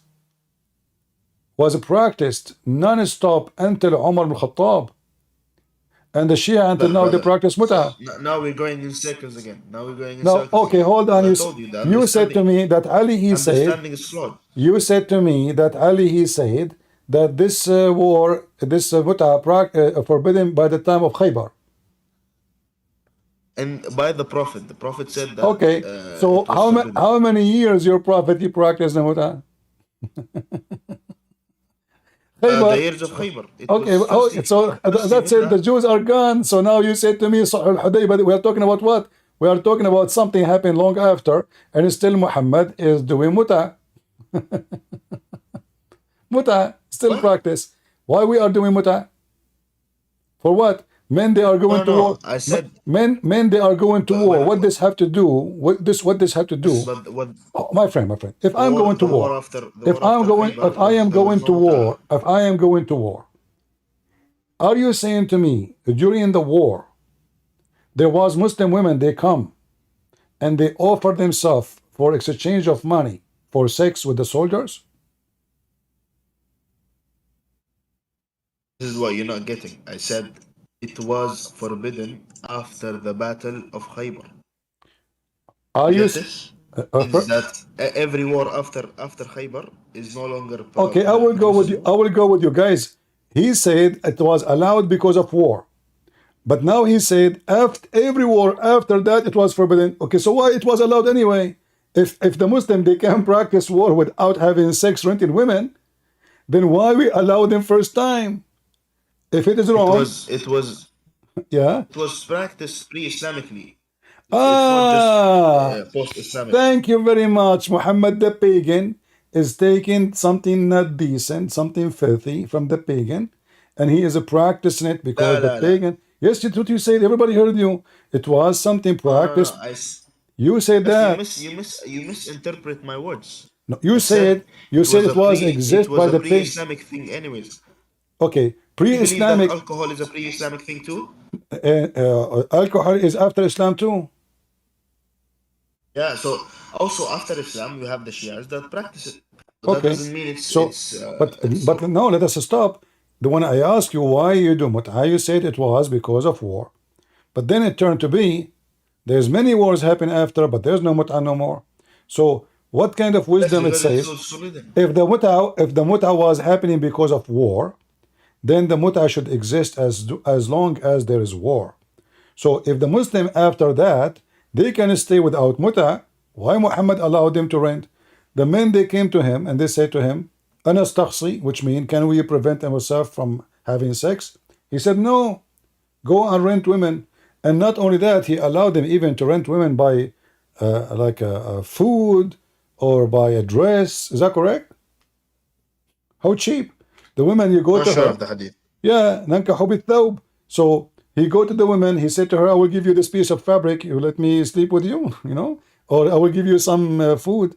So obviously, those women are very cheap, and Muslim women they have a freedom of having sex around because the man he can negotiate, the women she can negotiate. She make herself available in the front of everybody, and the one who pay more, he have her. It's an auction. So where is decency in this religion? And here you notice that when you say it's abrogated and forbidden later, is that because Muhammad he noticed that this is ugly and disgusting, or because the Christian they start making fun of him, saying what kind of a prophet he allows such a thing? It was not allowed, by the way. It was practiced until it was forbidden. How is not allowed? And you said it was a practice.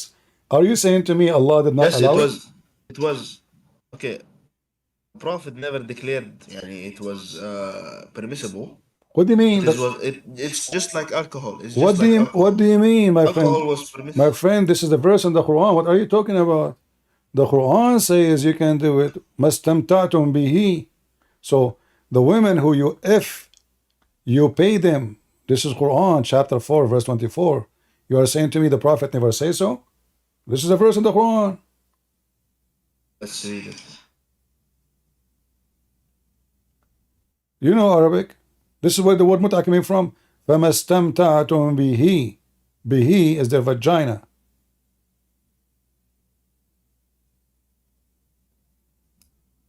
So because you enjoy their vagina, you pay them their wages. Wages, not dowry, as a translation saying. Does it say wages in Arabic? Correct? Yeah, wages, right?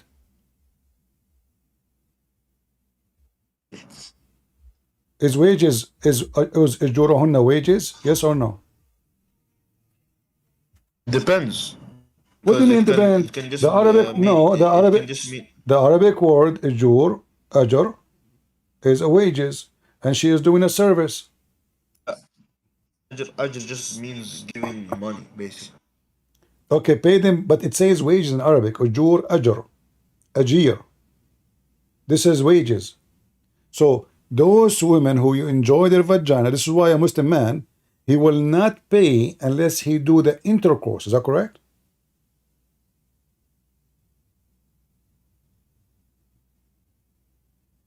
Hello? Yes. Okay. So when you do the intercourse only, then the woman, she deserve her wages. So you are paying for what reason? Because she allow you to park your private part in her vagina. It is a wages. To be honest, and it has nothing to do with the vagina or whatever you say, right? No, it says from it can mastamtatum bihi. Okay. You said to me you read interpretation. Okay, what interpretation says have nothing to do with vagina? Can you give me one? Just give me one. Ibn Kathir, Qurtubi, Tabari, Jabal Alain, all of them they agree that this is about sleeping with the women temporarily. Vagina. Okay, sure. Sure what? Do you want to show me the Interpretation, or I can show you if you want. All of them, they agree. This is about muta. Okay, so the Prophet declared there is mut'ah? The Quran could declare that. Okay. Okay. If the Quran, okay, if God So declared what that, a right? confusing religion. So now, one sect say Muhammad say, one sect say Umar say. Even I showed you the same book. One hadith says the Prophet forbid, the other hadith says Umar forbid it. So what? How we can follow such a cult if everyone say whatever he want, and the book of Allah is messed up? There is a verse in the Quran says do muta, but we cannot find where in the Quran it says don't do muta.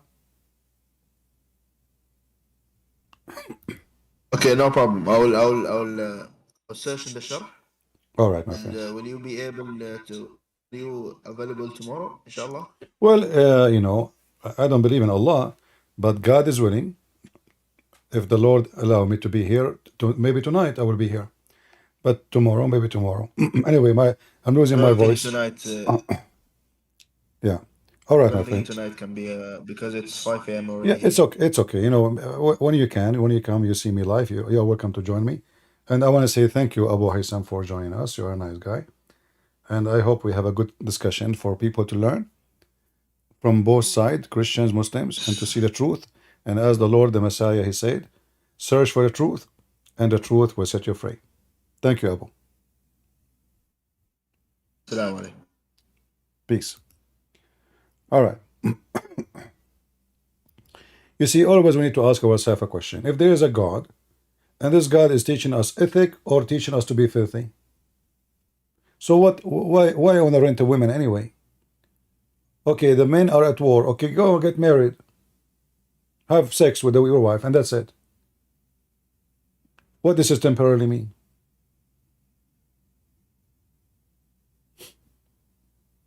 It's a billion times better to go and do masturbation than having sex with the women just to use her. It's not like even a girlfriend. It's just a woman. I mean, look how cheap it is. She's getting paid. What kind of ethic, what kind of people we are talking about? Those are the hookers in Thailand. The Muslims of Muhammad time, this is what they practice. Hookers in the street. And you come to them and you ask her how much.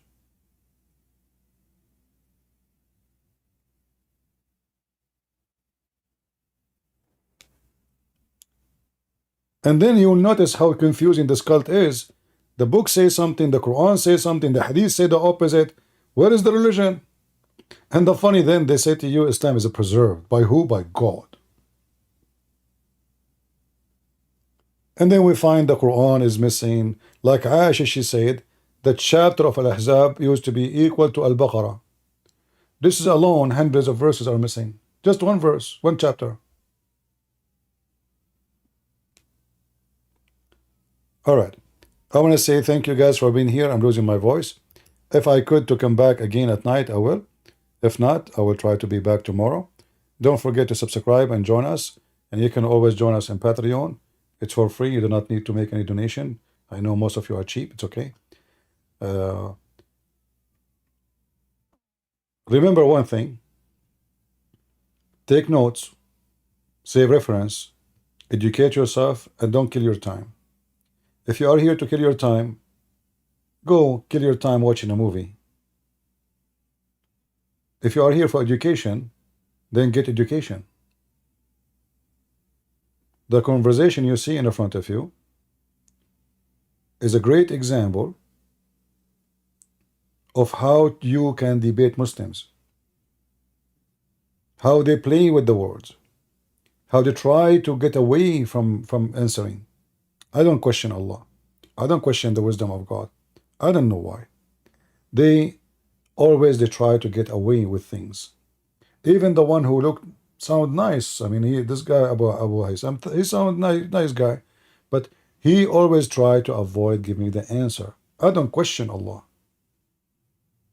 No, we have to question. If we are here to debate, that means the whole point is a questioning. Why Allah did not preserve his book? He don't have intention. Allah sent books, he don't have intention to preserve them? What the heck is that? Like at that time, Allah was a drugs addict. He don't care. His hair is not cut. He have tattoo in his face. He have no shoes. He don't take a shower. He is all the time drunk. He don't care.